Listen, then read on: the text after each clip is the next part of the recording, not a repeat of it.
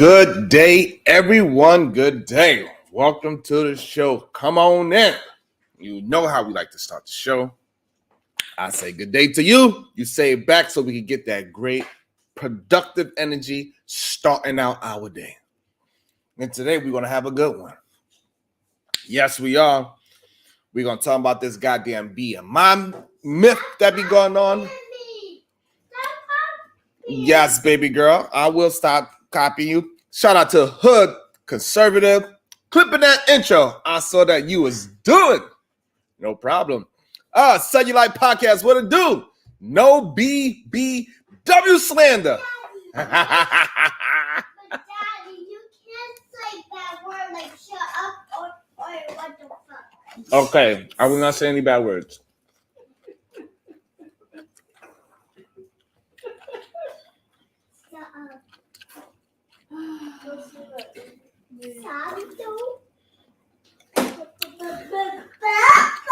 I just see my little baby's just crazy. She's feeling under the weather. It's probably because of all this. Everybody had to wake up an hour early because for some reason we all okay with waking up an hour early. It's so crazy. Like, that's communication right there, right? Imagine if the president just woke up and said, hey, I need you to wake up your kids 1 hour early, get them to school earlier, 1 hour. I don't care if they grumpy. I don't care if they didn't get enough sleep. You need to get their ass up out the house and get everybody up and early, 1 hour early. You got to wake up an hour early so you can get to work on time. So if you was waking up at 6 in the morning, now you got to wake up at 5 in the morning every single day from now on. I'm doing my show, baby. Go eat your food. No, I just want to tell you something. What you want to tell me?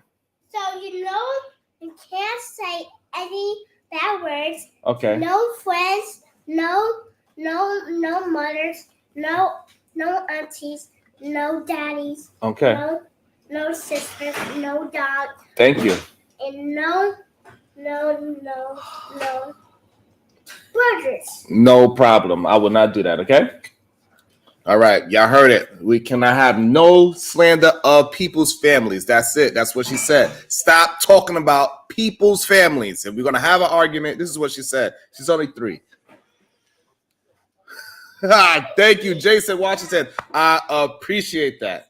I really do. I take that to heart. I appreciate it. I do my best to mind out my thoughts and give the best I can possibly deliver. You heard it? So you heard my baby girl got me together? She said, hey, listen, you better not talk about nobody's family today. Fine, baby. I usually don't. They try to do it to me, but I don't. So shout out to the baby girl. She's the She's crazy. That's what she is. Got one there.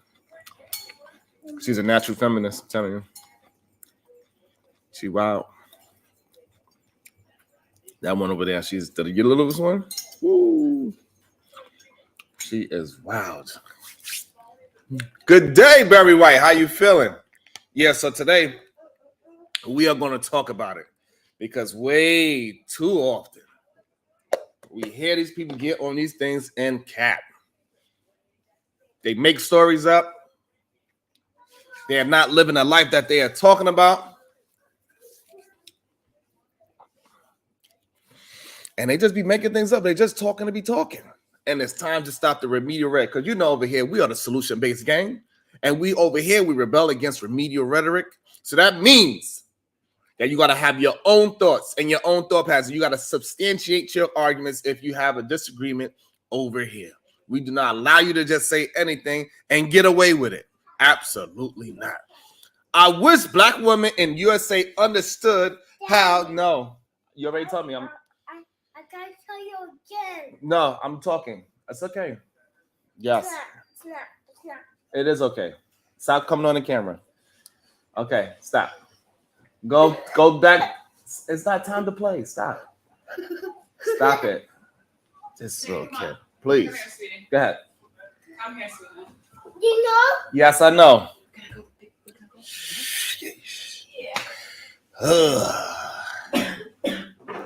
I wish black women in the USA understand how black women here stay in space and understand that USA food is making them heavier. I play with them enough. And plus, I don't play. I quit school because of recess. I don't play. You crazy? Oh, shape. Okay, let me read it now. Okay, I wish black women in USA understood how black women here stay in shape and understand that USA food is making them heavier. Yeah, LeGarrette, she don't play. And she's very boisterous too. She got to get her point out. She's only 3, so it's only so much I could, she's wild. She's a wild one. If birth control was a thing, she is it. Telling you. After that one, I was like, absolutely not.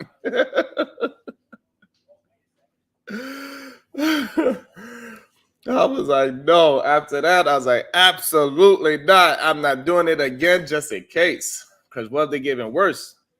I was like, I don't need that. Nope. That's why I'm getting the grades. Absolutely not.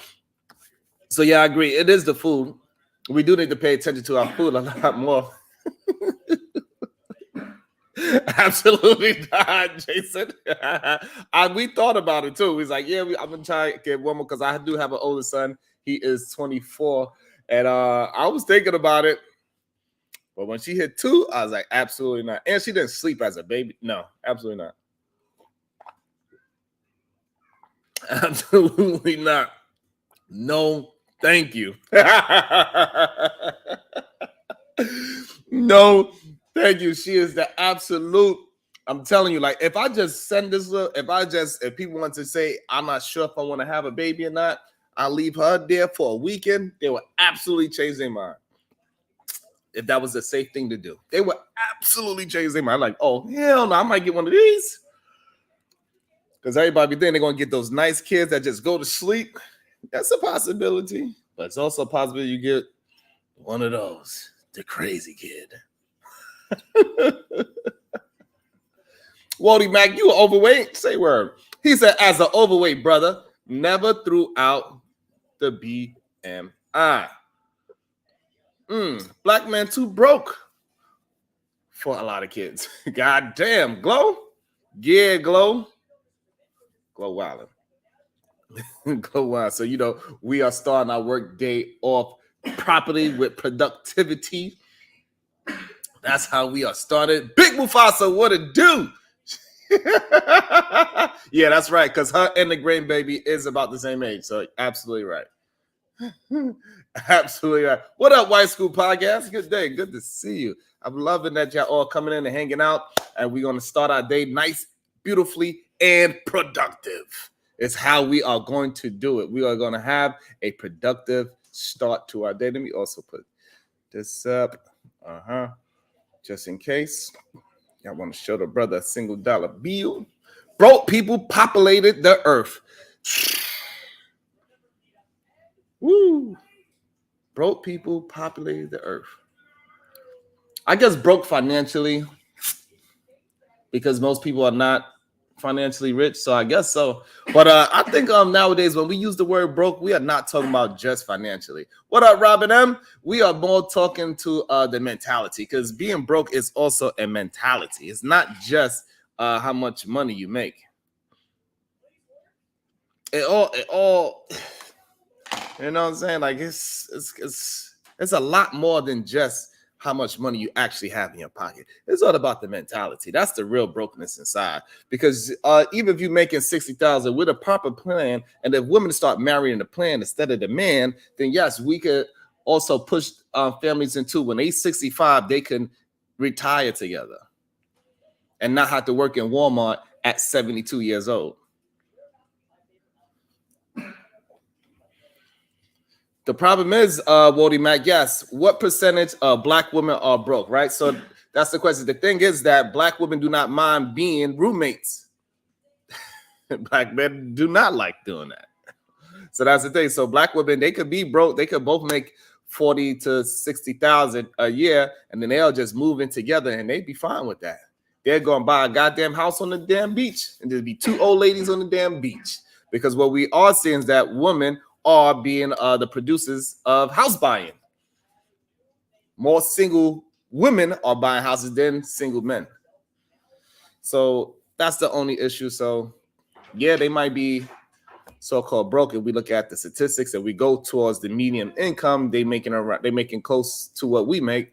I think they make like 3,000 less than black men, because y'all want to talk about strictly black women. Clearly, me, I do not talk about race, but y'all want to maintain it on black women. Fine. So we go with black women. I believe black men are making 50 and black women making 47 on average. So that's just what it is. What up, Otis Who podcast? What it do? So, you can make $500,000 and still be broke. Folks don't understand money. That is a 100% truth. A lot of people don't understand that it is a great, I don't know the exact percentage. I wish I knew the percentage. However, the percentage of people that's making over 100,000 or over 6 figures that still living check to check is wild. And people do not understand that at all. Daddy, I said don't say bad words. I didn't say a bad word. Yes. What word you heard me say? I heard you said broke. That's bad words. Oh, broke? Yeah. I guess you can, because some people do look at the word broke as a bad word. You might be correct, young lady. Because when I be talking to these people, sometimes they use the word broke as its profanity. They try to use it to actually insult people sometimes. No, they don't. Sometimes they try it. And you're right. Maybe I got to tell the people like, hey, we cannot call each other broke anymore. Should I tell them that? You think so? All right. I'm going to tell the people that we cannot use insults like broke anymore. We cannot say you broke black men. We cannot say that anymore. You heard it from my baby girl first. She said, do not call these people broke anymore because they are just having financial troubles. That's what's going on. They having financial troubles. My baby said, hey, Robin M, no more broke black men. You got to say financial troubled men. I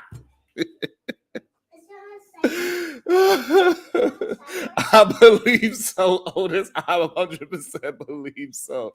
Oh, shoot. See, I'm learning from her, right? I didn't curse. I ain't using no bad words. Yes, That's right. I'm learning from you. Financially handicapped men. That's what we're going to say. Financially handicapped men. FHM. That's what we're going to call them. The FHMs, the financially handicapped men. Don't say that either. That's a bad word too. What?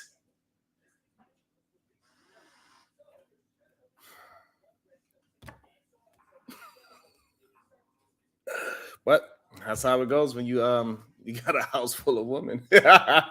They are opinionated. I do not stop, even in my household, I do not stop opinions. I let them think about what they are talking about. I challenge their thoughts and let them get it out. So this way they can move when they go outside the door and they be adults, because we are raising adults here. We are not raising children. We raise adults. We have to raise full functioning adults. The only way they got to make them autonomous, make them think for themselves, make them use their words, make them challenge you. So this way you can build up their relations of their PR skills, their public relations. Yes, and have patience with them. You'll always be like a student. When you were 4 years a children. Yes, when I was 4, I was a child. Yes. And when Mommy was 4, she was a children. Yes, she was a child as well. Yes. When I was 3, I was your mom. Yeah? Yeah. Okay, cool. When Awesome. Pepper was 3, she was a kid. Yes. Yes. And you're gonna be an adult one day, right? Yeah. Okay, so that's why I'm raising you to be an adult, because you are going to be an adult one day. Thank you, baby girl. We're taking turns. Yes, we all taking turns talking. You are absolutely right.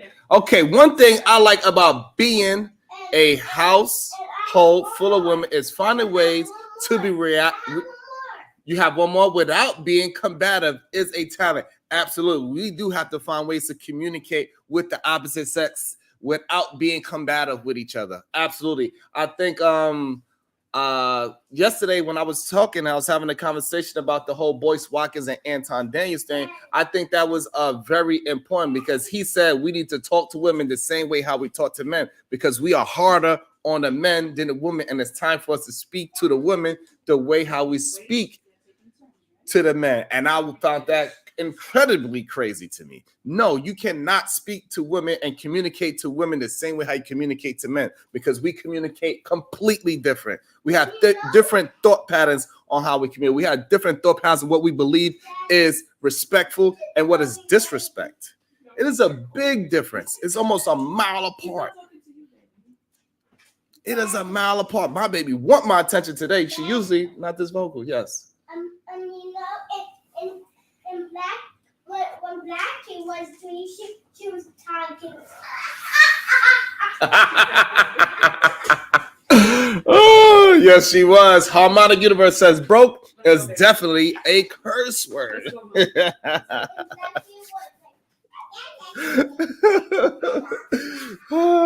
She is a mess. A lot of personality there. And we do not try to put that big old personality in the shadows. See you later, beautiful. Love you. Have a good day at school. About to be a situation. Hey, hey, hey.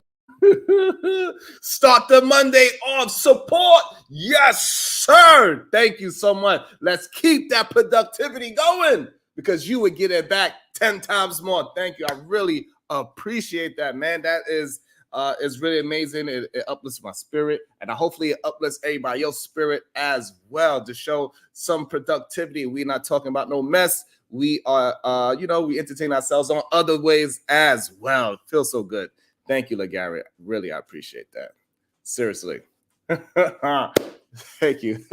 Your wife ain't being submissive, Sharon. Why she ain't got the kids in check? You feel me? That's what they were saying for sure, though. Oh, that's what they would say for sure. Oh my goodness.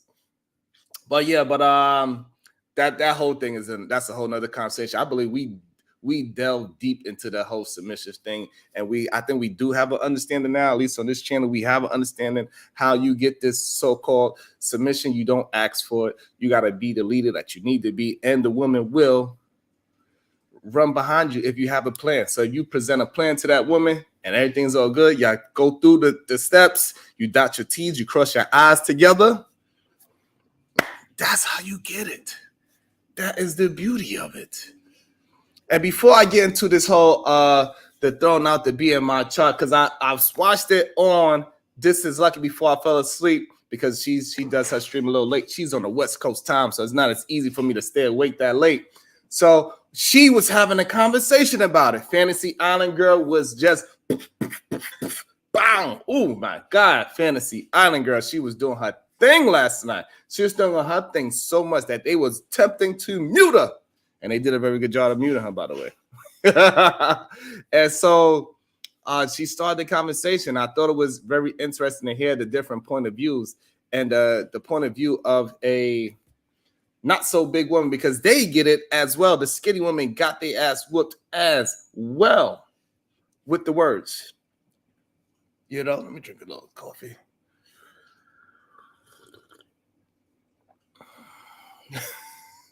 Yeah, Jason, for sure. And so I thought it was really good, especially since I spoke about it earlier in that week, and she brought it home, and she's definitely cooked up last night and fight it properly without getting into too many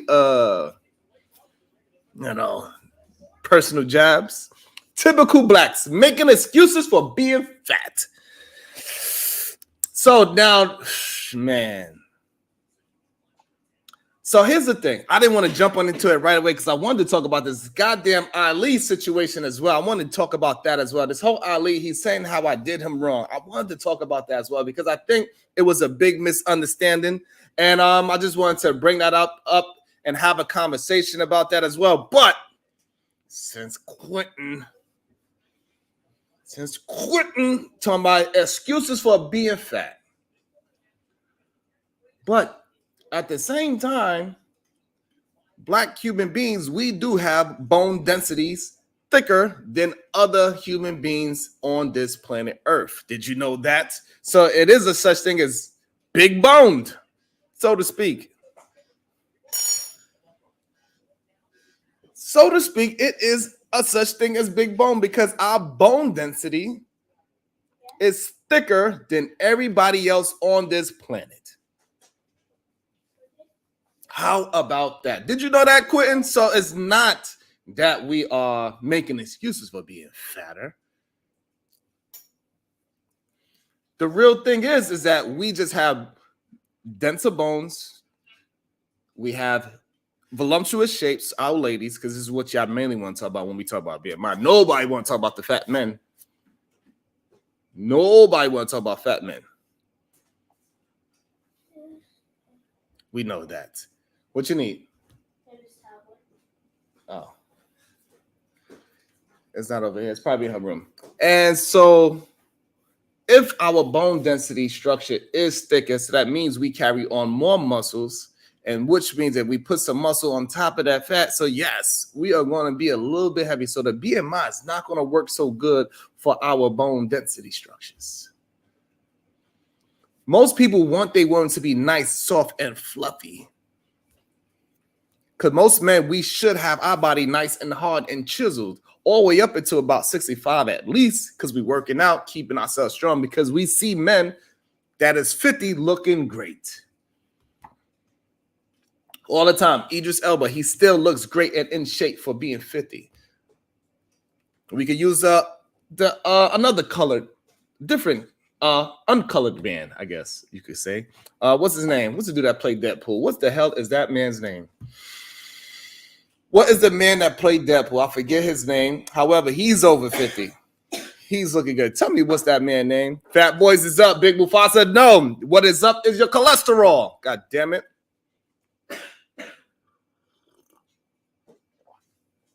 I'm just kidding. Ryan Reynolds, right. So he's over 50 and he's looking really good.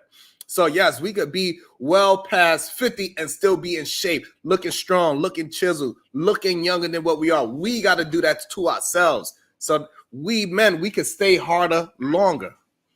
We can stay with muscle definitions past 50 years old. Especially if we do it natural and not put on all these steroids and look like Hulk Hogan because he look crazy now. He can barely walk. God damn, Dustbuster. Oh, he used steroids? Dustbuster, you wildin'. I be windmilling it like a motherfucker. I'm fat, but I'm really clean and smell awesome, respectfully. But so that's the thing. So now, even the men, we're going to have to start changing how we look and feel in this goddamn world as well. Robin M. said, Ali said, he did him wrong. Goddamn. I did not do that man wrong. But here we go with the BMI. So the problem is this. Our bone density structure is denser than other races. It's just a fact. It's the truth. So therefore, we have to look at the BMI chart at a different rate than how everybody else is. So we cannot use the BMI European standard against ours. We need to have our own BMI standard. That's number one. It also needs to reflect our shape, especially our ladies. Our ladies' shape is a little bit different than other races. It's just what it is. It is not an excuse. It is just the truth. And that's what we deal with from 2024 and beyond. That's what we do over here, solution-based game. We rebel against remedial rhetoric. We are not just saying facts just because of a BMI chart. Now, if you go to a doctor and they say that your body fat outweighs your body muscle mass, and then okay, we could concede, we could say you are obese. And then we can say, then we can agree.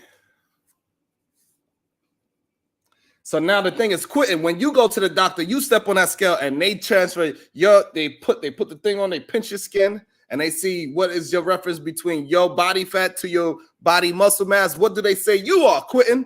You over here talking that crap, talking about fat people. I want to know, what do they say about you quitting?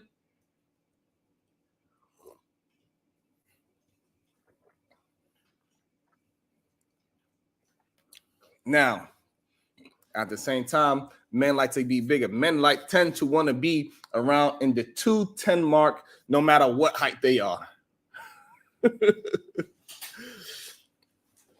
Okay. He 5'11", 210, says I'm fat. I just said it right before you wrote it in. Most men want to be around that 210, no matter what weight they are. If they 6'3", they want to be 210, 220. If they fucking 5'8", they want to be 210, 220, because they want to look bigger, so people won't be, most men, not all, but most men want to be bigger just in case they get into a fight, even though those same men never got into a fight a day in their life.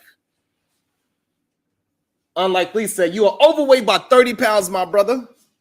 God damn. So that means, according to the BMI, quitting. God damn. Let me drink some water. Not able to speak properly. So you being 210 at 5'11", you are overweight according to the BMI chart. And that is the problem. That doesn't mean that you are not healthy. Doesn't mean that you cannot run 3 to 5 miles. Doesn't mean you cannot bench press 60 pounds over your weight, which is a good thing. 5'11", 155, 6'2" wingspan, world class. Shout out to the world class. Hey, they was cooking you on those damn man boobs. What was that about? What were y'all talking about? I didn't understand what's going on with y'all. You and Fantastic. I was like, what is going on? Y'all was talking about who boobs is bigger. I was like, hey, y'all crazy as hell. But that goes into the fact that most men, they want to be over 200 pounds because it makes them feel more secure with them. It is what it is. But according to that BMI chart, that is well overweight. Can you be 5'10" and 200 pounds and healthy? Yes, if it's all muscle. Absolutely. Because muscle weigh more than fat, but it's way slimmer. So a pound of muscle might be this big and a pound of fat might be this big. And that's the difference. So yeah, we need to get our weight to muscle ratio down the pack, and that's how come we can beat it. So therefore, we cannot keep continuously using the BMI as a factor. I want to get into the actual video so we can break it down together and see what they're saying. But before we jump into that, I want to jump into this whole Ilkan Ali saying that I did something wrong to the man because I do not want people pushing out a false narrative on me. It is insane to me. Alpha Mega says, this man, Fantastic, admitted that he likes bigger women. So we need to stop acting like big women do not get love too. That's right. You want to stay warm in the wintertime and shaded in the summer? You know what you got to do. Diesel TV, what it do? Sharon Bray, I'm 5'9", 265. He has more fat. I can bench 400 pounds. Am I unhealthy? See? And this is where we really get into it. That's a great question. Like, he is doing double his weight, damn near. He damn near doing double his weight. Can we really say that man is unhealthy, especially if he's doing it without steroids? Can we really say that man is unhealthy, that he is, according to his muscle mass, according to the BMI chart, that is unhealthy? You would have to definitely go to a doctor so they could put the pinch on you and see what's what. But damn. To a lot of people, that would be considered a powerhouse. You wouldn't want to be in front of him when he's running you down. I know that. 265 pushing 400, brother. Brother. You don't want to be in front of that. You do not. So that's where this whole BMI chart gets really strange, especially for our folks. I don't think it matches our folks at all, not even a little bit. And we're going to have to change the way how we think about this thing and stop blaming these women and saying that every time that they are a pound overweight, that they are obese. We need to cut the shit out. We need to support our sisters. Be real with our sisters. It's kind of wild when you think about it. See how we're doing with those damn likes. Okay. We need to do way better with the likes. Make sure you're hitting the like button. I appreciate that. 5'8", 157, which I maintained since 1992. That is awesome. Most of the men have what? Most of the men have what? Shiesty bum?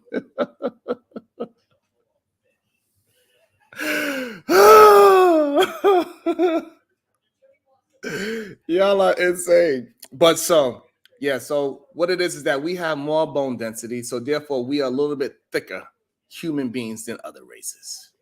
So for Diesel, he's only 5'9", he's 265, but most of that is clearly muscle because he could push up damn near double his weight. It is a great achievement. And it's done over time. So he built on muscle because every time you work out, you ripping muscles and you building new ones. So over time, he was able to double his muscle mass, clearly to push up damn near double his body weight, which is insane. So I don't know. We could say if that man is unhealthy. Now we got to go check his cholesterol and those type of things, you know.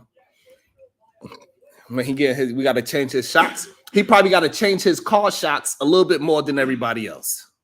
I'm just saying, because when he get in, you probably notice when he gets in the car, that car shift. Every time Diesel get into the car, like, goddamn, am I on the roller coaster? It's a big man.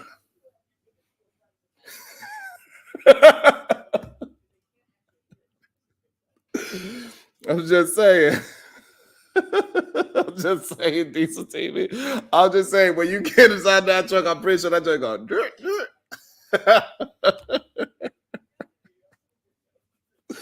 Need some new shocks. You need to get some new shocks on the driver's side. You know what I'm saying? What's up, Missy T? Missy T, how you feel? We are talking about how Diesel got to get shocks more often than not because he makes his truck a little lopsided when he drives. So when he's driving in his car, him and Big Mufasa, if they was to drive together inside of a truck, that they will have a official lowrider, even though they didn't mean for it to be one. So what are we saying?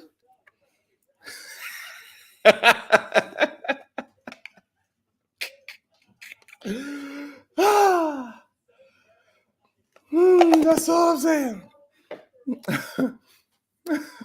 Shit, what's up, Kasim? That's all I'm saying. They will have a natural low rider, and there's a ride in the car together. Ah, boy. Let me see.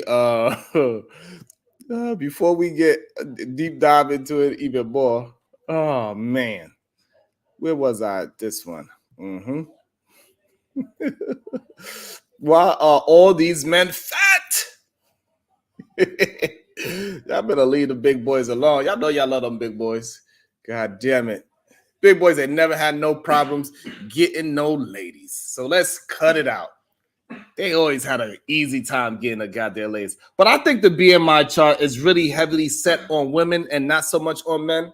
Is another issue. We use that BMI to fit, feminine and friendly thing. What's your dress size? The whole rhetoric around it. We use it to not encourage our women. We use it to discredit our women, and we use it as a way to say that these women deserve less than other human beings. And that is the real issue with this whole BMI situation, is that people are using it to deter human beings and use it as curse words, as my baby girl would say.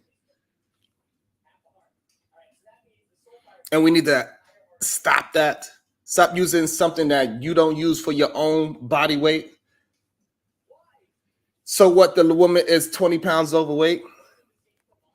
Most of these women that are 20 pounds overweight is carried in their ass and their titties. Now, for the ones that do carry it in their stomach, you're going to have to put in the work. So the ones that do carry the extra weight inside your stomach, you're going to have to put in some work. I'm sorry. That's when I'm on quitting side and say, hey, ma'am, you need to get it right, get it tight. Because we want to see booty, booty, booty rocking everywhere. Get it right, get it tight. That's what we want to see. We do not want to see excuses and access all in your belly area. We need you to get that as tight as you possibly can. We understand. We want you to be nice and soft and voluptuous. We want to see things just shaking when you walking. That's why we love the gray sweatsuits when you have them on, because things are just jiggling. Sometimes it'd be like, woo, and we love it. But also you got to get that midsection right, or at least attempting to get that midsection right, attempting to count your calories. Don't just eat, count your calories before you put it on your plate. Is what we need to start talking about. Why you eating rice and not quinoa? Why you using sugar and not agave? Why you drinking soda and not drinking water? You know, some people in these spaces, they can't even drink soda because they put so much drugs in their body that their stomach can't even hold regular soda in their goddamn body. I don't know who that is. Who is statistically the most overweight group of women? I'm pretty sure it would be Black women, and we was talking about that. I'm trying not to talk about, but since we are going to talk about no. That's because our bone density is thicker than everybody else on this planet. So therefore, we are going to typically be more overweight than everybody else on this planet. We have bigger and stronger muscle density than other human beings on this planet as well. It's just what it is.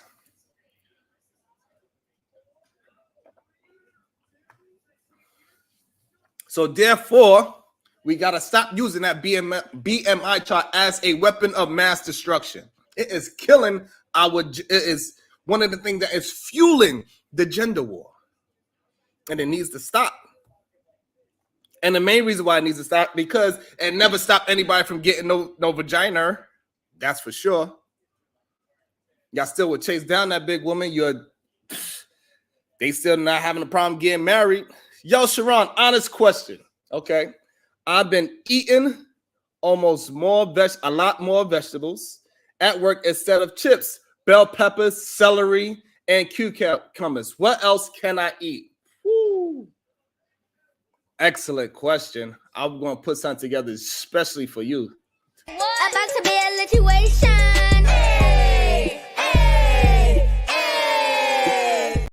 Peace and love to the SBG family. Like, share, subscribe, cash app, super chat, and support the show. Bless and be blessed. Hit my song. Thank you to Brownsville, New York. About to be a situation.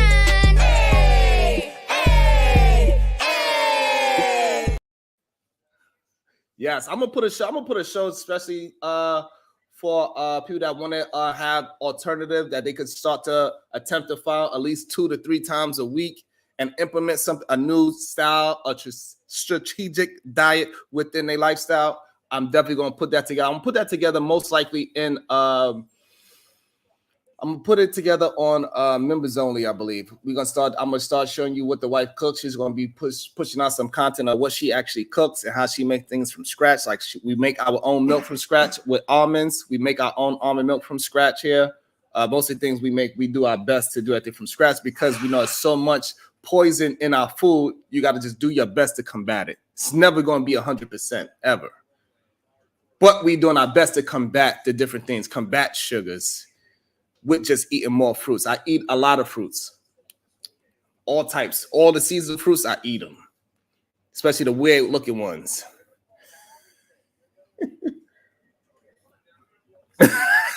I'm like Lee. He said, "Stop, Cameron. You can't even change your YouTube thumbnail."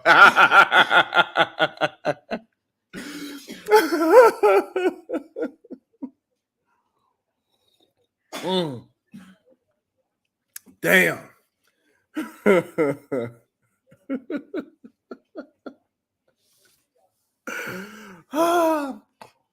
Unlikely. That was a good one. That was funny. Damn. So right. So before we continue on with the BMI and how we could disprove that whole bullshit, especially with our people, our women, our men as well. But our men do need to get the shit together. We do need to work out a little bit more. We need to get our fucking weight down a little bit because we putting a lot of pressure on our heart. Our heart is a valve, and they gotta surf out through all that blood. We need to lessen the pressure on our bodies younger, so this way we can have a better life when we get older. Absolutely, 100%. So I want to attack this part because Ali said I was treating him wrong. So let's look into it before we continue the BMI conversation. I want to get back into the BMI conversation, and also, this is this not Women History Month? Huh? It's Women History Month, correct?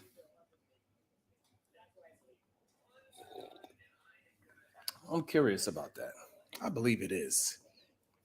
We're gonna have to do it. We're gonna have to do some kind of somehow in this stream. We are going to incorporate some women history for at least I don't know what maybe at the hour and a half mark. Y'all send us some $1 bills, and we are gonna do some positive women history review. We're gonna have somebody. Is it? It is. It is Women History Month. So therefore, we are going to produce something because I do know some things about some goddamn dope ass ladies, and y'all gonna let me know by within the next 20 minutes or so. Y'all send some super chats. We are going to highlight a woman that did something powerful for the world.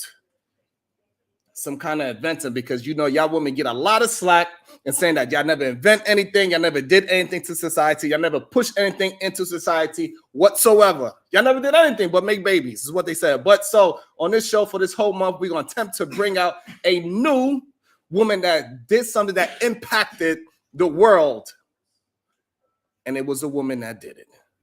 But y'all gonna have to spend some goddamn dollars. We're gonna do that within the next 20. Shit. Shout out to you. Shout out to the sponsor of the show. About to be a situation. Hey, hey, hey. John F45 or CrossFit. Some people need group support. The gym is not enough if you have no base knowledge of working out. That is a great point. F45 is awesome. It definitely will lead you into the right direction. They helps you with a lot of different things. That is an awesome one. And CrossFit is definitely good because it's mainly using your own body weight and get that cardio and calisthenics all at the same time. And it builds up great muscle memory. That is absolutely great. Shout out to the Garrett. He is the sponsor of the show right now with $30. So to beat him as a sponsor of the show, you need to produce more than $30. Later on the show, we are going to highlight some lady, some woman that impacted America in some form of fashion, really impact. We'll try to find women that impacted the world with their thought patterns, philosophy, inventions, or some of that nature. We are going to honor Women's History Month. It's something that we're going to try to do this month, every single day. But before that, let's get into some more women history. We're going to talk about Ilkan Ali. Themselves. So once a month, my wife, my kids, I take them to the gun range. I'm teaching them proficiency on how to shoot targets, right? I thought Also, they said that you're not teaching them. I'm They teaching already my know. daughter. I'm teaching my daughter, right, how to Damn. defend herself against attacks, right? Because more than likely, she's likely to get attacked by a man than anybody else.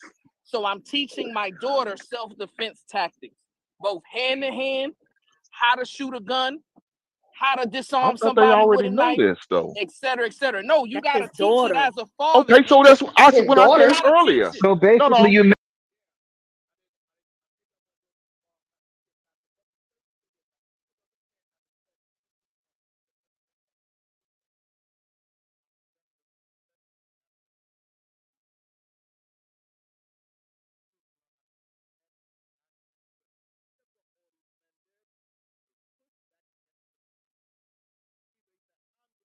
Even though, so this is crazy to me. So this man, Brownsville, New York, he is saying how what the things that he do and how he is pushing forward and how he's going to move his daughters forward and his wife to teach them how to be self-aware of their surroundings, learn how to use a gun properly so it won't be used on them, because a lot of times women, they have weapons and sometimes the weapon get took it away from them and is used on them. He said he's going to teach them all these things, and the men start pushing back as I say, you know what? I agree. It is okay, fellas.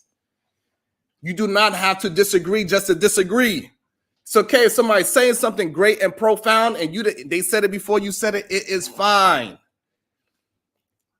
Go get some F45. Go get you some goddamn CrossFit training, and also get you some gun training. Go get you some Krav Maga. Learn how to do some damn jiu-jitsu. This man ain't saying nothing wrong. Sheesh. Made my point and Hank's point. That's no, what because he y'all also talking said. about husbands doing that. He's saying he raising his daughter in such a way that He's he a don't know how husband, to though, do that Danny. stuff. But in He what has to leave capacity her is he husband in, to tell her TH that. Diva? Brownsville, ain't He's your in a husband? leadership position. Listen. The point Brownsville, is, ain't your husband? I think it's coming up with Brownsville, ain't your husband? Listen.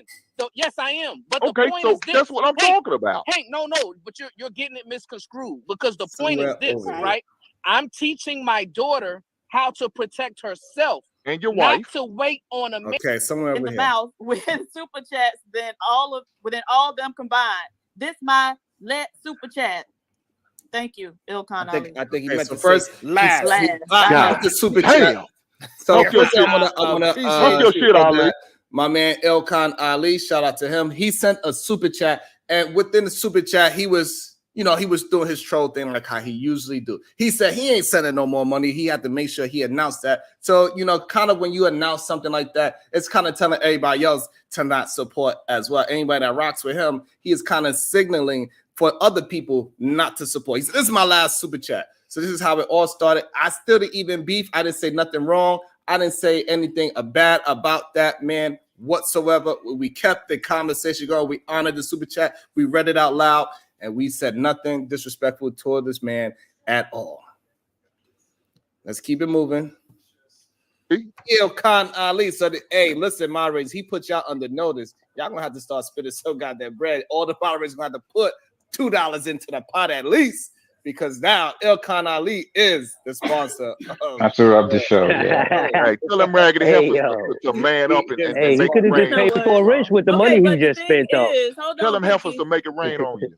Okay, so this is the beginning. So that woman, she has used her foresight to, see she needed that. But at some point, she gets with a man, okay? And so she still brings those skills with her, right? And so I don't know. I have a problem with y'all saying like, oh, we doing all these things that a woman could do for herself, and somehow that's protection. Right. And not only that, in many instances, like, so for example, my sister and her husband were in jobs where they had to be qualified to shoot a gun. Okay. Now her husband, so mind you, Desert Eagle, no slander AK whatsoever yet. But she's actually the sharpshooter, right? We are staying on so topic. That means if somebody come in the house, if you want to get them right between the eyes, she gonna be the one to do it. So now she providing him with protection. So I also want to point out that part as well. Yes. So he was saying I was being disrespectful, right? So look, even I still put him up as well. Like I didn't show this man no disrespect. I said, hey, look, Ilkan Ali is the sponsor of the show with $30. So it's not like I waited until he sent a bunch of money to say he was a sponsor of the show. I did it up front. I didn't put out no ill will towards this man, and he's acting like I did. He's acting like I was the one that was pushing and promoting something ill towards him. He said that I allow people to do things to him. How am I going to watch what people say? If you say something crazy to somebody, then they say something crazier to you. That is not my fault. I cannot be responsible for every single person that says something in the chat. Yeah, my chat is wild. Yes. I tell them to calm down. I try to. I tell them, hey. I tell them, whoa.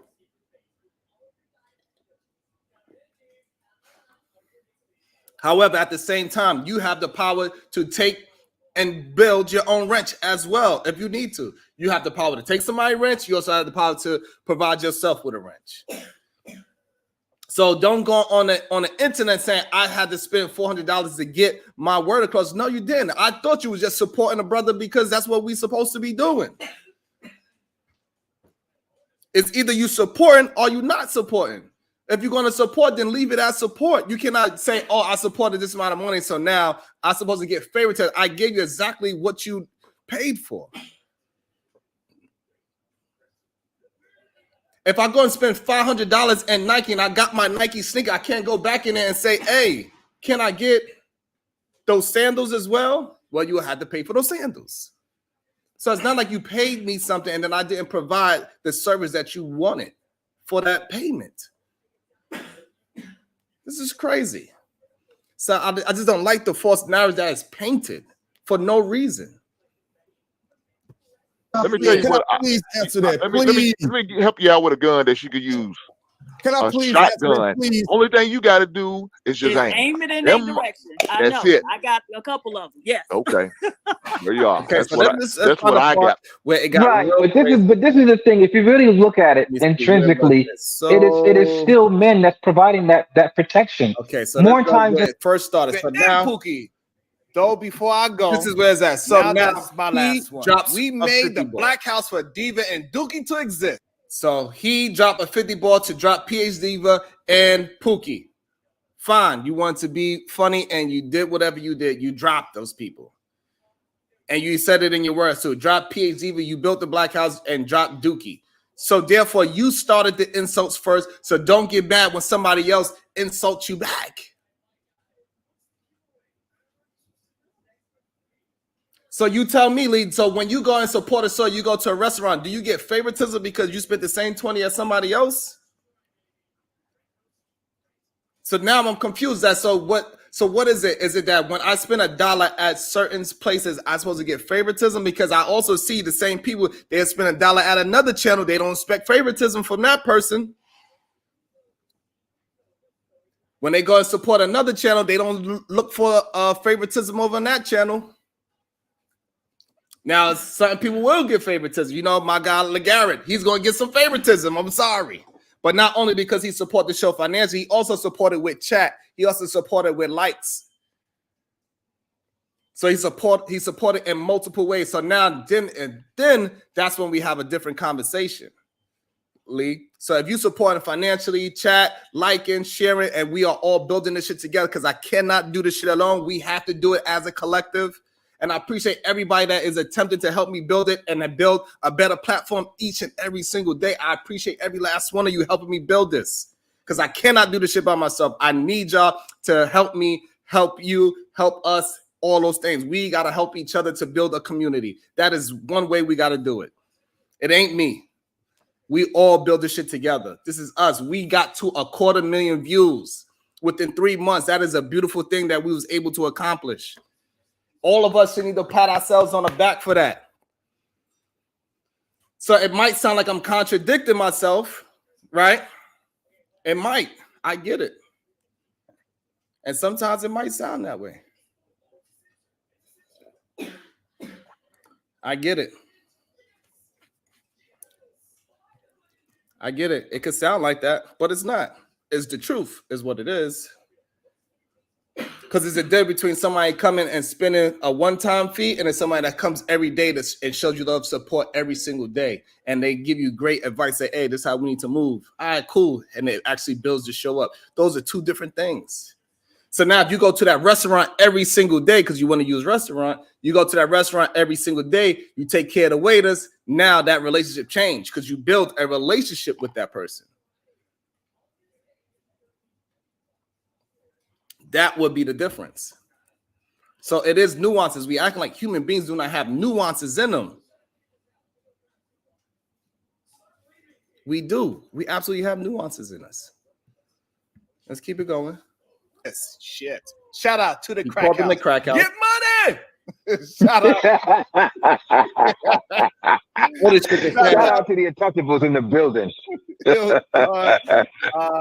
Lee, he is So going. what I find interesting, so Otis, he doesn't really understand what all the drama is. So he shook his head because he understood it was an insult. Kasim, he took it as a joke because that's his fellow untouchable. So it was okay. So that's the favoritism. But Otis, he don't have no dog in his fight. So to him, he like, man, why we throwing insults? If you're going to support, just support. But what I'm trying to highlight is that Ali threw the first shots first. is what I'm saying. So when you throw insults, you cannot be mad how far the other person will go. That's all I'm saying. You could pluck somebody and then you can't get mad if they decide to slap you. That's all I'm saying. You cannot choose how the other person will react to your actions. That is something that professional gaslighters do. They would do something to you. They would create an action and then get mad at your reaction to what they did. No, you cannot get mad at me for reacting to what you did. You cannot say I overreacted.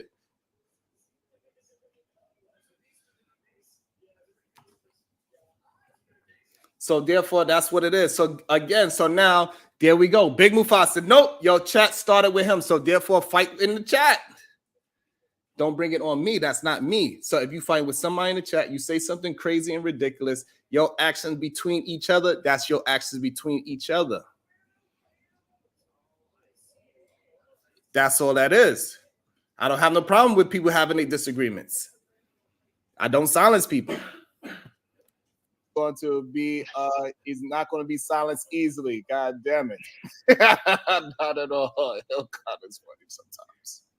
He gets somebody. Yeah, I got to jump on this panel. He's a nut. But go Damn ahead, it, where did PhD go? Why am I the only XX up here? right? God, She got dropped, Callie. Ilcon LA dropped her and Pookie. Fitted ball. Yeah. On both of them. Let's fast forward a little bit. Yeah. When she comes back, We're providing for our own daughters. we are. Right? I think So she come back in somewhere around essence, here. we see things through the lens of what a man needs to do to hold himself accountable to be worthy for our daughters. And I also want to point out the conversation that we have. We are having a conversation about how men need to be representation to their daughters so they can look for men that is closer to their father or even greater than a father. So you have to be the very thing that the essence of you should be the reflection of the man that she eventually dates, or even somebody that's better than you, is what the conversation is about. So we was having a great productive build that day. So we are, so, you know, they also say that we don't have no solutions here. And when we are given a solution that, hey, listen, you as a father, you got to be a representation of your family and be a great man. You got to be a great provider. You got to be a great supplier of protection. You also got to teach protection. You got to teach provision. You got to teach all these things. So this way, when your girl, your baby girl and your wife go outside, they could be a representation of you because you always exude that coming out your body. So that is a solution. So we need to stop allowing people to say this is no solutions and all this other shit, all this slander. We are men. Men don't slander other human beings. We go by what somebody said. We don't slander. That is something mean girls do. Mean girls slander. Mean girls put out false narratives. So when we out here and we are trying, when we doing our best to have productive builds and say this is how we need to move as men, we give it some standards that we can have a agreement on. Why are we pushing back on it? Let's get together, man, and let's build up a standard so we can all push forward and we all can push it forward to our daughters. So this way they can find, this way they won't be in these spaces and complain about they can't find no good men and vice versa. And that the men can't find good women because we are being a product of our environment ourselves. So our children will be a product of us. As that's what we are attempting to push. So they not just, the young boys are not just looking for good looks. They're looking for great character. They're looking for the values in a woman. And so for the woman as well. They're looking for values in the man. Not just because he's good looking. It got to be further than just looks. It needs to go a little deeper. It needs to go with the values as well. So we do move on into solutions here. We do have productive builds. So let's productively build great human beings. So this way it's better choices for people to date. Right? And I think a lot of the men on the panel view it on the opposite way, right? Because I'm not teaching my daughter all of these things that you guys are saying. I'm teaching her to find her own success path, to be able to protect herself, to be able to go out and find love for herself and to have her own standards and expectations in a relationship for herself. So now, where is the lies in that? Isn't that what we're supposed to be promoting and producing within our children, especially our young youth? Is that you need to be educated. We don't want no dumb women out there. You need to go find your own job. We don't want no broke women out there. Understand what love is and what you need for you, so you all have the same values. This is what we want from the young women. Y'all say these things are not out there. So now when we are promoting it and we are producing it, we say this is what we need to do, you want to push back. We do have some solutions here, God damn it. The problem is the solution doesn't seem easy to you because it's so far-fetched. It ain't my fault that you do not require. Let me not say that. Right? Right. So when she leaves my home, she's gonna be an autonomous, educated, and successful woman, right? And my expectations is that whoever she decides to get into a relationship with can meet her there or exceed the level where she's at. And that's how we got to look at these things. Yeah, but let me ask you this, fam. Do you not think that men think in that capacity? Of course we do. Uvanga. Okay, so now this is where she comes back. So is in competition for, I gotta add it up real quick. She might have took the sponsorship as well. So now she brought herself back. Credit as well. Sheesh. Also, let me also Go ahead, Pete. Go in the chat. He says in the chat, Ali said, "I'm satisfied now. Just want to see her drop one more time and prove Dookie broke." And we know the word broke now because my baby girl said the word broke is a curse word. We got to say financially handicapped men. That's the new word. Financially handicapped men is the new word. We are not calling men broke anymore. Shout out to the crack house, another insult, and free speech. Y'all be good, is what he said. Said this in the chat. Off shit. Elcon, you still a bitch, nigga. And we can do this all day, hoe ass nigga. Goddamn. What you need to be doing is going and putting some flowers somewhere. Okay, so now this is the part where he was upset at me for. So that is the part that he was upset at me for. Now, mind you, I want to let you know, look what my focus was at. I was not paying attention to what she was saying. I just let her up because she paid to be let up. She said y'all could go at it all day. And this is the part where he is holding me so-called accountable for PH Diva's words. Now, yes, we say financially handicapped now. So again, I want to show you how I was when this was going down. I was paying attention to other things. Let's go. Go ahead, PH Diva. Go off. So I'm trying to go off, and then look Elcon, at me. you still Head a down. bitch, nigga. I'm reading something. And You we can can do see this my all lips day, moving. hoe ass I'm nigga. laughing at something else. I'm paying attention What to you something need else. to be doing is going and putting some flowers somewhere. See, no reaction from me at all. Go ahead. And then when she says, go ahead, I jump up. So again, she says something crazy about your family. I get it. However, I was not paying attention at that time to every single word that she said about.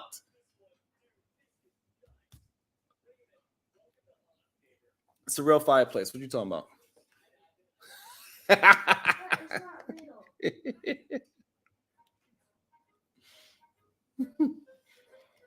So again, I want to let Elkan Ali stop pushing out the false narrative that I was allowing somebody to purposely be disrespectful towards you.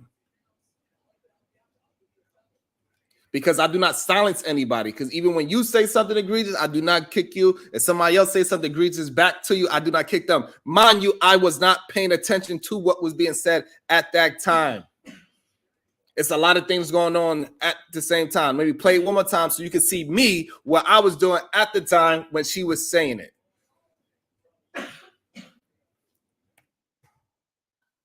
Again. Go ahead, PH Diva. Go off. Shit. Elcon, you still a bitch, I'm looking nigga. down. And we can do this all day, hoe ass I'm nigga. reading something. What you need to be doing is going and putting some flowers somewhere. Look at my reaction. I did not respond because I'm not paying Go attention. ahead. God damn it, she protected her goddess self. She is showing that so again, stop trying to blame everything on me. I have nothing to do with that. She said what she said about you. Fine. I didn't even hear it live at the time when it happened. It's other things going on while we are all having a conversation. There's plenty of things I was saying in the chat right now that I missed. I got things going on in my house. I got text messages. I got all types of things going on all at once.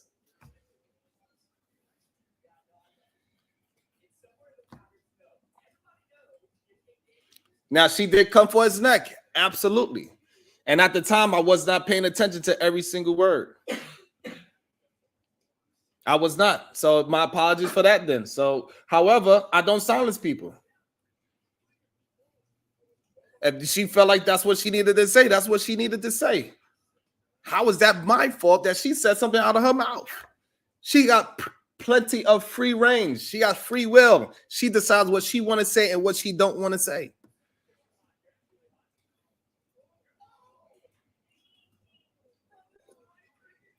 The same way how you go off on women and say women do this, that, and the third, however your opinion is about women, nobody stops you, nobody regulates you when you say egregious things about women. You think just because you don't curse, that makes it okay. No. You can still be very insulting without curse words. Instead of saying somebody's broke, you can say they financially handicapped. That is still very disrespectful at the same time. They want Sharon to censor everyone except for them. I don't get it. I don't censor here. I want both parties to be heard. On this platform, we are building on everybody being able to have a voice. Now, if you look at it as pandering, fine. So make sure when you go to that other person's channel and they give you a confirmation bias, make sure you say they are pandering as well. When they say everything that is catered towards one side of the coin, you make sure you go over there and say, hey, I love what you're saying because I believe it, but bro, you are a panderer. Make sure you say that shit to him as well. If I'm pandering, even though I'm holding both sides accountable. I said, yes, what she said is wrong, but that's her words, not mine. And again, me, at the time, I was not paying attention to every single word that was being said. I do listen to you, Robin. Stop. But at the same time, Robin, you know, that's one of y'all problem that a lot of people have. They say I'm too nice. I'm too willing to allow people to get their voice, and I'm too willing to allow people to say their opinions. I should silence people. This is what they say both sides, because you're telling me I should silence them as well. And I get that. And I get that. I understand that. Both sides want me to silence the other side. They say I'm too nice. Yes, Barry White, they say I am too nice.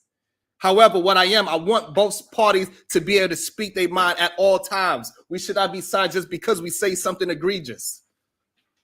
That's how you feel. That's how you feel. It might be 1,000 more people that feel that way. I need to know about those 1,000 people that feel that way, so I can understand where I'm at when I'm going there. So you cannot get mad if you've been saying things and you've been insulting somebody, and now they said something that's going to be insulting back to you, then it is what it is. Do not blame me for that.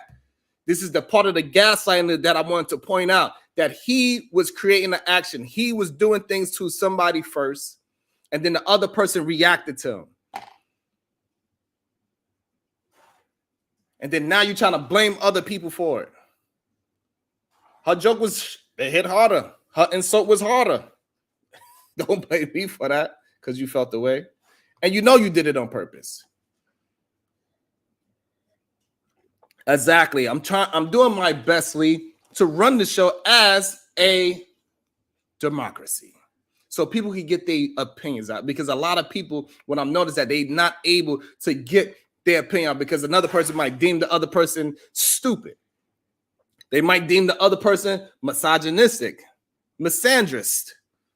And so therefore, but in this place, that's how come we have such a mix in the chat. We got people able to say their words and express how they feel the way how they feel like they need to express it.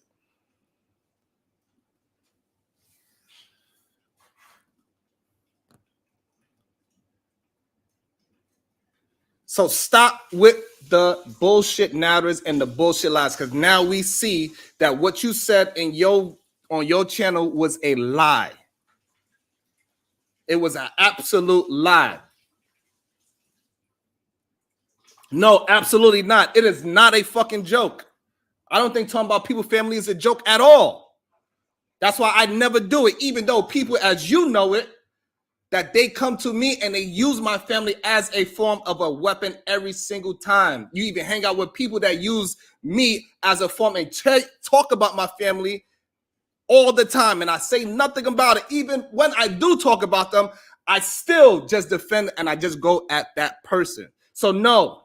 However, using that person and say that I allowed it is the fallacy in it. Is what I'm saying. Because I didn't allow it again. I'll play it again for you, Ali, just because you're here. I'm not sure if you've seen the video. So I want you to see that I was not trying to promote it. It was said, yes. And I think it's very disrespectful for somebody to use that as a form of a weapon. Yes.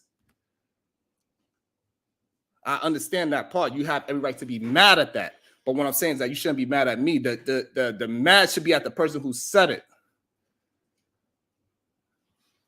And I'm addressing it now. That's what I'm saying. So I'm going to play it again for you so you can see that I wasn't at the moment, in the heat of the moment, I did not hear what you heard. Is what I'm trying to express to you. Can't protect. So this is why I'm trying to explain. People go off. So Shit. you know what? Elcon, you still a bit. Before I even play it, let me make sure that it is even okay for me to play since you're here, because I do not want to open up no extra wounds. But what I wanted to show you is that when it was happening, when she was saying it, I was not paying attention at the time to every single word. So you know what? I would do this for you, Ali, so we can have a discussion if you like to. I'm not sure if you want to have the discussion, but I'm all for having a conversation with you. But I do not want false narratives being said. Now we can have the discussion. This link is for Ali. You can hop on, you can join, and we can have a discussion so we can have an understanding, because maybe it's just a sleight of words that is the misunderstanding. Because you know I don't have no issues with you, because me and you, as many times as we disagreed, me and you personally never cross any kind of line. Me and you personally, we never cross any line. But again, you saying I'm lying and I'm being a fraud, and I want you to explain, how do you look at me as being a fraud? When I'm willing to have a conversation where I never personally crossed any line with either none of your people. Because your people definitely crossed the line plenty of times. So you saying that I'm lying, but that means if that is the case, then by your words, that they are being frauds as well. Because you laughed at when they say things about my family. So you hang out with people that cross the line of family all the time. But it's okay when they do it, I guess. Even though me personally, I never said it.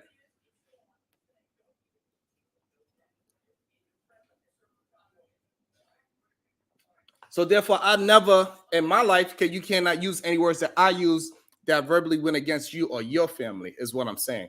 We had disagreements, and you're saying I'm being a fraud and a fake, and I need to understand how you figure that. Where did I do something that is fraudulent?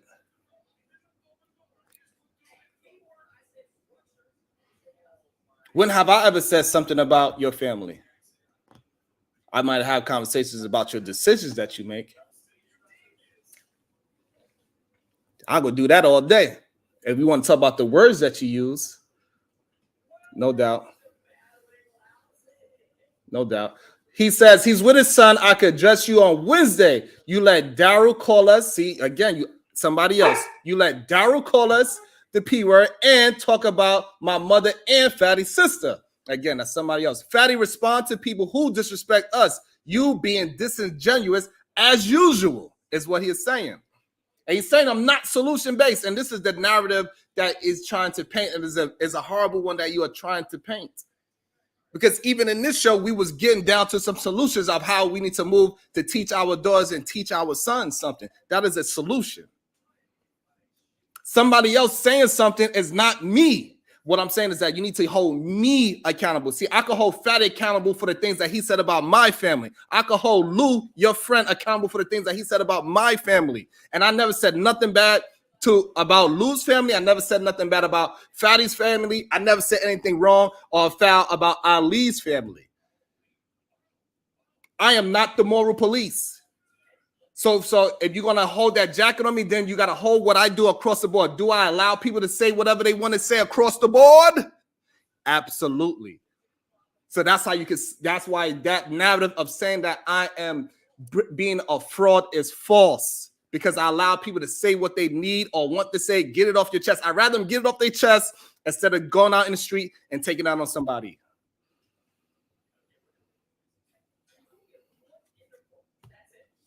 So again, you want me to address somebody else. I said it again. I'll say it again for you, Ali.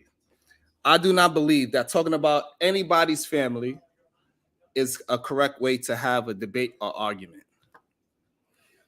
We should have conversations with or about the topic. If I disagree with Ali, I keep it to the topic. I never take it somewhere else. And other people need to do that as well. I think Anton Daniels and Boyce Watkins was a perfect example of it yesterday.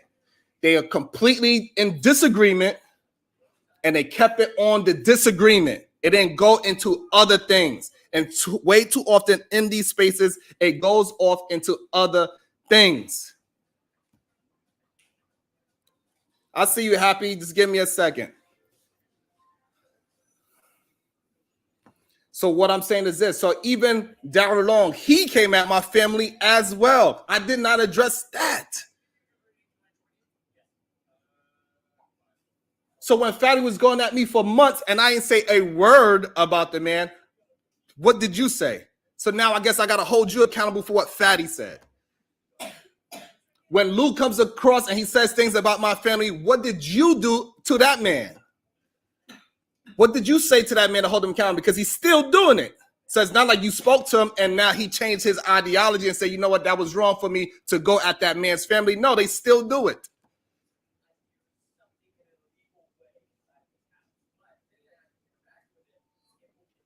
No, you don't have to be cammed up. So they still do it. So where is their apology at? So if you held them accountable, let's say you did have a conversation with them behind the scenes and say, hey, bro, talking about his wife and his kids is a low blow. You said that to Fatty, you said that to your chat, and you said that to Lou. But they still do it. So now what's the issue? They still did it.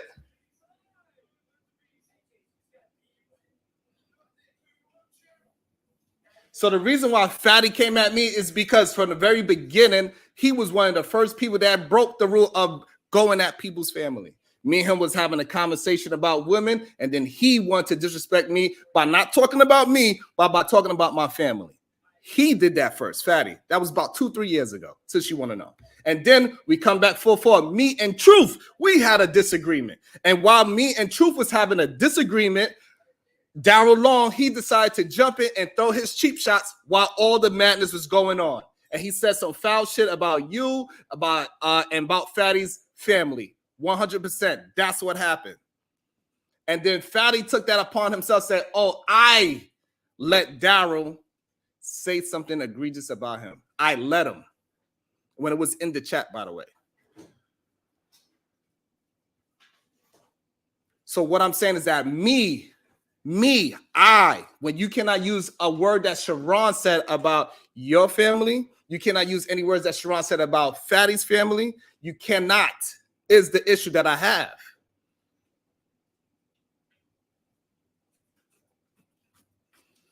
That is the issue that I have. Even when it went as far as it went with Fatty saying things about my family, I still didn't cross that line, is what I'm saying. And then after he so-called, he crossed the line again. And then Lou crossed the line just recently, not too long ago, just 2 days ago. Your man Lou crossed that line again, talking about my family. So again, I understand. Daryl used the situation of me being at heads with Fatty, even though I'm going at Fatty personally. I never said anything outside of just me and him personally. I stuck on topic. And then Daryl jumped in. I get it. He tried to tag team himself in, insert himself into the business because he has a problem with that man or with y'all. I get that. I understand that part. What I'm saying, that is that man's actions, is what I'm trying to express, Ali. So you got to hold that man accountable, because me, I do not go ahead and moral police anybody, even when they talk shit about me. So Daryl be on his channel when we first had our little issue. The first thing he did exactly what your team did. He went after my family. And people still support him. It is what it is. He went after my family. People still support him. That's just how this shit goes. Your friends went after my goddamn family, and people still supported that. Is what it is. I never told nobody don't support. I never told nobody don't go watch, because I do not do that. What that person did is that person. So if Ali never said anything foul shit to me outside of me, it's all good. So if PH Diva says some foul shit outside of y'all two disagreement, that's up between you and PH Diva. That has nothing to do with me. She has all rights to say whatever she wants to say. No matter how egregious it is, I do not silence people. Not even you. Even though you in my chat calling me a liar, I make sure that nobody gets to say anything bad about you, because you have a wrench. You could be able to say what you want to say. You're not getting timed out. You say what you need to say. You are able to express yourself. I do not stop people from being able to express themselves. I think that is very foul, to make people just run the way how I run. So again, you want me to hold somebody else accountable, but you're not holding your own teammates accountable for this very same thing, is the issue. You painting a false narrative on me, saying that I allow something where I don't want to play it again because it might be too harmful towards you. Like saying that I'm a liar is a form of gaslighting in itself. Shout out to Brownsville, New York with the 5-ball. Hold people accountable for what they say and do. Everyone involved are autonomous adults. Stop acting like YouTube is an episode of All My Children. Thank you, Brownsville, New York. So now let's get to that point. You saying the chat was science. I gave you a wrench. Because a long time ago, when we first, before all of this, you had a wrench here. Even though I never had a wrench on your channel. I never went a tick for tat and say, oh shit, I don't got a wrench over there, and say, oh, so I'm gonna take yours away. I never did that. I gave you a wrench over here because I know you say some wild things, and the ladies that have wrenches, they're gonna be one to time you up because you say some wild things. And people and women, they disagree with you all the time. So I know that over here, where I do not silence people, the people that do buy wrenches, they buy it so they could do what they want to do. And you goddamn right, I'm a capitalist. I'm sorry. I do want to make money on this YouTube. I do not want to swing hammers for the rest of my fucking life. And so for that to happen, we got to generate money.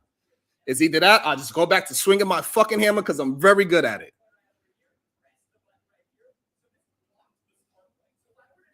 So let's not get it twisted. We are here to make money. And also, like how we having a conversation right here, right now, while you saying there's no solutions, what I am saying clearly that us men, we got to take care of our children by building them up, by protecting them, showing them how to protect themselves, showing them how to be self-aware, self-reflection.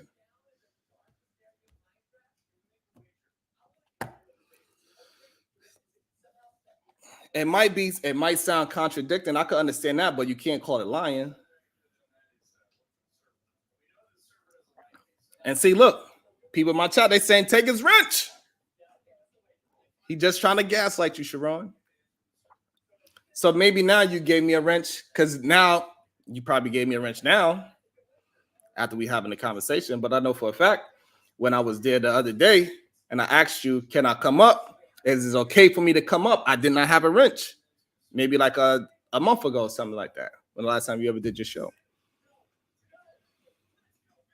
So that is the issue. We got to stop the gaslighting. We got to stop doing something to somebody and acting like their reaction is the problem. So again, I do not stop people from talking. So the reason why I don't stop people from talking is I want them to be authentically themselves so we can take this mask off that we tend to have on these spaces. Because when they go to certain places, they have this mask of being polite and friendly. But in reality, they are not that. So I'd rather that person be 100% them and be as mean as you can because that is you. So that's why I don't silence nobody. I want people to feel free and feel freedom to say stupid things, smart things, angry things, whatever. So this way we know who you are. So right now we can see that you are gaslighting and you want something, you want me to react. And then when I react to you, you're going to say it's a me problem. And it's okay because now we can see it clearly that at this moment, the moment that we are talking about, that I was not paying attention to her every single word. Because I was not paying attention. I will play it. If I'm gonna ask you if it's okay for me to play it because she does say the flowers thing, which I did not pick up in a lot of time. Let me know if it's okay to play it so I could show that I was not paying attention to every single word. You let me know if it's okay to play it. How about I give you that much respect? So I'm not sure how harmful it is to you. I'll wait. And I got world class in the back. I will bring you up in like 2 seconds. I want to see if he minds if I play the video or not. All right, he didn't say anything, so I'm assuming that he kind of do not want the video to be played. You good? You ready? So I'm gonna bring up the world class. Good day, sir. How you feeling? What up, homie? Coach. I'm all right. Do you think I'm off on how I assess what happened at that time? That she was saying she said some egregious things, but I was not paying attention in the moment when that egregious thing was being said. No, not really. I mean, it happens. And so I'm being held accountable for something that I did not say is my issue. I want to be held accountable for my words and my actions alone, not what somebody else said. I also want to welcome to the show. You ready? Otis Who Podcast. Peace, Grand Rising people, Grand Rising to the chat. What's going on? Let me make sure that is my brother as well. He's always so. I also want to bring up Ilkan Ali. Allow us to just have a conversation real quick so he can really get his point across. I also want to bring up Ilkan Ali. Is that you, my brother? Yes, sir. It's me. All right. So go ahead, my brother. You got the floor. So this way we could finally have this conversation and we could show the people how we can get down to some things even when we disagree. It's just simple as this. Do you say you support freedom of speech and not censoring people? But what was happening in the chat is that I was getting censored. I couldn't say nothing in your chat. And I supported you financially combined even before that money I sent, more than even your moderators that's in your chat. That's all it was about. So then when you say you're solution-based, you're letting people time people each other out, and you're letting people take people wrenches away when you say people can say what they want and you're not going to censor anybody.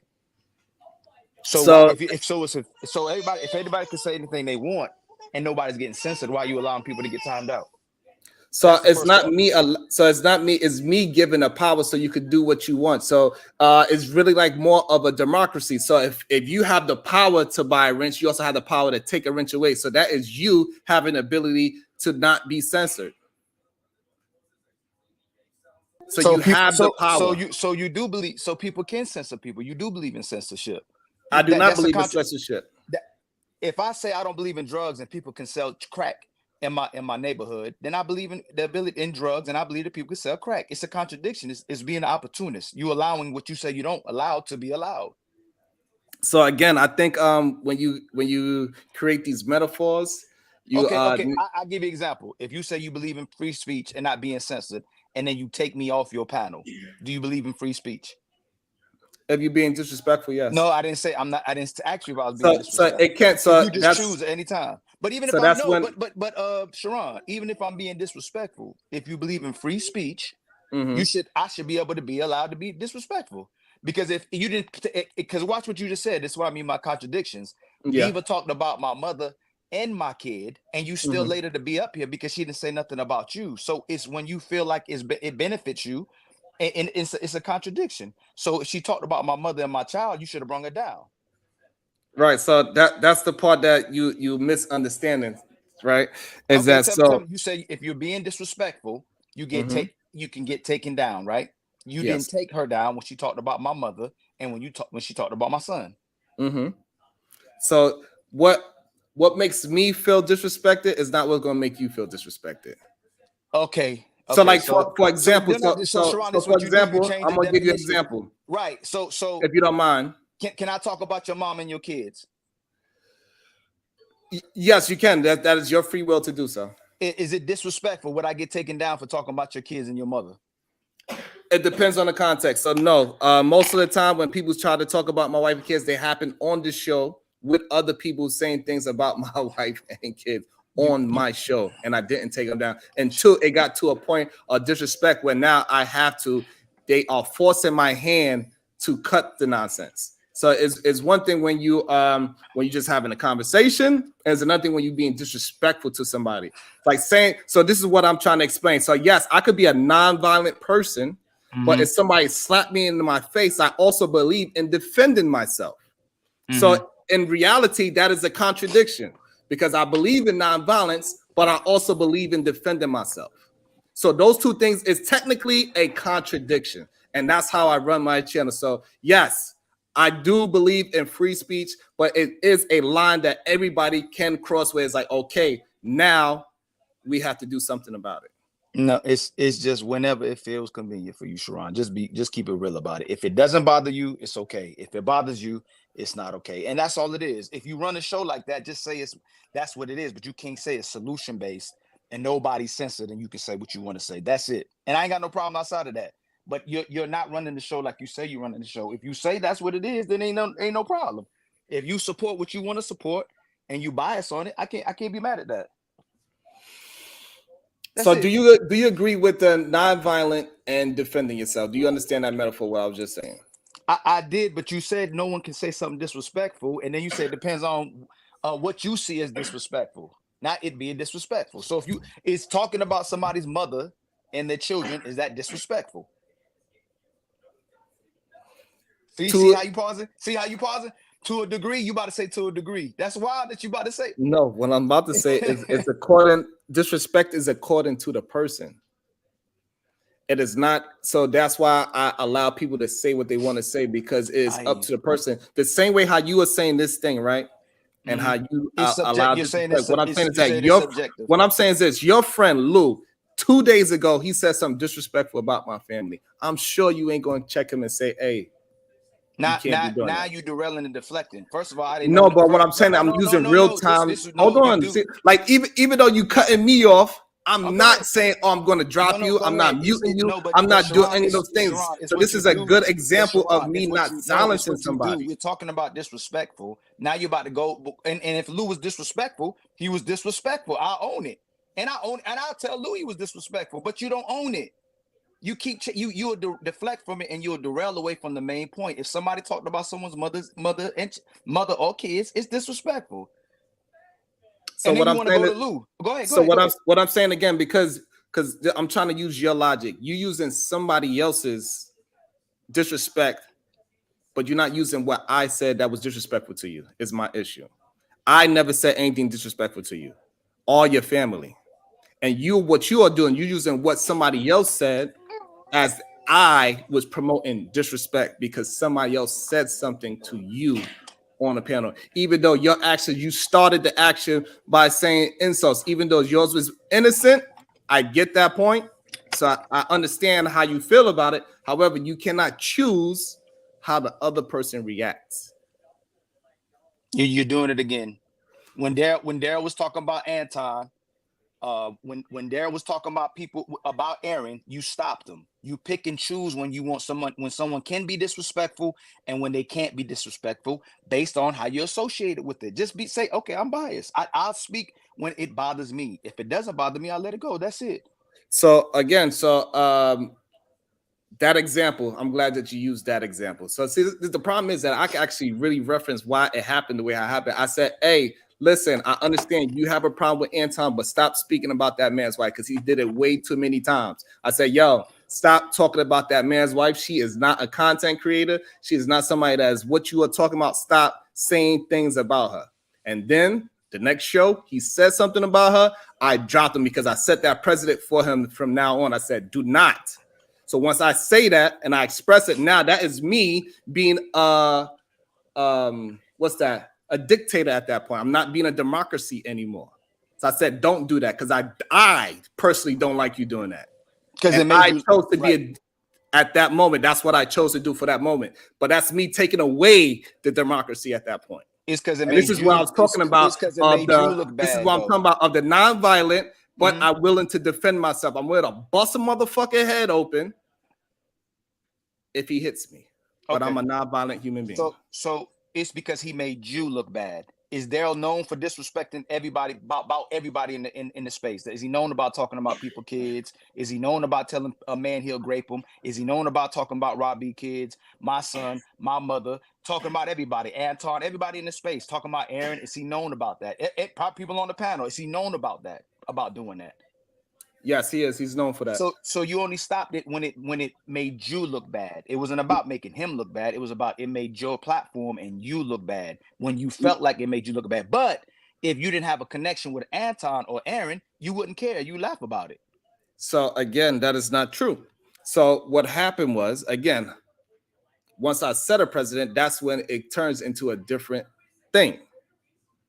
So when I was dealing with the young homie, he said he is not trying to keep being that persona, is what he said. So I took him on his word and thought, yes, we could get through some things and he's going to have to learn how to change. I know it's going to take time for him to not be that egregious human being. However, he can't get out of it. And so we had to separate our ways because he couldn't get out of calling names and name dropping. That's the way how he see best way to move his platform. And so since where he could not change, and I'm not the only person that tried to help that young man, you yourself said you tried to help that young man, and guess what he did? He did the same thing to you. He looked like he's moving on the right path, and he wants some help, and he want to move a certain way. And then what he did, he negated it, and then you cut him off. And I did the same thing. So you can't be mad at me for if somebody comes to you and say, yo, listen, I want some help with this. Not saying that he was asking for help like a therapist, but he was saying like, yo, I'm willing to change. And I gave him the chance. And yes, and what I'm saying is yes, it bit me in the ass. Cool, that is fine. I could deal with that.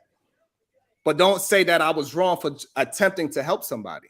So are you saying you brung Daryl Long to your platform for solution-based game? That's what you honestly gonna tell everybody on this platform watching that you brung him for a solution, something that's solution-based, not the fact that it bring numbers because it'd be confrontation. Yes, not for the fact that he bring numbers, because as you can see, with or without him, I'm still doing my numbers without him.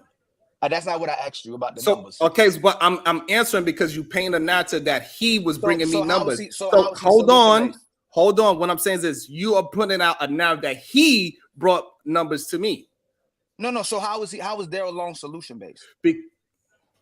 Because if he wasn't so egregious all the time, he does have some decent points. It's the fact that people cannot get past the part that he has to go to the next level when he feels threatened. That's how he moves. When he feels threatened, he goes to the next level and beyond. That is that man, and he don't change. Even when he got mad at me, the first thing he did was talk about my wife and daughter.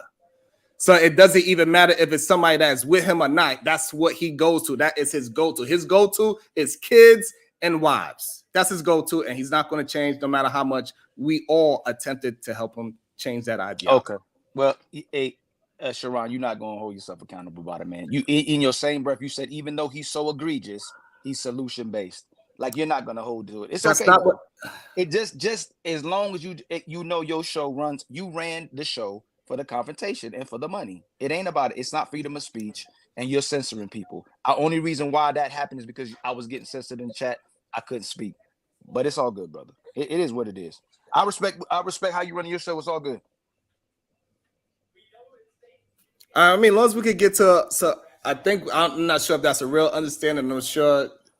I don't know what that is with No, the way but how you're you're talking. not I'm gonna not hold actually sure. it is what it. But No matter what, it goes to somebody else or what somebody else is doing. You saying you bring the brother here for solution based, but you know he's egregious.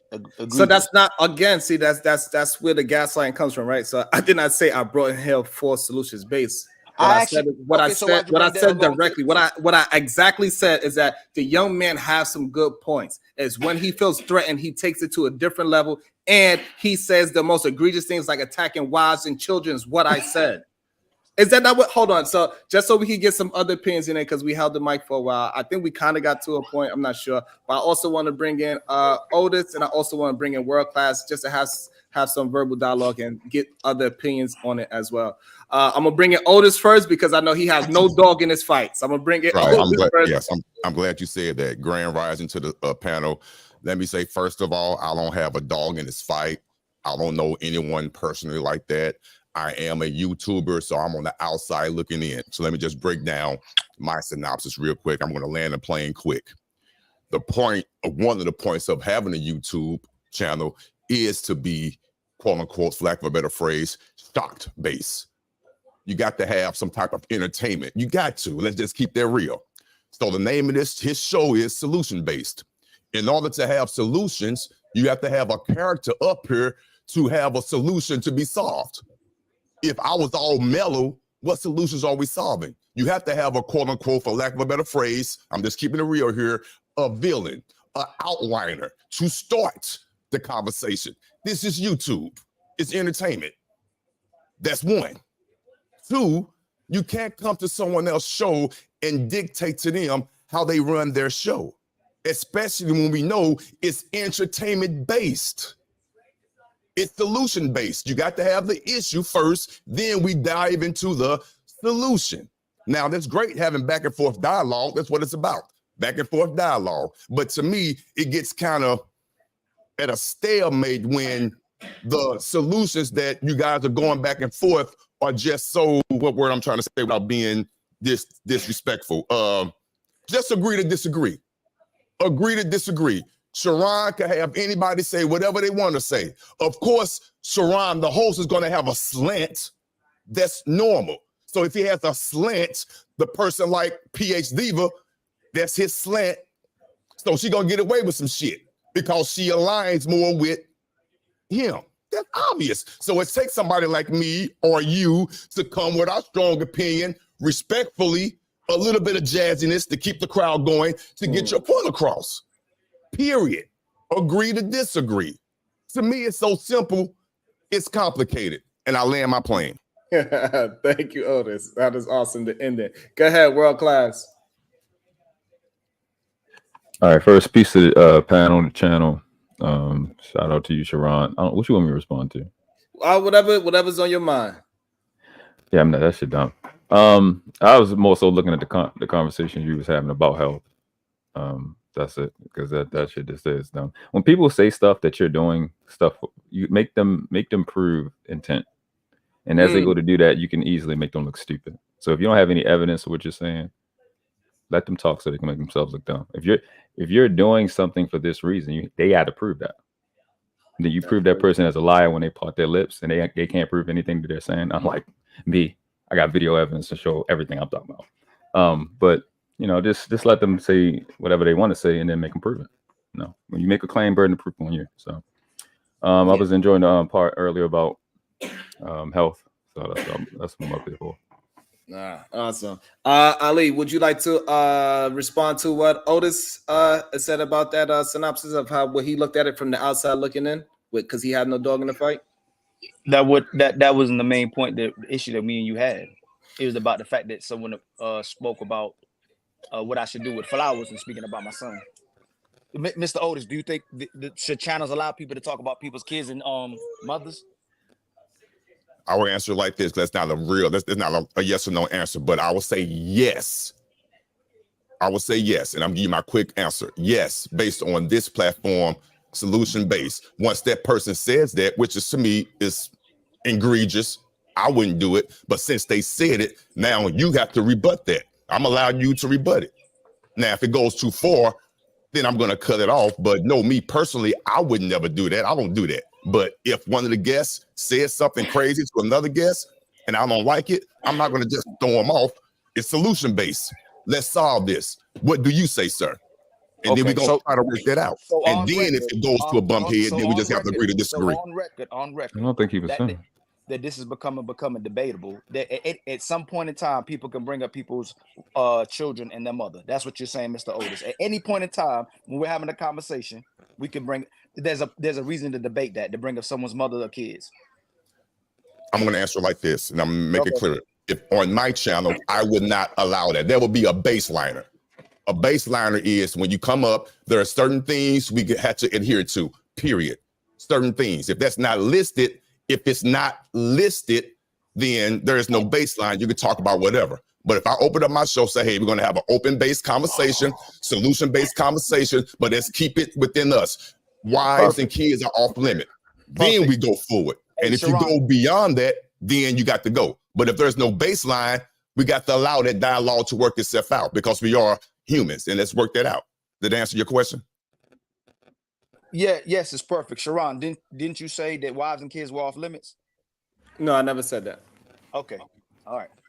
All right, no problem. I always say that people are allowed to say whatever they want to say on my show. I always say that even when they say egregious things about me, I still allow people to say it. The thing is this, is very much Otis said, I use things as an opportunity for things to be solved in real time. So even when we was having a conversation about black doctors and we had 3 black doctors on the channel, a lady came up and said, I would never allow a black doctor to do anything to me. I didn't say, oh, that's disrespectful and kicked her off because we had educated people on the panel. I allowed them to have the conversation, even though I felt that it was disrespectful. You would say that. I felt it was disrespectful that she said that black men are the least educated in the world, and we had 3 people. We had 2 people with PhDs, and we had 2 of them was medical doctors. Okay, so why wasn't it addressed then if it's solution based? So the doctors addressed her and said, and he explained why people have these things, and we got down to a solution, and we got down to something. Because when you allow the conflict to happen and people can say their words respectfully and get their full thought out, that's when we get down to a solution. And again, when that thing happened with you and your mother, what PhD even said, I was not privy to it at the time in real time. That's why I asked if you want me to play it again. But it is egregious. So you didn't seem like you wanted to be played again. So that's why I didn't play it again. It's all good, Sharon. Sharon, it's there's no accountability gonna go on about that. It is what it is, brother. And it is what it is. I'm gonna just let it go for right now. I ain't gonna. Now, you're all good. You heard my baby in the beginning. She was wilding out. It's all good. We don't mind no damn baby goo and God. We all been parents here, so it's all good. Your baby could talk too. Your baby got autonomous to talk. They talk too. Your baby can express himself.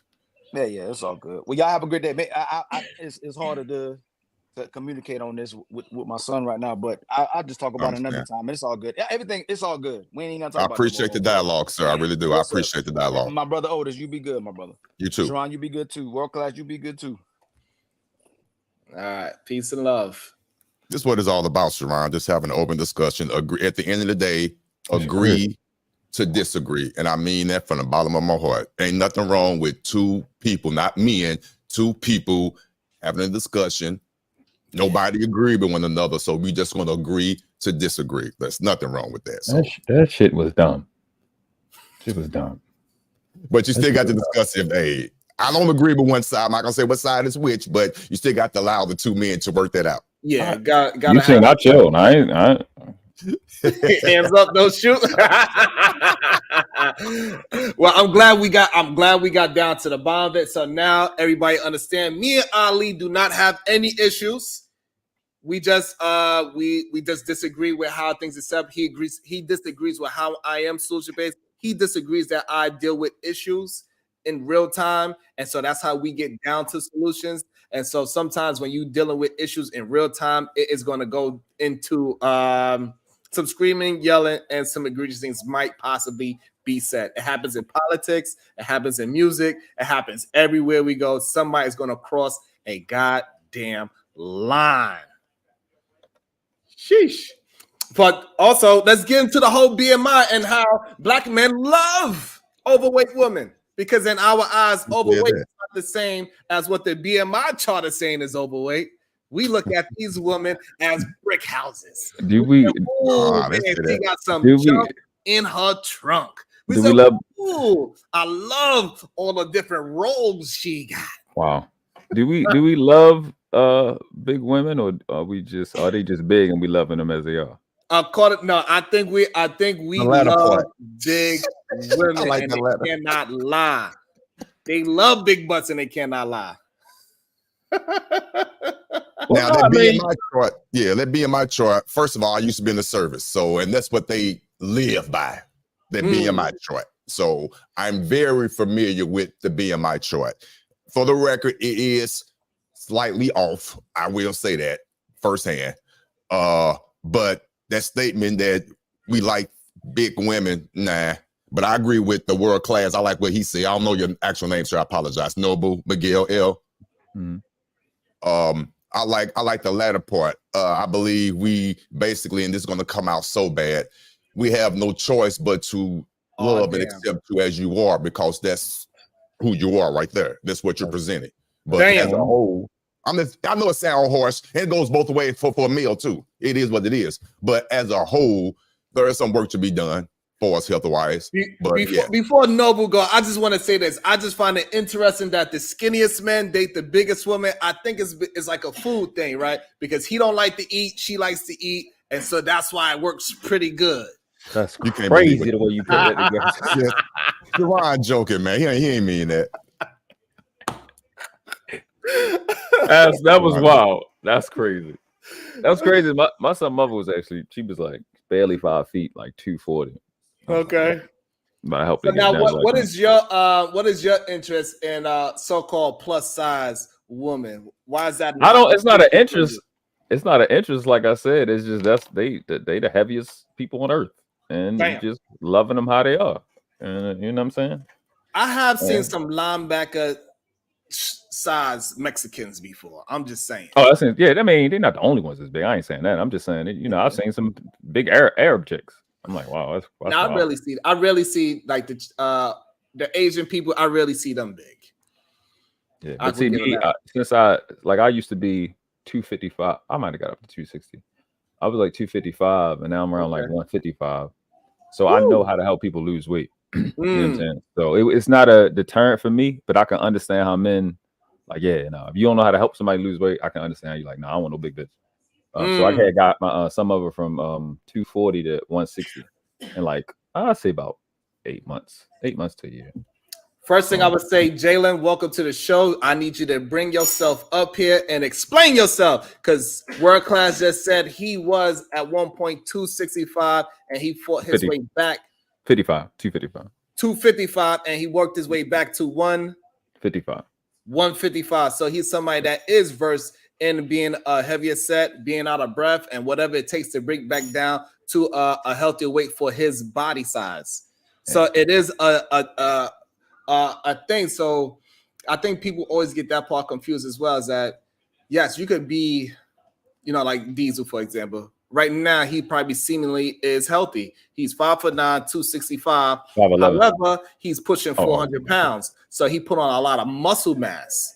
So maybe if we could take him to the doctor with all that muscle mass, maybe he's healthy. Maybe he don't have no clogged arteries. Maybe he have no diabetic situation. Maybe he have none of those things. However, but if we go by the BMI chart, he is without a doubt obese. Go ahead, Otis, and we're gonna bring in, everybody's happy to see the beautiful happy. Go ahead, Otis. Question. Well, with two questions. One, what is the actual question or topic that we're discussing? And two, you probably answer this first. The young man that you just brought up, I don't know him. Please, this is gonna come off wrong. I hate this shit. But you say he's what? 5 what?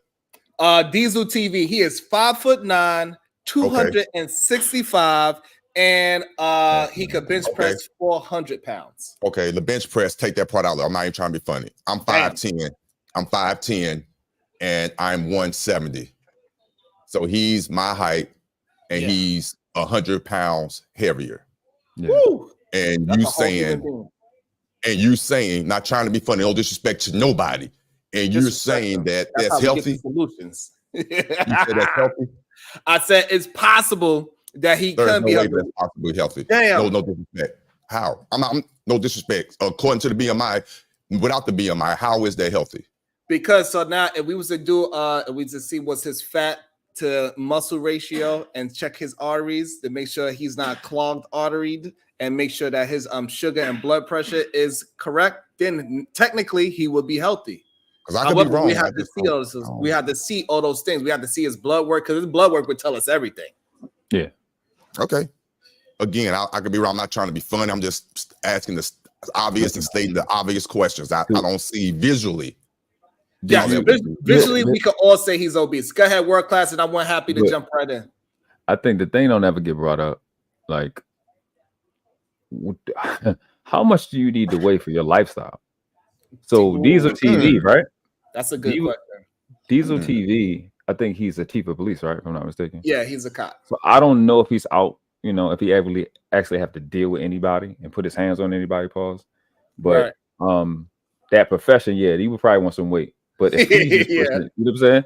Yeah. But in me, like the lifestyle I live, I don't need to put on an extra 10 pounds, 20 pounds. I'm putting on an extra 10, 15 pounds of muscle. Yes. For whatever reason. But do you, like, for you, like the Kevin Hart joke, you got all the muscles just to work at T-Mobile, just to press a button? Like, you add, that's like taking that's a little trip. strange. Yeah. That's I'm gonna what's put all, and I also want to welcome to the stage the supreme goddess, PH Diva. What it do, baby girl? Oh my Hey. Hello. Oh my goodness. I'm glad you are here. Wow. I'm so glad you are here. It's so lovely to hear your voice.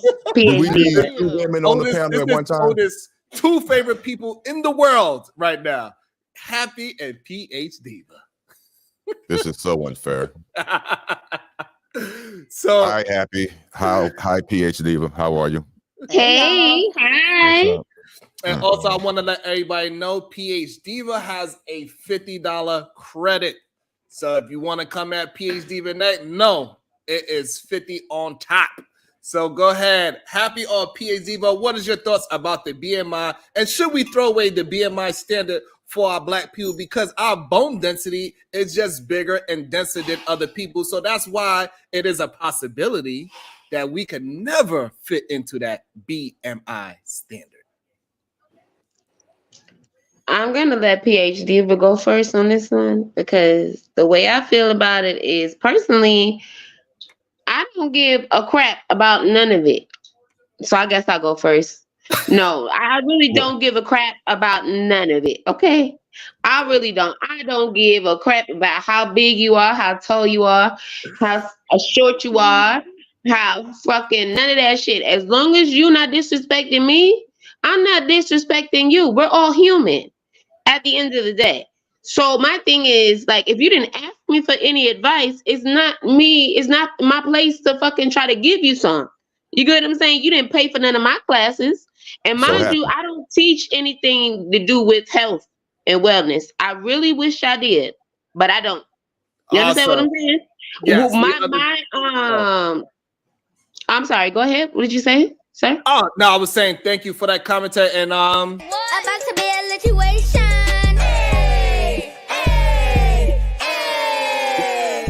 PH Diva, if you don't mind, can you read this, please? Certainly, sir. Brownsville, New York. Good morning, sir. Uh-oh. Otis better run and hide. PH Diva's in the house. You better run and hide, Otis. Hey, where you at, Brown? No. Okay. PH Diva, so what is your thought? Should we throw away? One moment. I'm sorry. Can I please finish real quick? I thought you was, baby girl. No. You started talking, so I didn't want to continue talking because the last time I did that, when you cut me off, you let me have it, so I didn't want to be that girl again, you know? Happy, you absolutely have put a period on what you said, and then if we don't say anything, you'll just keep on talking. So you Oh, put a no, period. it's not even like that. I just got this last little piece I wanted to add about the BMI situation, right? Trust me, I'm not going back to the other stuff because you didn't ask me about the other stuff. Okay? I promise. Now, what I wanted to add was we, again, like I said, we're all human, right? So I just said that or whatever, right? But we have to understand that genetics plays a huge part in all of that. That just starts, that's just the beginning of it, right? And then you have to understand that what people are going through also plays a role in their weight situation. It's not always just the diet. You get what I'm saying? Anybody could have a nutritionist and all of that, you know, a dietitian or whatever, but that doesn't mean it's absolutely going to work for you. And I just wanted to put that out there for you guys. Somebody needed to hear that this morning. Just because it hasn't worked does not mean that you cannot lose the weight or gain the weight. Do not be discouraged. Thank you. Thank you so much. About to be a situation.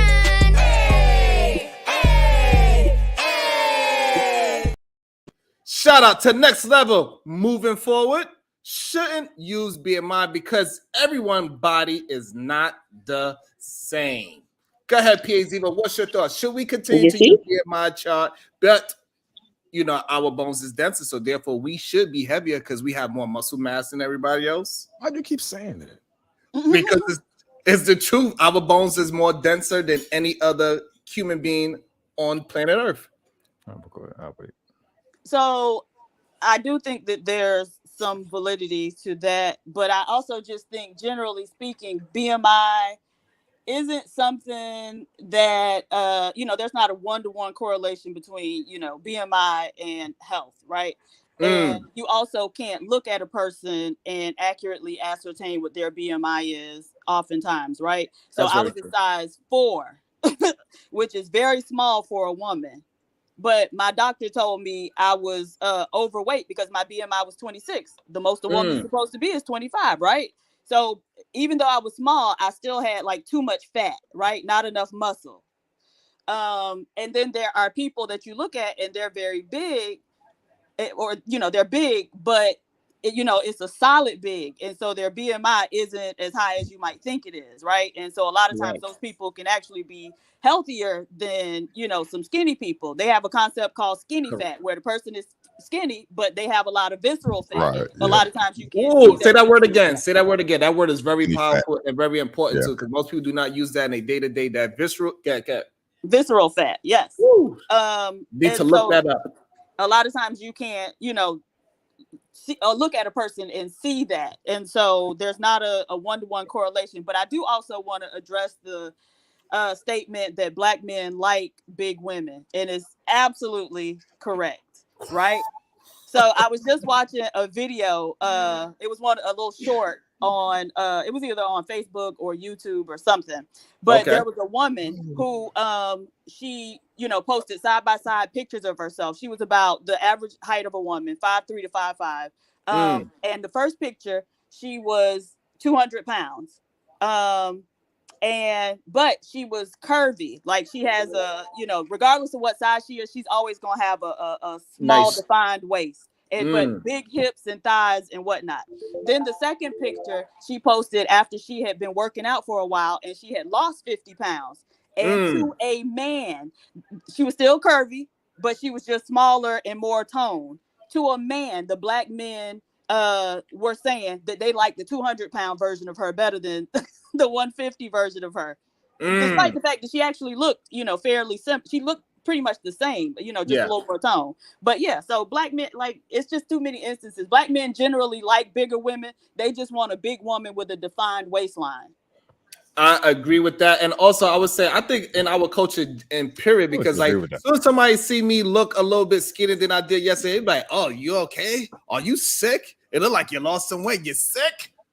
You look like you need to eat. You need to put some meat in your bones. We are always trying to fatten our human beings all the time. We say we need to put something that stick to your bones. Go ahead, Otis is like he is. Yeah, I like to address what PhD did. Where did we go world class right after?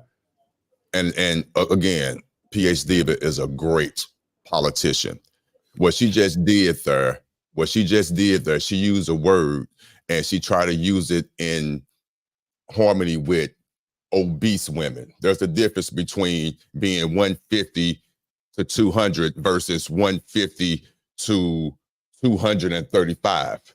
That's a big difference. When a woman, so I take my wife, for example, my wife, when I met her in 1998, she had no ass, no hips. She was a stick. And she was 30 something. Now she's 53 and she got hips. She got an ass. She got that little spot right there. Difference. She's not obese. Big difference. And that's what I wanted to say. You was kind of use that word to justify your statement, but no, there's a difference between being obese and thick, in my opinion. That's all I wanted to say on that.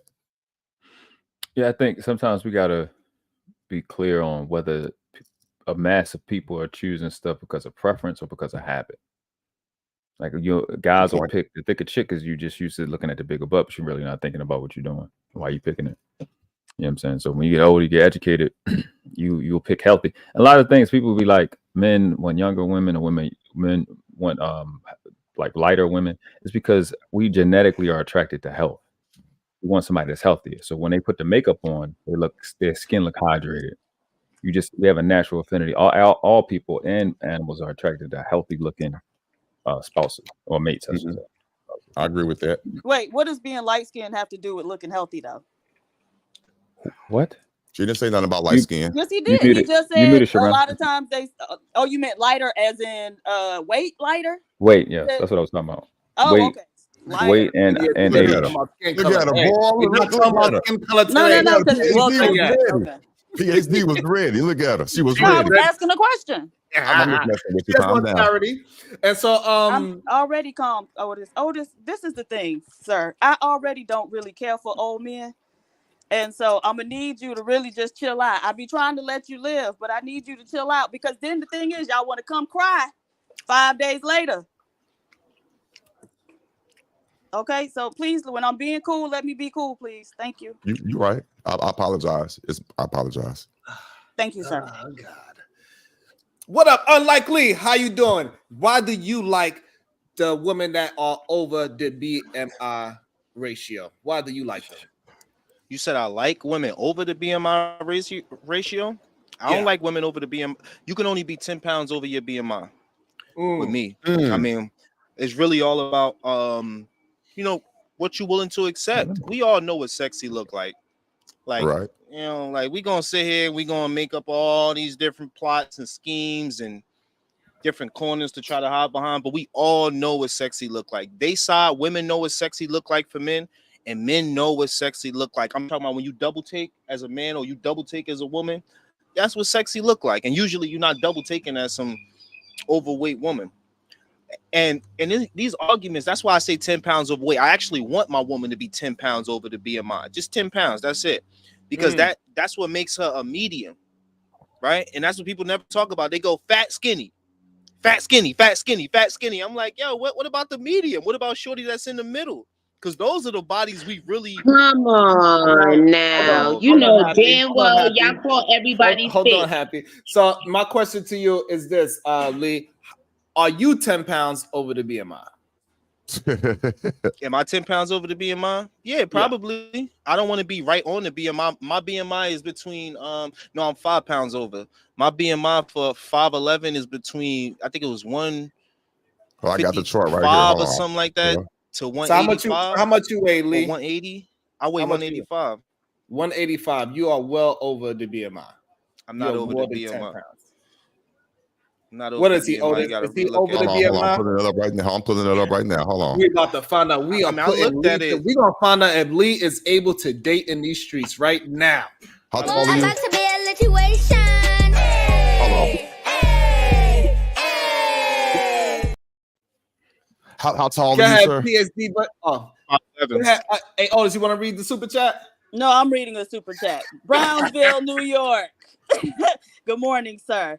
Otis submitted early. The diva choke is powerful. Y'all better recognize. So what is the BMI chart of Otis for PhD, but I'm 5'11"? sorry. Ooh. 5'11". Okay, 5'11". That's one. That's what 172. Put it in the back chat, Or one- Sharon. The calculator. What is it? 195, right? Something like that. No, it's not 195. No, it's one. I'm saying you said that's inches wise. That's 170 inches, right? 172. That's how much you say you weigh? I mean, let me see. What is it? 185. Oh, I got to go to the next chart. Damn. Overweight, 25.8. That's what they got it. Mine's was 21.6. Let me put it in right now. You number. 5'11", 5 foot. I'm putting it right now. 5'11". How many pounds are you? How many pounds are you, Lee? He said 185, didn't he? 185. All right, put it in right now. Boom. Calculate. It says you are overweight by 25 pounds. Oh, wow. Wait a Is what minute. it So says. a No. 5'11" person man is It's an supposed to be index. 160 according to that chart? Yep. That's crazy. See, this is what I'm saying. So for black people, it looks a complete, because if Lee was to get down to 160, the people will most likely, the people that do know him for all these years on the YouTube spaces, they would say he is sick. That's what they would say if he's at his healthy weight. They would say it won't look right on him. So it's kind of crazy. So I think the BMI chart is not designed for us at all, because nobody look at Lee and he is a little spongy looking. I look like he laugh when you touch his belly, but still, he doesn't look like he is 25 pounds overweight. Wow. But it tells you That that is though. I mean, crazy, man. You see that on the website though, Sharon, right at the bottom. It said maybe different from like where you get the score at. It's at cancer.org. That's where we got this from. Mm-hmm. You know what I'm saying? Yeah, it tell you that. They know the BMI may not be accurate for people with greater muscle mass, such as athletes or older people, Mm-hmm. and other others who have lost muscle mass. Listen, can I please read this? This Yes, is you crazy. I'm looking at the website. I'm looking at the BMI. This says, please note that the BMI categories for Black, Asian, and some other minority ethnic groups are slightly different from those above. Keep scrolling to view these differences. Wow. So I was Okay, so that's just for the white people. Is that what you're saying? No, but I mean, it's kind of saying that, but what it's really saying is that like we got to stop looking at this BMI chart as we are the same, because like I said, this is why I keep saying the bone density. Us as melanated people, our bone density structure is different. And it's muscle. heavier. It's different. We have more muscle. Wow. We have more bone density. We have more muscle mass. So we are typically going to be heavier. And the visceral fat that PhD was talking about is usually a lot of things. This is why women can't get rid of it after having children. The visceral fat is that fat that's in the belly a lot of times. The so-called thing called the fupa. That is the visceral fat. And that's something very difficult for ladies to get rid of, because it's not. It's just it's a pouch. It's just like, it's made. Like that skin, you gotta detox that out. You can't. You gotta really detox that. You have to massage it. You gotta have to get all that water out. No, and you gotta you don't. don't. Also, Y'all need to stop. Y'all are not with. You also have to dehydrate your skin so it can actually shrink back down. I'm not gonna tolerate this live. Hold on, you would get a chance to talk, but I was talking. You don't have to jump in front of me. You just say you can talk. You know I'm gonna stop you from talking. You'll talk for 10 minutes straight, and I don't say anything. So what I'm saying is that that visceral fat, it usually happens after pregnancy. That is something very difficult for ladies to get rid of. That's that visceral fat that PhD was talking about earlier. Go ahead, Happy. She was talking about that fat in general, and I'm pretty sure she also was talking about it for the men. She said it in general, okay? It's the men that be up here, these motherfuckers that be sitting up here in front of this TV all day with their guts hanging low to the floor. Stop talking about it's the women and after pregnancy, because anybody can have a fupa without actually have ever even been pregnant in their lives. Right. Hence the men, because that's where I'm going to keep it at. You fat men out there, Oh. or you used to be fat men who finally had this awakening all of a sudden. So now you want to go hunting for other people, aka women. No, stick that shit with yourselves. Teach yourselves how to lose weight before you come try to teach some bullshit to the women. Because at the end of the day, again, like I said, that fupa could come from any motherfucking where. You know how many women have had children and they have no fucking fupa? They didn't have to do whatever you so-called said you need to do to get rid of anything because there was nothing to get rid of. And I'm talking about women that had babies naturally and women that have had babies through cesarean. Okay? So don't get it twisted now. Hank, don't Right. say Don't nothing. you ever get it Nope. twisted. So, No. And because I just all want to right. make So one more okay, point. but I'm a you woman did. who has Hold been. on, Happy. You did get a point. We got to have it where it's not long and drawn out. You got. We understood your point. Let's attack that point before you move on to your next point. That point was a very good point. No, I just wanted to stick to the pregnancy aspect of it, though. Right, because Because right you now you mentioned just the pregnancy rambling. aspect. Hold on, but what I'm saying, Happy, I don't want to move past the point because I don't want you to get to a new point. Let's stick to that one. So the thing is that That's what I'm saying. I'm not going to a new point. That's what I was trying to tell you. So I want to stick to the let us pregnancy address part. that. All right, so allow us, please, address that point before you move on and reiterate what you already No, I said. wasn't going to reiterate anything. I was seriously going to say something new, and it's just real quick. And that's why I'm stopping you. And that's why I'm stopping you. I do not want you. I do not want you to go to the point. I don't want you to say something. Don't do that. Look, they all I talking. don't want Look, you. all right. Happy, shut up. Shut up, Happy. I do not want you to say something. Shut new. up. I want to address what you just said before you move on to something new. Is what I'm trying to say. I want to address what you said. Happy. PhD Diva, would you like to address what Happy said about? Because I was mainly sticking to the point of because men are the main ones complaining about the overweight and the fupas and the visceral fat, and that's why there wasn't, because women don't seem like they care as much to have a teddy bear at home. So, what is your thoughts, PhD Diva, on the visceral fat and the women that do have that? Well, I don't really know how. I can't give any advice on how to lose it. Yeah. But I think Happy was making a good point because, you know, men also have it, and women, you should care about a man being overweight. I remember reading somewhere, like, for every 20 pounds overweight a man is, he lose a certain amount of penis, right? So you better care. Because you're gonna have to deal with, you know, whatever he got going on because he's overweight. And then, like, it's just unpleasant to look at. Like, women are supposed to be soft, so a man with his thighs scrubbing is just That's crazy. That's crazy. That's a lot. That's a lot. Exactly. A lot. Girl, it's a lot. It's That's a lot. stressful. Oh my.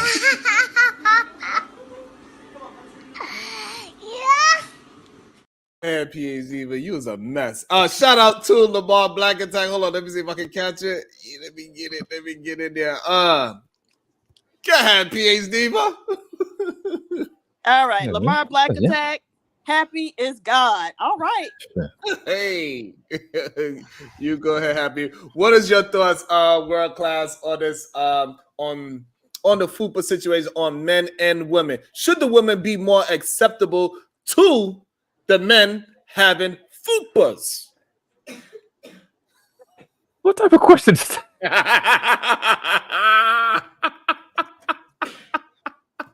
About to be a situation. Hey, hey, hey. I just want to know. That's hilarious. PhD, bro. Hank, That's Hank, hilarious. the basement. Good morning, Hank. Hilarious. To hell with Sharon. Feels happy.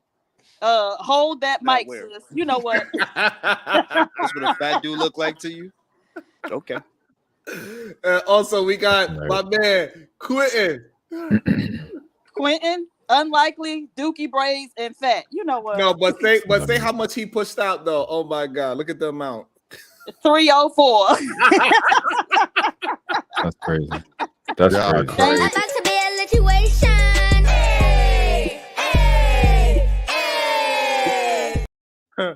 That is Wow, hilarious. that's crazy. Y'all crazy as hell. Funny. Hey Lee, so what are you doing to get rid of your 25-pound fupa? Or are you going to keep it? I think it's percentage. I don't think it's weight. Did I know where it was given? I don't got a 25-pound fupa. What you talking about? Oh, that's what I thought it said, the BMI chart, because it says you're Nah, you don't know 25 how to read charts, but yeah, the yellow means that you in the safe. Once it go to the red, that's when you become overweight. So yeah, you could be up to 210 pounds. Once you hit you know what's crazy is Quentin said he 210 pounds. Once you hit 210 pounds at 5'11", that's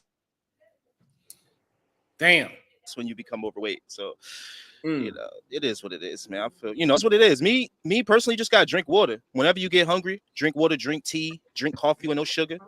That's all you gotta do. But people not gonna do that shit because there's a lot of things that taste good out there. And I ain't mad at you. Damn. Coffee with no sugar. Amen. I'm with you on that shit. Absolutely. That's how I drink my And coffee. non-dairy. Cut that dairy out. Don't be no putting dairy, no gotta milk cut that and out shit too. in your coffee. Right. Dead ass. Like, I'm with you on that because listen, I don't go all black coffee, but I have non-dairy creamer, okay? And there's no sugar.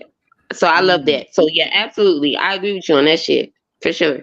I mean that's how I But stay at I 185. think also, but when we see people walking around the street, we see the things that people like. Most of the time, especially when we in our community, we see they actually like the heavier set women. They do not like the skinnier set. This is why we have all these songs and talking about they don't want the skinny models on the champagne diet. They want the thickness. They want to what he said. I want a booty with some stretch marks. Still take you down on my mama couch. Right? Like Sharon. We gonna act like we don't know the niggas just be gassing. Niggas say Damn. anything. Come on now, because if you put a dude right, they got a Buffy, the body, or they got a slim thick. They picking the slim thick, and they not pulling out of the slim thick. So you think more people are going to choose Tiana Taylor over Buffy the Body? That's a fact. They're not pulling out of Tiana. Listen, They'll play with Tiana Buffy. Taylor They'll play over Buffy. I wouldn't give two shits. I And know that's ain't right. she old as a bitch anyway? Hold on, Like, Happy, one ain't at a she time. Hold over on, the Happy, wall? one at a time. Oh, my bad. Yeah, one at a time. So I want to go. Otis, do you know who Buffy the Body is and Tiana Taylor? Of course. All right. So now, what do you think most men are going to choose? Tiana Taylor or Buffy? Tiana Taylor, the singer, right? Tiana Taylor, who used to be married to I'm taking my preference is Tiana Taylor. My preference. Now, what do you think most men are going to choose? I can't say that. No? I can't say that because I hit both of them. Let's make it clear. I knocked both of them down, but my preference to be by my side would be Tiana. So I'm just being honest. But I don't know what the average person would think. I'm just being so. Dudes play with Buffy, but they not pulling out of Tiana Taylor. Right. Yeah. I'm just being real. They pulling out. That's how I think. Yeah. I'm taking Buff. I'm taking what's her name? Tiana. The last one home. Thank you. I'm taking her home. But I'm busting the other one down all day long. We having fun. God damn. About to be a situation.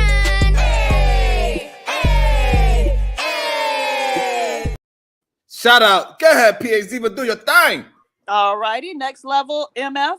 I like that name. Okay. Eat your veggies and up your fruit intake. Absolutely, 100%. That's what I do every single day. Hey, Lee, who you taking? Are you taking what you think most people are taking? Are they taking Buffy the Body, which is a beautiful shape, or are they taking Tiana Taylor? Yeah, I'm body crazy. They gonna say both.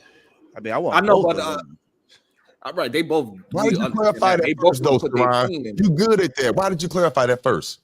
Because Buffy the Body, she is much thicker, and I think more men would chase down Buffy the Body rather than Tiana Taylor, because we see and what we like and what people are marrying, they marrying closer to Buffy the Bodies rather than Tiana Taylor. Nah, that's cat, bro. You be lying, yo. Stop it.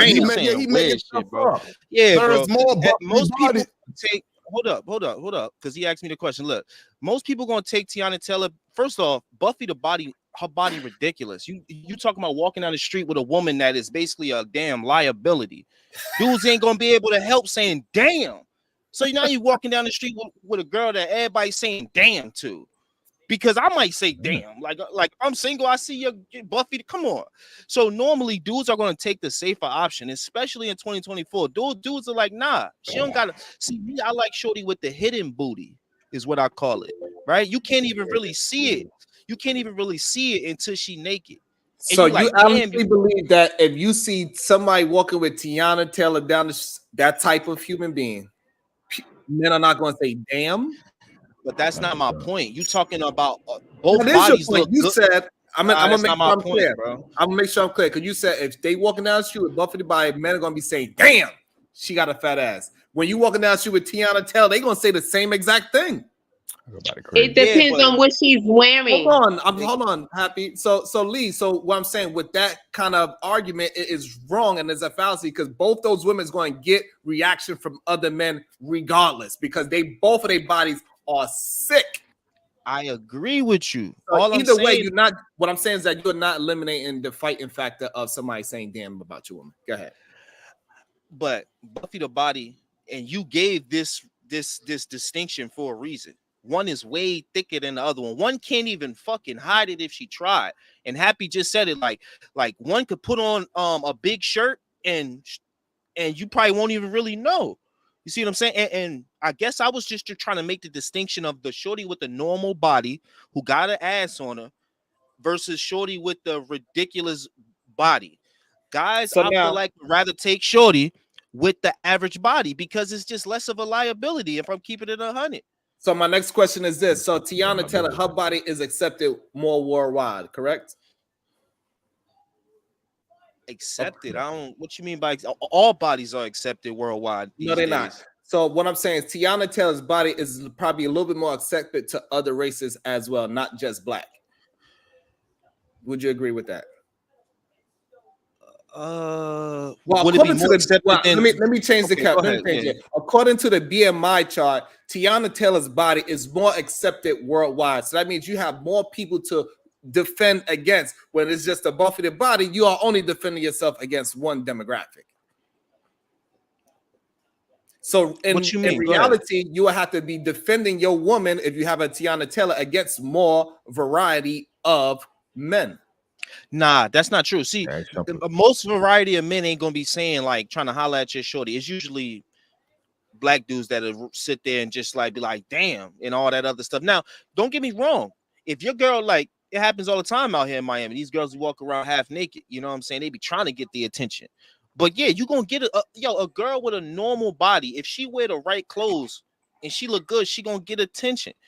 But what I'm saying is, you was talking about a super thick chick, right? A super thick chick is gonna get a immense amount of attention. I mean, come on, bro. She gonna every step she take, every move she make. It seems like World Class want to jump in right there. They gonna be watching fuming. her, Go bro. ahead, Like, World Class. Let me also say before World Class go, I also want to. About to be a situation.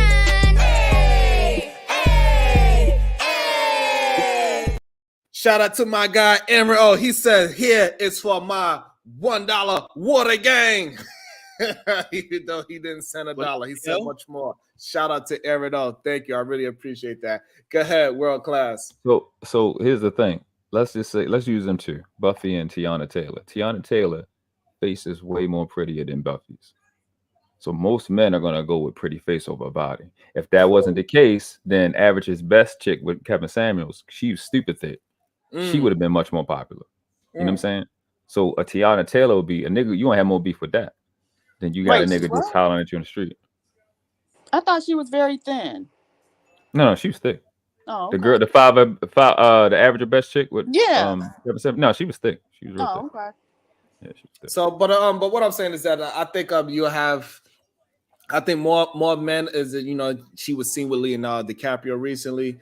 Tiana Taylor, because more men is willing to deal with her kind of body than rather than a Buffy the Body. So Tiana Taylor is more, and that as well. So Tiana Taylor is more suitable for a wider range of men than what Buffy the Body is. So so that's why I just think that About to be a situation.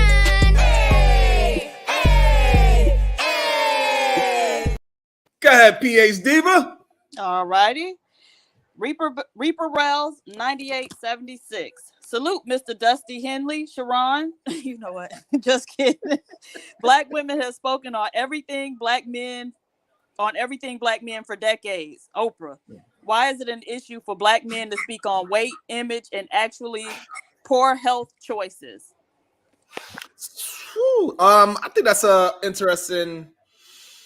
So I think Oprah, she also talked about women as well, to be honest with you. But however, speaking on weight, I think the problem is that we are using it as a weapon of mass destruction against women, is my issue with it.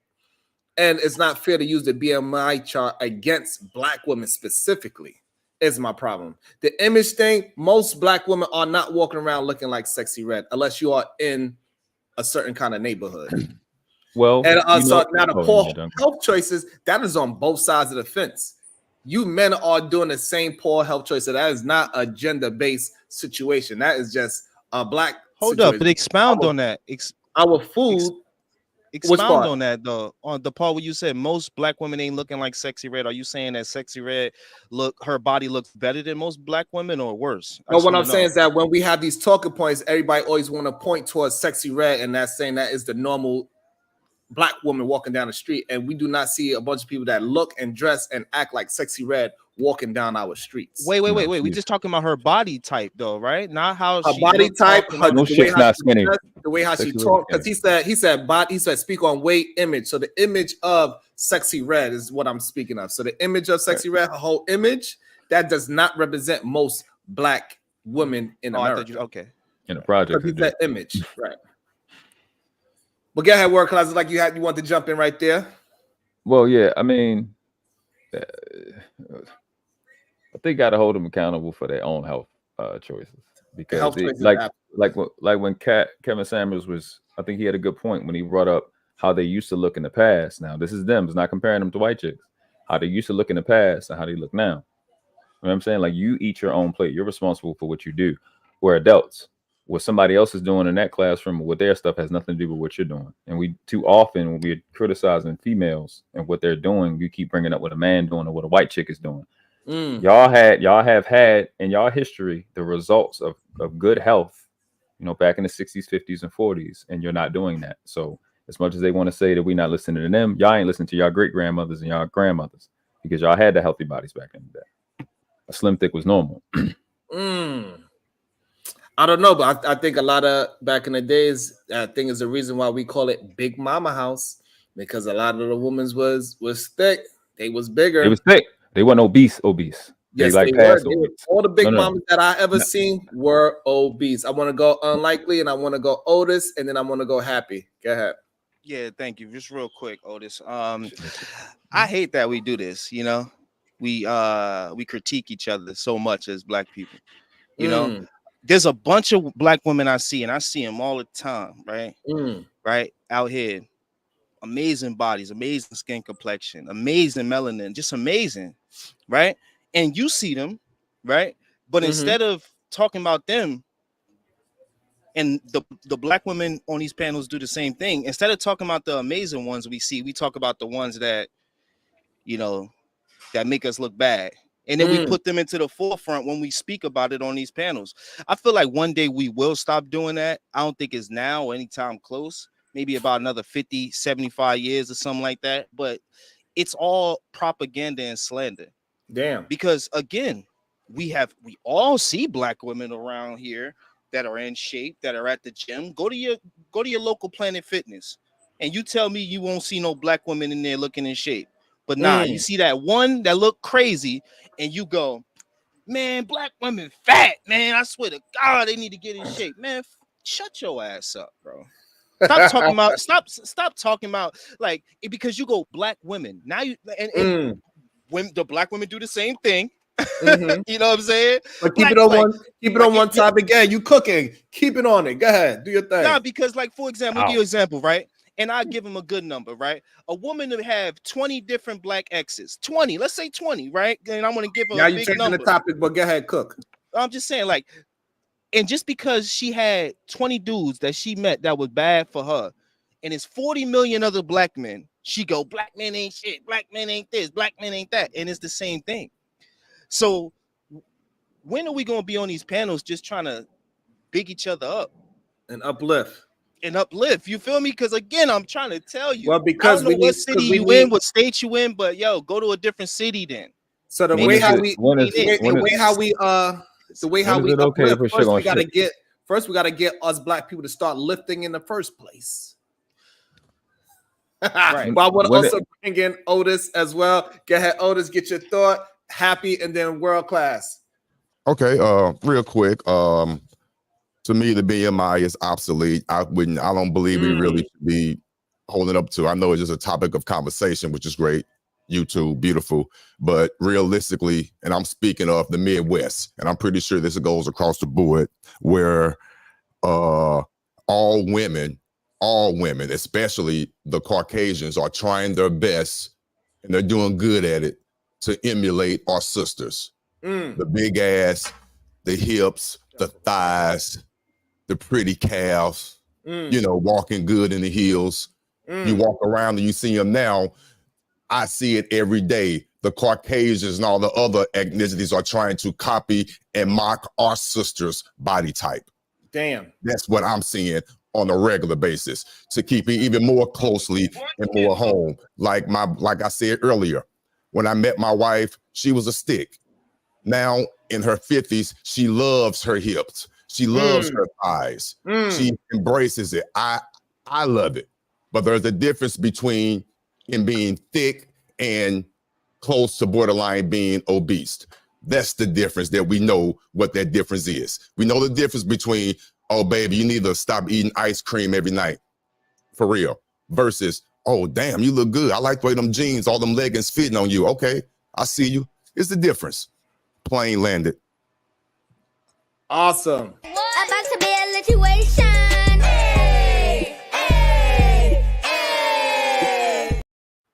Go ahead, Diva.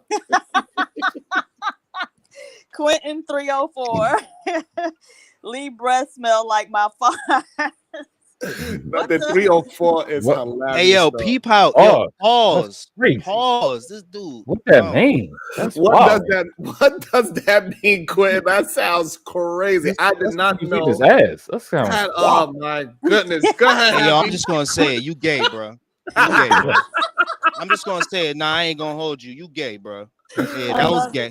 Oh shit, Quinn. It's hilarious with that. Go ahead, Happy. What's your thoughts? Oh man. Man, crazy. Okay, we're gonna skip Happy 1 second because I guess she's probably away from her phone real quick. Go ahead, world class. What am I responding to? I believe we was shit. I mean, you said something about when can you throw shit on shit to my response about us constantly attacking praising. each other in media. Go ahead. Why can't we just bring each other up? Because when is it okay to put sugar on shit? I think like when you go to watch somebody build anything, if it's something there already, they remove the thing that's there already, and we haven't removed the thing that's here already. Our bad habits, our mindset, we haven't been up to date or updated or debriefed on what's going on in the real world, how the body really works, 102 minerals, alkalinity, et cetera, et cetera. A lot of people just don't know basic stuff. So, and they're clinging on to what they've been doing and it's not working. So the criticism got to come. We're too sensitive about criticism. We're too sensitive about judgment. And that stuff has to get addressed before we can build. Like my grandmother and them told me, you don't go in the kitchen and cook on top of dirt. Damn. Clean up first. It's Um, not a question that it's dirt. Again, that's very true. But again, like how we were saying earlier, that big mamas, they was always big. Mhm. That's just something that's always been in our goddamn Yeah. history as Black folks. The way the food that we eat. But 600 pounds though, 500 pounds, 400 pounds though, we talking big mama 250, 270, not 5 and 6 and 270. But don't forget, 270 at 5'5" is ridiculous. can I just say this real quick? Yeah, Just real we're gonna go quick. lead and then we're Sorry, gonna go Callie. PhD, I Callie believe. Bev. What's up, Callie Bev? But I just want to say this: we Yeah. got to stop using the past and try to use that to explain where we're heading. I think that we are on a trajectory that is ridiculous. I see black men running on treadmills, going 20 miles an hour and throwing balls at each other from the other side of the fucking room. Like, what are y'all talking about? Like, again, we sit here on these panels and we talk about the negative stuff of each other. The black women talk about the negative stuff about us, and this is how it's supposed to work. Because if I was the master of the game, I would make you do this too. Y'all talk about us, we talk about y'all, and I don't got to do shit now. So again, you go ahead and you throw the talk about the shit, but there's a lot of sugar out there. It's a lot of good stuff out there that you could talk about, but you choose not to because again, when them black women get y'all tight, when they talk shit about black men in the chat and they talk shit about black men, then you want to go do the same thing, and that's petty. Welcome to the show, Callie Bev. How you doing, Callie Bev? What's your thoughts? Should we get rid of the BMI chart? Why or why not? Hey y'all.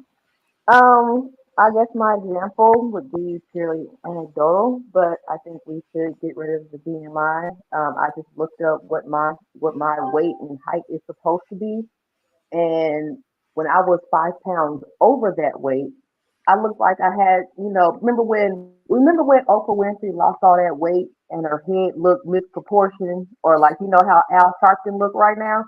That's exactly what I look like. You gotta send me a picture of that. I want to see that. With your big old water head. I think we should get rid of the BMI. I think it's that because I'm 5'5", and right now I'm at 180.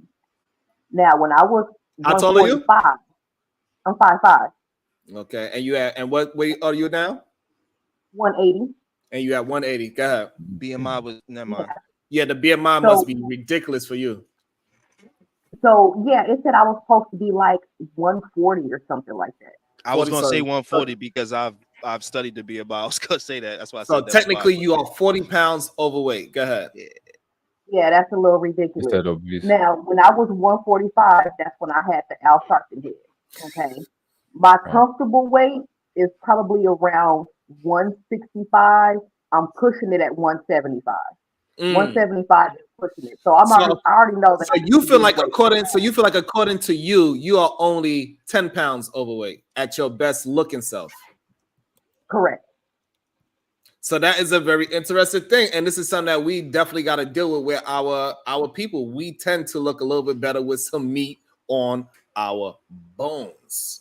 That's the issue that we really are. That's the issue that we really is having. To be honest with you. About to be a situation.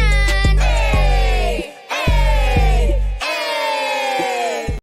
Would you mind doing the odds before Callie Beth finish her thought? Go ahead, Diva.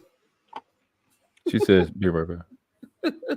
You mind, Callie? Go ahead, Callie Beth. You want to read the super chat? It says we got man boobs. That's what Quentin said. Well, 304. He said 304. Quentin, you got man boobs. I don't know what's going on with this. I'm not interested, bro. I'm not interested. I don't know what's going on in our space about man boobs, but lately, relax, man boobs been the topic of conversation. Maybe I have to do a show about this man boob situation. God be on you need to let the niggas that got titties do it. Fatty and Fantastic. My final thought was just, I don't care about what the number is, how much I weigh. I don't care about the number. I care about how I look. So even if I do go ahead and I have, I have the hourglass shape and everything like that, if I turn around and I look at the back of my thighs and I don't like the way it looks, then I'm going to do something about it. You know what I'm saying? So I don't care about the number. I care about how I look. And I care about how I look in my clothes. Fuck the number. So now people will also want to say why we don't care about how we are actually, or if we are healthy or not. Is our arteries clogged? If we are we pre-diabetic? Are we right there towing the line of diabetes? That's the thing that we should really be worried about, not about necessarily how we look, because we get it that when you look in the mirror, oh girl, I think my butt getting big. Oh, we get it. That's what the song says, and right, that's a part of our culture. But when I do get bigger, that's when I start having high blood pressure issues. So I think it kind of goes hand in hand. Okay. Like at my biggest, I was 220 after I had my third kid. Okay. And that's when I had blood pressure issues and shit like that. Or I'll be standing and my fucking knee start hurting. You know what I'm saying? Shit like that. Yeah, that's real talk right there. You can feel it, and it's closely associated, but it's not necessarily 100% absolute. You know what I mean? You can still be skinny and have diabetes and have high cholesterol and shit like that. But we all know that when you get bigger, that's when shit starts happening. You know what I mean? But I'll land it there. And so that's the key part. And that's the key part. World class want to hone in on is that healthy part of when you start to feel the way and you still convincing yourself like, I look good because my butt is big or whatever. You get more attention. And that's the part where we kind of get diluted in our conversation. I know world class wanted to jump in right there. Also, right after that, I want Sway Producing to jump in. And we also got the beautiful, talented Quentin on the show. What up, boss? That's right. I said I've been trying to jump in forever. Oh, no, because I gave you the happening? mic, Happy, and you wasn't there. So I'm gonna get it back around to you. So we're gonna go world class, Sway. Should have said Happy, QQ. and then Quentin. So the thing about putting on weight is in this country is a lot of that shit is inflammation and toxins. You know what I'm saying? It's not even the real weight that people think it is. The fat that people think it is actually toxins. So when you have somebody that's actually lean, it will look crazy to y'all, but y'all walking around with literal cancer. Damn. You know what I'm saying? Because all the chemicals that they inflate the meat with, the preservatives and stuff, it's really not even fat. It's just inflammation and swelling. That information is for real. That's that hurting of the knees that Callie Bell was talking to not too long ago. It's that inflammation inside your body. What's up, Sway Producer? Good day. What is your thoughts? Why do you like women that is 20 pounds over the BMI? I think I'm cool. I'd be cool with that because so the difference between men and women, how the fat proportions throughout their body is completely different, and it's a lot more harmful for men to be fat or over it because the way our fat proportions is mainly in our stomach area and like chest area, the midsection, so all those arteries and guts and shit like that, so it's a lot more detrimental for us. But as the women, it'll spread throughout their whole body, so you will see women, well, they'll be bottom heavy, top heavy, maybe like I said, the main thing is for women is to keep their stomach in check and obviously keep their health in check and certain blood pressures and shit like that. And then to what's like that shit like that. Point, huh? The world class point about the inflammation, yeah, a lot of inflammation happens in your joints, and so that can be a cause of high salt, high sugar. So if you're eating a lot of salty foods, a lot of sugar foods and fatty foods, that'll definitely cause a lot of inflammation in your joints and cause other problems to hurt, happen too. Well, no, but wait, what I'm saying is a lot of what people think is fat in the arms is actually inflammation. That's caused by the arteries being clogged. Why? I mean, I can understand the point. I think a lot of women might feel that in terms of they women, I think, get bloated a lot more than men as well. So especially throughout hormones, so their weight fluctuates throughout the month a lot more than ours. So I give them a bit of grace. However, I know what a fit woman looks like, and I know what an unfit woman looks like. So if you are unfit, that's not a good thing. I think I can give you grace on your body weight depending on your height and build. So now, Sway, before I move the conversation forward, can you see an unhealthy skinny person? Yeah. Because that's the kind of conversation that we need to really be having as well. Absolutely. Because a lot of times people think that just because they are skinny, they are healthy. I also want to, hey, Quentin, what was you showing us just now as well? I would like to know what was that? I went to I got some nerve issues going on over here, so they ran my blood, and I was just showing that my shit's in the green. So why you have nerve issues is everything is in the green? It's I have flat feet, and it's like pinching my nerve in my foot. Damn. It's called like a Morton's neuroma. Make sure you don't have a. And they made and my feet were tingling, and I was like, "Oh shit, I got diabetes." They was like, "Nah, you got." They're like, "You got Morton's neuroma." He thought he was gonna be one leg Willie. Hell yeah, I thought I was a fatty, and they was like, "Nah, you good. You just got flat ass feet." Did you get an MRI on your foot? Yeah. Mm-hmm. Okay. It's like a little. It's like a little. Like your nerve is like inflamed. So make sure you don't get a tumor, because my girl had like a tumor when she was young, and then over time they fucked it up in a sense where it start to heal inside, and it made another tumor. So she had 2 surgeries on her foot under like kind of the same thing where it was like pinching her nerve and she has flat feet as well. I I don't know, but I do know she needs to have a insole at least for that 1 foot because it's still recovering and it still hurts when she walks a lot. Okay. Go ahead, Happy. I know you want to jump into the conversation. Go ahead, Happy. What is your thoughts?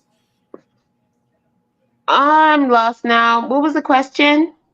We were talking about weight and appropriate weight. Sharon asked me, is it cool to date a woman over 20 pounds over the BMI, and why, we should be more acceptable to just being healthy instead of worrying about the weight? Because skinny people can be unhealthy. Fat Yes. people can be unhealthy. Yeah. Correct. Anybody can be unhealthy, but the main thing is unhealthiness determined by your weight? And I think for the most part, most of us agree that is a factor, not not the whole thing, but you can't say it doesn't play a factor. Right. So like we need to get all together and get Big Mufasa to lose about 30 pounds. We need to get Big Mufasa to lose about 30 pounds. So he Shit, can be Quentin healthy. too. Quentin need to lose about 32. 210. But like I said, I race motorcycle. By the time I get on my bike in fucking June, I'll be under 200 pounds. I'll be around 190, 185. I don't care. I pick up weight in the wintertime all the time. This is normal.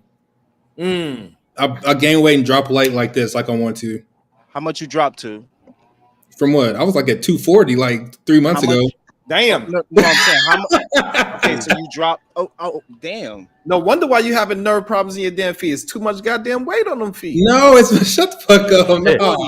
240 is crazy. I was. Yeah, it was crazy. Before, I ain't never. though. I Nah, looked at myself in the mirror. I was like, nah, bro, gotta go. Yeah, on me here. too. I was So, 240. I so looked what? myself So in the when mirror, you I look was in the like, mirror, hell so nah. that's similar to what Callie said. Callie said when she look in the mirror and she see her legs not looking like to her liking, that's when she knows she got to hit the gym and do something different. So when Like, you all my look shit's like all my shit's like into in my the mirror, so midsection. was it the fupa that made you say, "Hey, I this don't. thing is I too ain't low"? never had no fupa. It's like when I look, I got like back fat and shit. I'll be like, ah, shit. That's a fupa though. That's a fupa. Nah. That nigga One of Quinn the had things, love one of handles. the things, That's a When your masculine pectorals fupa, bro. You said one of the what? things if my that pectorals is too big in the back, or if you gotta pull your bra strap down to try to hide them, then you know you're doing like it's time to do some backups or something like that. You know what I'm saying? Like I looked in the mirror with my camera phone. I was like, what the fuck? And it had like a little crease on my back. I was like, hell no. Men start to something develop that men start to develop love handles first. So like yeah, they waist start to like go fat looking out like for whatever reason. so men is the original muffin top. I So don't also think men get PhD fupa. said, Their belly like just like No, it also comes out on something, the waist first. also something Yeah, that that's what I'm PhD saying. That said. She back said fat is a fupa. every 10 pounds that you're overweight, you lose an inch of your peen. So is that something else that you look at as well? Is that something that that's is not noticeable? true. That's not. It's So hitting. you saying that when you was Why you bring this 40 back pounds up, bro? overweight? Yeah. You was 40 No, pounds I'm 40 overweight. pounds overweight at 210. You 40 pounds overweight, so you went all the way Now to you 30. You ain't 240. 40. You 30. So you went to 240. So you was I like can be 50 pounds. 210 and be Hold on. fucking muscle as Actually, shit, you all and it 40. looks fine. Nah, you all 40. All right, so at one point Yeah, you was but like you won't 50 be pounds though. overweight when you was Don't do that. 240. So did you lose 3 inches of peen when you looked in the mirror? Shit. Is what I PhD couldn't see 3 inches of peen. Like I didn't lose it. It was still there. I just couldn't see that motherfucker. Yo, pause. That's what it be. Yo, pause this. That motherfucker was still there. Pause this. it was there This- somewhere. He said, I don't know where Hey, it Sway. all went, but Sway, this your fault. You take full responsibility. This is not my fault, man. But it's like losing weight and gaining weight. It's like Hell it's no. easy. Nah, that's Yeah. for men though. Like easy I for me. will give, like I said, I understand the level of women's grace. Even them, the metabolism is different for men. Like men we shed body fat a lot faster and easier than women just universally. yes, So I'll that's give very them that. But however, like there's a level of grace I give women, especially because the food is. Y'all brought up like this 50s and 60s and the 30s. The food is completely different. Even though organic food is bad for you, you might as well just grow your own food at this point or go vegan. Just mainly what I do is I don't eat until like I'm like stuffed. I just eat until I'm not hungry. And I think if you can kind of monitor how much you're eating throughout the day, do intermediate fasting, especially with the food that we got going on, like you know what I mean. So I think you just got to be aware of the reality of what's going on. So you might One have of to do more than think what they did in the 30s in terms of watching what you eat. one of the think more things is people. I the think more signal people. the signal Can I the just say signal in your something? brain the signal in your brain to your stomach is slow. So eat slower and chew your food up because you be full way before you know it. But go ahead, Quinn.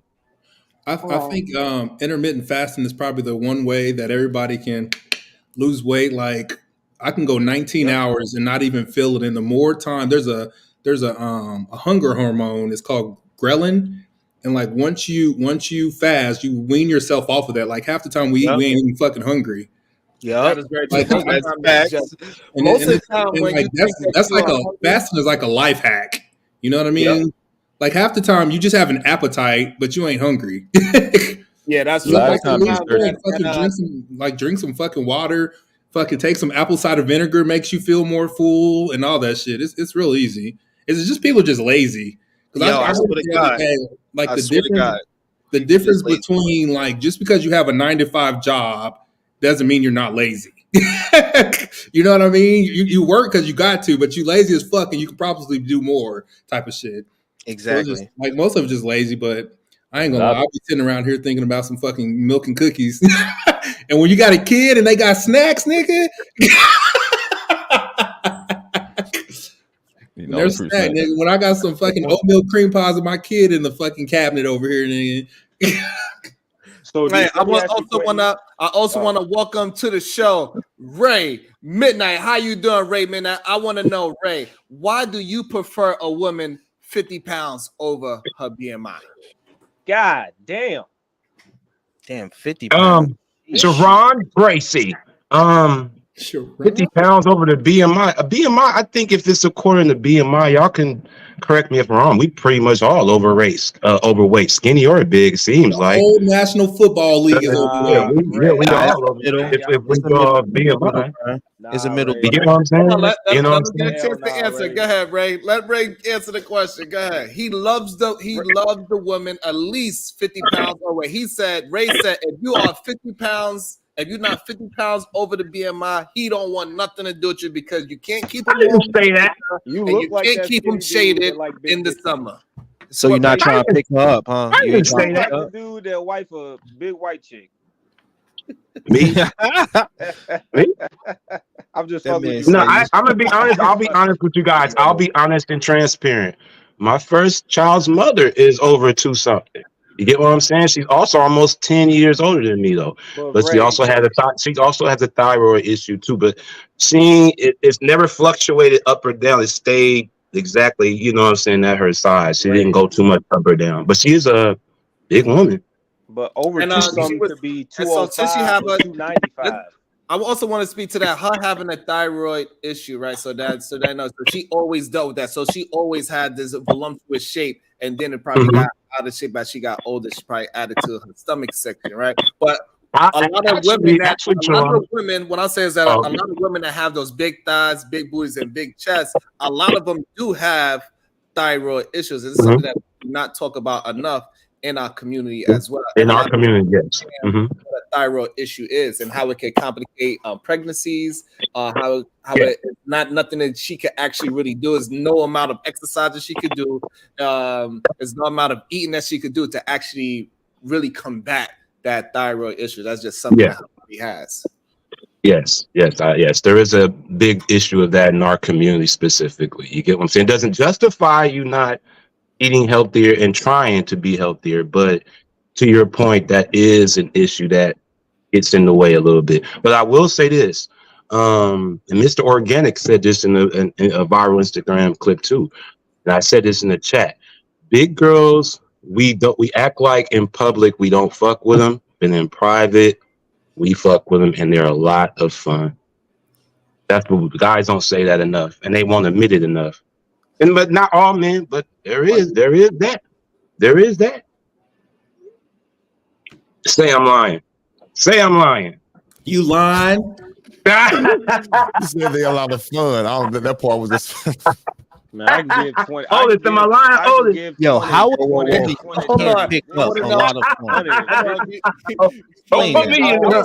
You can pick up a lot of fun. How is that? Hey, Otis, 2 tons of fun is too much. Listen, This girl right here is 180 pounds. Is that too fat? Damn, she's not much. I don't want to. Y'all can have her. I'm good. 185 pounds. Is that fat? To me, I that don't is. want them too skinny though. I don't want to be rubbing sticks together making fires. I don't want them too So skinny either. It's called yeah, medium. That's what y'all always yeah, I do like to a try to make these arguments. yeah, I A like a medium. medium to yeah. Mm-hmm. Got it. Yeah, I know you like. I know you like a Keep it medium. organized. I Let's keep it know one you at a like a time. Medium and medium. up. Yeah, Hold on, y'all. absolutely. Let's keep it organized. mean Go ahead, normal? Lee. Get your point. Otis one to jump in there. So let's go, Lee, Otis, and I think Sway wants to jump in there. Go ahead.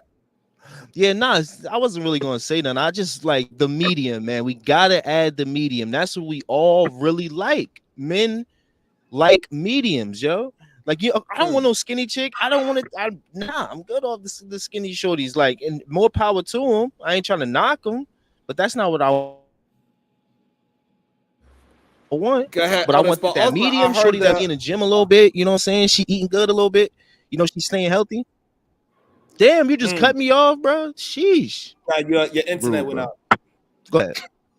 Your Oh internet went shit. out. We didn't hear you for like a Yeah, good. yeah, your phone was going in and out. Your internet, yeah. Oh yeah, damn. All right, let me move yeah. closer. Damn, you trying to beat me up about it? God damn. My bad, Sherrod. My bad, Sherrod. Ron My Crazy. bad, bro. Before Otis go, About to be a situation. Hey, hey, hey. PhD, bro, are you there? Hey, So next level, moving forward, people have 2 to 5 pounds of waste in their colon alone. Detox, people, go get you a god. Go squat, squirt some water up your ass. That so shit, you they get- have like Damn. those places. Yeah, that shit. damn, Teron. Not to He squirt right. water up your ass. Damn. Yeah, hey, that's what you gotta do. You gotta put some Oh. water up your ass with a Wow. squeegee. Well, not really a squeegee, but What's you gotta going put Oh some water hell up no. there so you can clean out your goddamn. They actually colon. have people that'll do it for you. It's like $50. Yeah, it's called a colonoscopy. And you'd be surprised how much. Yeah, get it professionally done, people. You'd be Colonic. Oh my surprised how much. days, bro. I could have 30, gone for 20 another year, 48 20-year-old years without knowing this. Colonic. 20, hold on, you'd be surprised how you have like 5-year-old doodle just stuck inside your Yeah. colon. That was Yo, I am too hold young on, to be this hearing is about No, colonoscopy. Sway. No, hold sir. on, No, I'm Sway. No, serious. Sway. I Wow. don't want to hear serious, about this shit. Literally. All diseases start in the colon. Hey, yo, what's happening? I'm good on that. I don't know. They just had Tourette's. They don't hear me talking. They just had Tourette's. Nobody want to hear what you saying right now. You talking about old 4-year dookie? What, bro? Come. That's Bro. where it come from. That's where all the diseases come from. It come from the colon. You clean your colon out. But like you saying. you supposed I to get hear that done y'all, after but why your, we gotta be so graphic, bro? Y'all can't like beep y'all, Males. like beep It's not- yourselves or something, not like kindergarten. beep. We don't got a So like a this is- special. So Man, I this is could've something gone that's supposed to 48 get years done though without hearing after All right, look. So Otis is being patient. Let's get Otis in there. Sway one to jump in there, and then we go Ray Midnight. Go ahead, Otis. I didn't really have much to say on that topic, but you guys no, but seriously, let's get serious real quick. You guys brought something up, and it's real quick, and it's regarding health. I think I am the oldest person on this panel. I'm only 53, but with that being said, I will be going to have my first, hopefully my last colonoscopy next week. The good thing about that is you're talking about releasing the old stuff that's scraped against the walls. I'm going to be getting that out, but Man. joking, but serious at the same time. It's a scary thought. Men, especially men of color, do not go through this process as we should, because it's serious. We know that we do have a high risk of colon cancer and things of that nature anyway. So I'm just saying that, and I'm just taking this serious. We joking a lot. We have to joke about this, but going under, getting the tube stuck up your rectum to see if you have cancer is nothing to joke about. And I do have to take them pills to make me do what I do 24 hours prior to get all the so I'm just sitting here listening. But think about that though. We need to get that done. And my plane is landing. Yes, you're right. Go ahead, Sway. Tell us when are you going to get your first colonoscopy? Yo, how old are you, Otis? 53? He's 53. All right, so I didn't need to hear about that for another 30 years. That's not how it works. No, you can get it now. Good on. It's a joke, but damn, I didn't need to listen to that shit in at least another 15 years. God damn, like what the fuck? Anyways, I appreciate you for at least putting me on game before I get there. Thank you, Otis. I know that's a vulnerable conversation to talk about. No, it However, wasn't, but I got you though. I feel it you. definitely is on these YouTube streets and Sharon's space particularly. I guess this is actually one of the first times I guess we really talking somewhat about solutions. People not derailing and fat shaming or colon shaming or whatever else shaming left or right. We kind of joking about it a little bit, but I think for the most part people are kind of trying to take it seriously. So I'm with it, man. What else? What other healthy habits do I need to have other than becoming vegan? I'm not going to do that. I've heard some people say eat all meat. Pause. So that's a very That good works, man. point. That works from some people. So before we move it to Ray, that's a very good point. So what you can do to really understand what your diet, you need to go and get your blood tested. It's a certain kind of test that you could take, and it tells you what kind of food is best for your body type. So some people it is, but it's not a vast big group of human beings, but it is some carnivore human beings out there that they need to eat more meat. Stop switching when you hear me come out here. That makes me think you're doing something wrong. But the problem is that keto diet, you need to go get your blood work done before you go and try. Keto is hard though, bro. That's hard. Yeah. Go ahead, world class. It seems like you have a thought on that health part right there. But Do tigers have a blood type diet? Sorry. Do tigers have a blood type diet? Say that again? Do tigers have a blood type diet? Do bears? Yes. They don't. Yes, we seen Simba. Simba was eating. That's a cartoon. That wasn't a thing. So it's just your body is made. That Simba is also a lion, okay? Not a tiger. You're right. It's a cartoon. It's a cartoon. So you're right. It's a cartoon. But go ahead. You made out 100. You made out 102 minerals. Your blood the pH of the blood is 7.1. You need oxygen, and that's the foundation of your health. And people just need to understand those 102 minerals. Make sure you're getting that in as much as possible. The pH is 7.1 of your blood, and stop putting acidic things. Stomach, most of your body, your brain fluid is alkaline.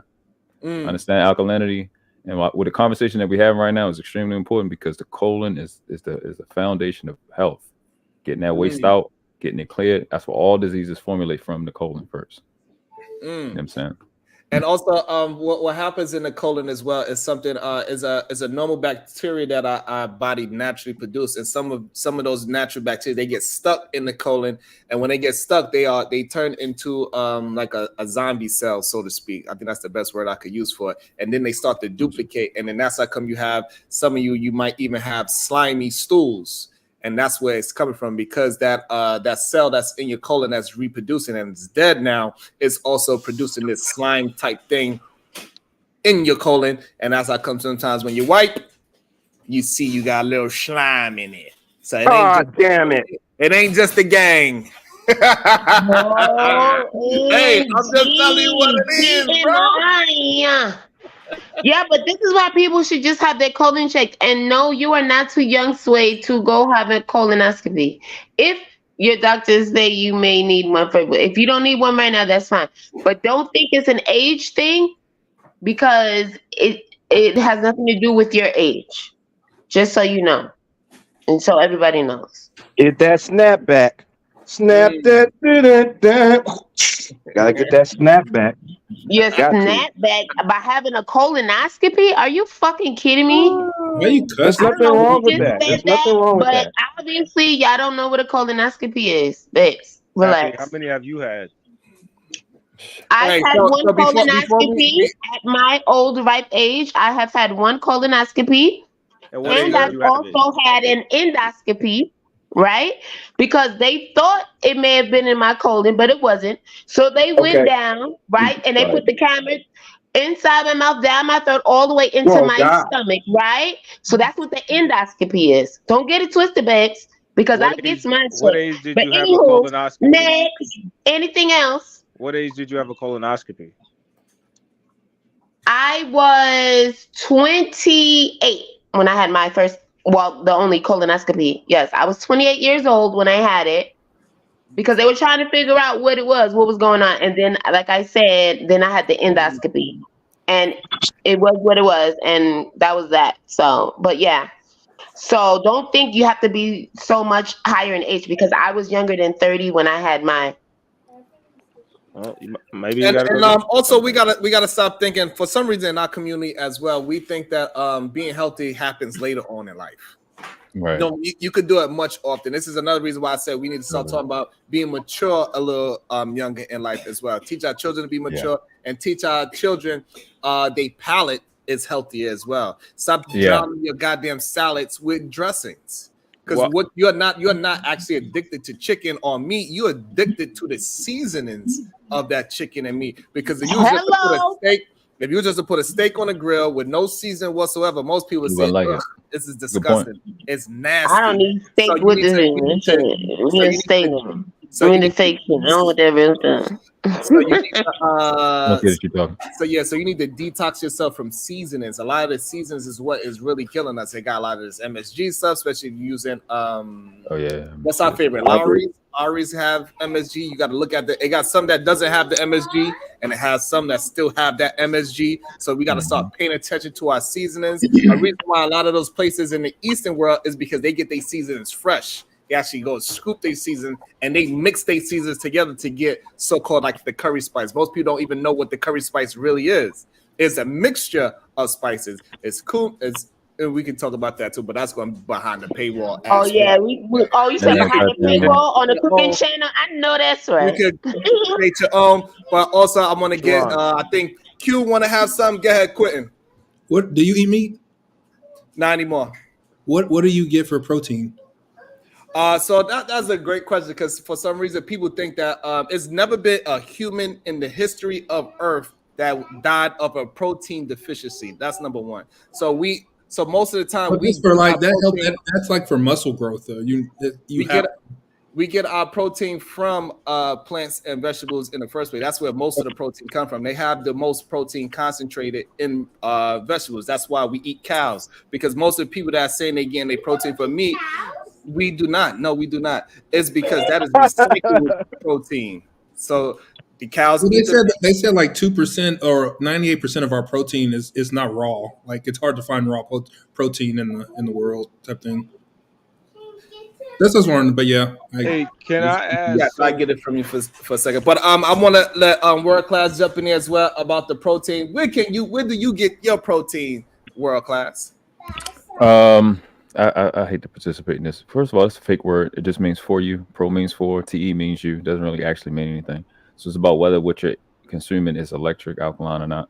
So like Essentia's trash water, don't drink it. Don't have no energy in it. Switch to Fiji. But like you said already, everybody gets their protein from plants. You don't actually get any protein from a creature that breathes air like you, because what you're eating when you eat the mussel is blood. That's what you're consuming. You're actually eating blood, and your body doesn't need it because you're not a cow and you're not a chicken. Especially when you have cows, chickens, and pigs who are fake creatures. They're hybrid creatures that Earth didn't even make. So can I add something really quickly, if you don't mind? Because I want to jump in real quick, because like we were talking about people getting their colonoscopies and things like that and all that. I do want to add this, and I'm glad you guys are saying this, because a lot of physicians like to tell us all the time, especially whenever we're getting blood work done. And you could even be visiting oncology. You know what I mean? Whenever they take your blood, the first thing they want to tell you is, oh yeah, go eat the rawest steak you can find. Like, I mean, go eat a steak as bloody as you can stand to. You get what I'm saying? They like to tell people that all the time after, they take your blood. You get what I'm saying? They like to make sure, oh, well, you're not going to be behind the wheel. And, oh yeah, let it, try to keep you like conscious after they take all this blood from you. And they tell you what? Go eat that creature, like you said, right? Go eat that cow as bloody as you can stand it. Also, I want to say this is so like, what I also find interesting, I'm happy, is that like when, people don't realize that all that so-called juice that we get from our chicken, turkeys, and that meat, that ain't nothing but pus and blood. That's Absolutely. all it is. When That's you all say mucus. that meat is so juicy, that's all it is. It's pus, blood, ligaments, mucus. It's mucus. All those goddamn things is coming out of that that thing that you are frying up and you cooking up. That if you don't drain it, that's exactly what it is. Absolutely. People would just say what it actually is. I don't mind people eating whatever they want to eat, because sometimes I do want a goddamn oxtail. I ain't gonna lie to you. Y'all just stop Ew. talking That's about the only food. Listen. That is the only food that I actually miss. Whatever, that's just me, maybe because I grew up on it. Because that's the only one I actually miss because that's something that you just cannot substitute because of land all the the bone plane. Is marrow that that's you in pressing it. the airplane button? Huh? Land the plane, Go Sharon. ahead. You You on the hit the plane plane? like You land the that? plane? Yeah, you No, got the that's plane me. button? That's me. No, no, God damn. no. That was real life. Sharon, can I ask you a question real quick? And to the panel, can I ask a question real quick while we're Go talking ahead, about Ray. health and weight? You guys remember that when we grew up on how it was about being skinny and the bulimia, and I brought this up before, back in the time where bulimia was a thing, right? Now, remember back during that time when women, was throwing up their cookies to stay skinny. Wasn't that the same time they were still saying we was out of shape as a country? And now we have a time where women are doing the opposite, trying to be thick and getting fake stuff to look thicker, but they still saying we're overweight. Is that pretty accurate to you? Well, generally, we are overweight. That's my point. It doesn't matter how skinny, what I'm saying, or big. According to the BMI, what I'm saying, we all still gonna be overweight. You get what I'm saying? But either way it's tried. The best thing that we could learn is that from the time of the pandemic for Black folks, and they was teaching us how to eat better. And for the ones that wasn't, and even before then, and we've seen a pattern for those and situations that has been tried to be silenced for the benefit to be healthier, to avoid situations like this again. So it's just a matter of the discipline of learning what you already been knew about staying healthy. And it is hard because the sugary stuff is infectious. That's the whole key. So it's a matter of discipline. It's a matter of discipline, what I'm saying, about how you decide to go about your body, especially as you're older. Because like Otis said, we have to, after 40, we do got to take that colon test. It's just a matter, we have to do it. Y'all seen Soul Man with Bernie Mac. There's going to be that situation, or should be, for every man. We're going to have to do it. It's just a matter are you going to be selfish enough to go do what you're supposed to be to live longer and healthier? That is one great point. And speaking of going to the grocery store and using your kitchen as your medicine table, because really your kitchen should be your medicine. That's where your real medicine comes from. It's the stuff that you put in your food. And since today is Women History Month, I believe, I want to talk about a lady. What's her name? Her name is History Month? Yeah, it's Women History Month. You didn't know? Her name. Moving off, bro. Her name. No, I'm going to jump back into it, but I also want to give some more education and some more solutions because people act like we don't come down to some solution over here. So I just want to give some great information about a beautiful woman because they say they don't invent shit. Her name is Margaret Knight, and she invented the flat bottom paper bag in 1986, and she invented the machine that which we all now use today to create paper bags. So now when we go grocery shopping, we don't got to carry things in our goddamn hand. So shout out to that beautiful woman, Margaret Knight, who created the very first shopping bag for all people across the world, so we don't have to carry all our goddamn groceries by our hands and in pickup trucks looking like the good old boys. Salute So to shout out Margaret for creating Knight. flat bottoms. And she is an inventor, and she created a machine. So now, ladies, whenever you get into an argument and they say women are not inventors, they haven't invented shit, you can say, well, I know Margaret Knight, God damn it. Not you Knight. weaponizing Well, they didn't know anybody before today. And Margaret Knight, she invented the machine that created the flat paper bag. Flat bottom. Solutions for your ass, God damn it. Quitting like that one. Yeah. We gonna start doing Is that all? You're not gonna talk more about her? We're gonna do that every day. I'm gonna try to do that. Give y'all a new historic woman that invented something or did something powerful for us American people so we could be fat the way how we are now. She actually helped us destroy the BMI chart so we can gather more food and we bring it to the table. Shout out to Miss Knight. Sharon, you think there's such a thing for drink? You think there's such a thing as drinking too much water?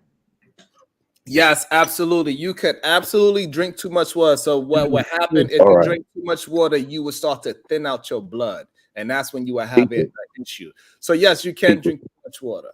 Absolutely. All right. Teach that. I was just seeing what you was going to say. You're welcome. Go ahead, PhD. But Awakening. what's your thoughts, PhD? If you want to talk about some female inventors like Mrs. Knight? I could, but I wanted to talk about the drinking too much water comment. Yaki Awakening said that you're not supposed to drink water at all, that you should get all of your water from fruit. He said only animals drink water. Oh, he's this guy. His videos go. Is it The guy who non-acidic made fruit? the video who said that when a woman have sex with a man, his sperm go to her brain. Y'all ain't see that video? He be everywhere. My nephew sends me this stuff. He's like a new Dr. Sebi. Well, I mean, like it depends on what part of your body you consider your brain, because some people could consider your stomach a part of your brain. So if you swallowing, then yeah, I guess it could go to your brain if your stomach is in Well, they do call your gut your second brain, so yes. So in that case, then yes, I could agree with him. But otherwise, I'm not too sure about that. But yes, eating your water. So like, that's one of the reasons why I do eat cucumbers. I do eat raw lettuce, because that is definitely a form of, yes, raw lettuce is delicious. But isn't that considered, Sharon, depending on what, does it have to be non-acidic or acidic? People cook Depending? lettuce? Say what? People cook lettuce? Is it supposed to be acidic No, because you fruits said or raw lettuce, non-acidic? like people cook lettuce. Like who the fuck cook lettuce? Meaning that like it's not. It doesn't have Same dressing people on that cook cabbage. I think he means it doesn't have any dressing on Motherfucker, it. you need to cook cabbage. That shit is harder than a bitch. Y'all people Ron, fall out. you Y'all know mean y'all it don't go to doesn't no have any dentist. dressing on it? Right, so Lord have mercy. let me Jesus address. Let me address the dress. So the reason why I said raw is because I don't put no dressing on it. I don't add seasoning to my food. Like Oh, What do you do? plain, Lime? You squeeze it with plain lime or lettuce. what? So you said raw, No, like the veggies, because I know No you lime? vegan. no lime, no nothing. I just eat the plant fresh out the thing because I know it's alive, so I Like eat it. chips, right? Like it's a chip, like a piece of seaweed. Like Lord earlier have when the mercy. people was asking that when you first started the video, and Lord they have asked about mercy. something else, I told him seaweed. Okay, got it. Okay, no dressing. Don't say raw. Like Oh man. I Do just you wanted hear to know who cooked lettuce. My bad. Happy? Do you hear voices? Say that again, Otis. I was asking Happy, do you hear voices? Yeah, I hear your fucking bald head ass. Oh The fuck? my I hear God. everybody, motherfucker. Ain't nothing wrong with my motherfucking ears. The hell you asking me that for? Fuck you thought this was? I was just Salute the asking. base gang, yay! Sway, how you go from we was just talking about all these solutions and now you want to tease? God, That's right. Bro, this is who you talking about me? yes. You I'm just said just we was saying, doing like, good. I You would just rather said go we back did. to what we were talking about What I'm instead saying of is calling that Otis bald headed. Sway, we did 3 hours of solutions. God damn it! Don't All right, get so now mad. it's And time then for the Otis fuckery. had to come in here with his bald headed ass Don't- talk about do you hear Sharon, voices? Sharon, Keep so Otis out the Hold on, fucking Happy. panel. So Fuck I have a him. question, Sharon. I have a question. I have So a what I'm question saying is, for you. don't get I'm mad trying at to. Otis Lord if he have just mercy. wanted to bring a little Jesus Christ. humor into it because he knew what he was doing when he did it. He wanted to bring a little light. Why he gotta be bald head though? He didn't like. He didn't I know. love it. He knew what Happy was going to do. I love Jesus it. Christ. But Sway got a Sharon, question for me, so go ahead, Sway. What's the He question? knew I wasn't gonna no, put it's him in a me. headlock. That's what he knew. Oh, I've been Yeah, patient, he Ray. chose the safe Oh, option okay, go ahead, today. Sway. You got it. Boy, the fuck? You sure Go ahead, did. Sway. I'm trying. He ain't fucking with PhD, but though that's cool. Oh yeah, never mind. Happy that. all right. Go ahead, Sway. So I get, you in world class perspective, and I'm not even gonna that's not the main reason what I'm about to say right now, because it seems like Oh, Sharon, Ron's probably been drop battling. Sway for 20 minutes. Damn. What the Goddamn, fuck? Sway, what you do? Sway, you're gonna Well, I have think to. Fuck up in 2020. Yo. I'm sorry. So PhD but now has $30 left in her credit. She used it on Sway, so that means yeah, $12.50. You will be back. Bam. He's about to slander Oh us. my God, this is What crazy. was you about to say? No, I just like to mess with Sway. Oh, okay. You do Well, nothing. it is You what do it nothing. is. It is He what it is. didn't even do anything. About to be a situation. Hey, hey, hey. Ah, Wow. What? Oh, Really, damn, Ed. Ed? Ed? Wow. Damn. Why, Wow, Ed? Ed. What the fuck? Oh, Ed. would you like to Hey, do the it's honors, Monday. PhD Diva? Sheesh. Yeah, I ain't reading Ed that. Unchained. PH Diva is the greatest. Thank you, sir. Oh no, that ain't what it said. That ain't what it said. Now there need to be some repercussions for her not reading the super chat correctly because Damn. she paid a hard-earned Absolutely. $2. So she need to get Damn. into the something. Man, he Damn. wanted that to be Hold on. seen. Ed I know ain't playing Otis. this I know morning. it would Something give needs to happen. Otis great pleasure. Go ahead, Otis. Read the super chat. Okay. I got Ed Damn. and Change donated.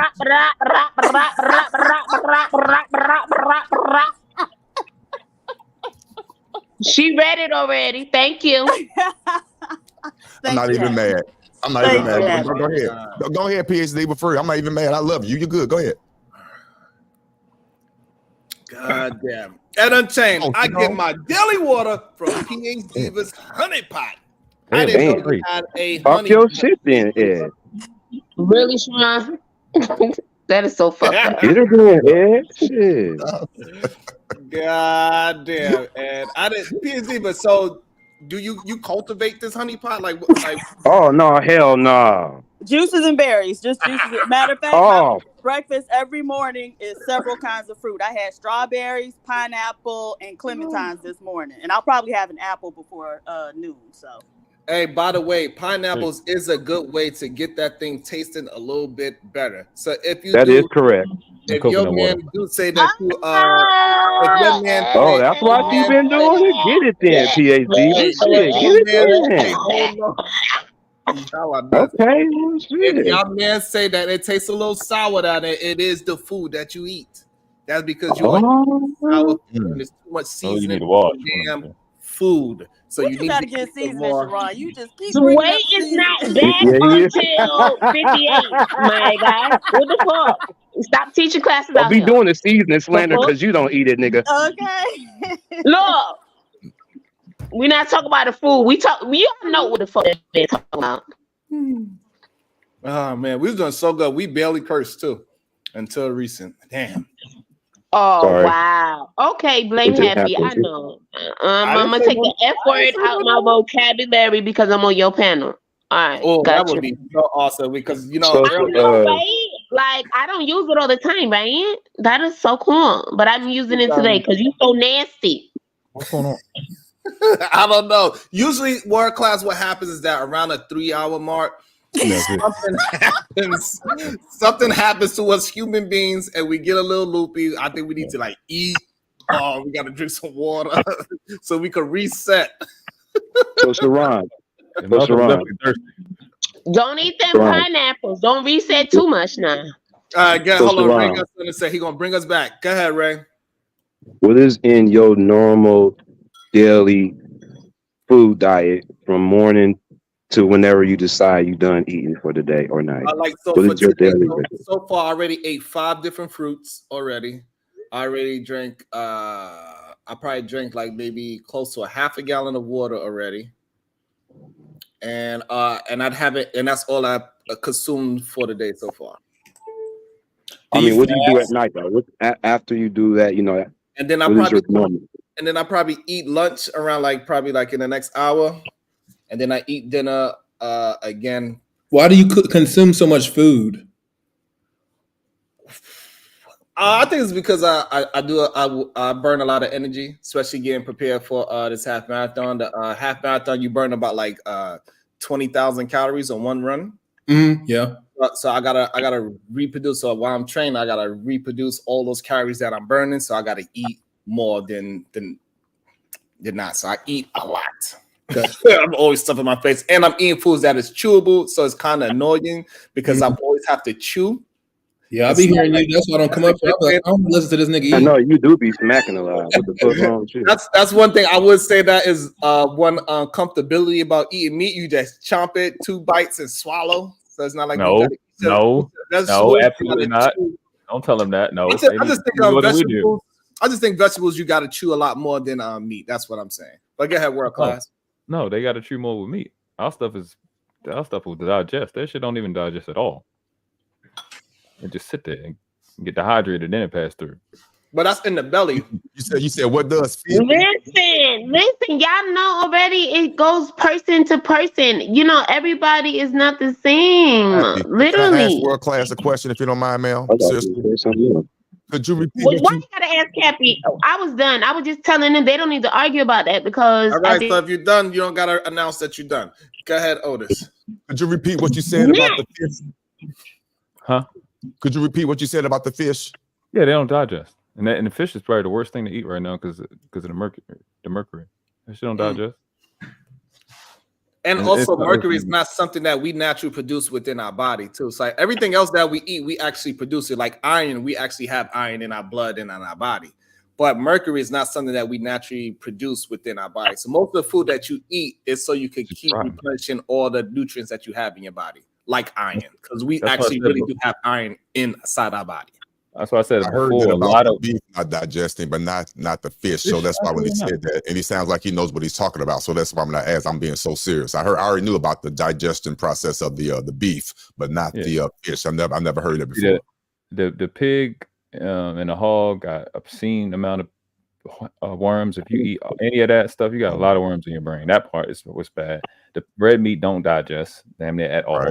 The poultry, which is mainly chicken, is one of the. They used to use chickens back in the day. Used to keep chicken when it was in enemy territory because the chicken immune system is so weak that if it was like some airborne pathogens, it would die first. Never give them time to get up out. The soldiers time to get up out. I need to research that. That shit crazy. So that's the chicken. Hold on, before you move past that, say that one more time just in case people miss it. Yeah, I like that. That's something interesting for everybody to look up. Yeah, I never heard that before. Yeah, so back in the day, we talking like muskets and shit like that. They would keep chickens when they're in enemy territory because the immune system for chickens is so freaking low that if it was some airborne pathogen, which they did that back in the day, that they would see effects in the chicken that would give them some time to get out. They would still get it, but it would give them some time to get out of harm's way. So that's the thing with the chicken and feeding them babies that chicken nugget and shit. Don't feed them. Chicken is absolutely horrible to eat, that part. Then so the fish, like I said before, the mercury, again, also the worms, it's horrible. And it, like I said, none of that stuff digests. It just sits in your stomach and dehydrate. Then it passed through years later. Like most of people, here's the thing, right? You got like McDonald's where they sell you meat, but you don't know when that cow died. A lot of that food died, it was processed 2 or 3 years ago. So then you'll get that meat and then it won't pass out of your body for like 2-3 years from now. And that's if you're lucky. So you say it like that. Damn. I just want to say that you shouldn't compare it to the fast food chains because people should be eating McDonald's anyway. They should have already known the facts and stuff about that part about it. That's where you might get the miss with whatever. But I'm glad you said McDonald's. Ocho Cinco did pretty good on the McDonald's diet, and he's pretty slender, so there's that. Hey, I think all those NFL players be capping when they say, "Oh, all I eat is Skittles, all I eat is junk food, and I'm a supreme athlete." They don't. They all have freaking their own cooks, their own chefs, no matter where they are, what they're doing all the time. It's paid for. For a man, happy. We don't need you to speak for us. No, you're not no fucking athlete. The fuck? You're not on that. I thought you said you wasn't going to use that word. No. So what do y'all think? You know what? I wasn't. But some shit happens sometimes. What do y'all think about the theory of the blood type theory? So there are certain diets that people should eat based on their blood type. Absolutely not. It doesn't make sense. I think no, that's a lie. Okay, one at a time. Go ahead. What again? We brought this up a little earlier. What blood type do tigers do blood type diets? What other creature does a blood type diet? None. But the reason why that's not fair is because we do have some humans that can't eat nuts, they can't eat berries. So we do have different. We have more nuances in us than in animals. A lot of that. Listen, and you want to know something, Sharon? You are absolutely correct. But guess what? Hold on, Happy. We also have humans that can donate blood to everyone, right? But they cannot receive blood from everyone else, right? The universal blood, right? Carrier. Okay, but hold on. We're not talking about that part of blood type. We understand, but that's not what No, we're talking that's what about. I'm saying. It doesn't matter.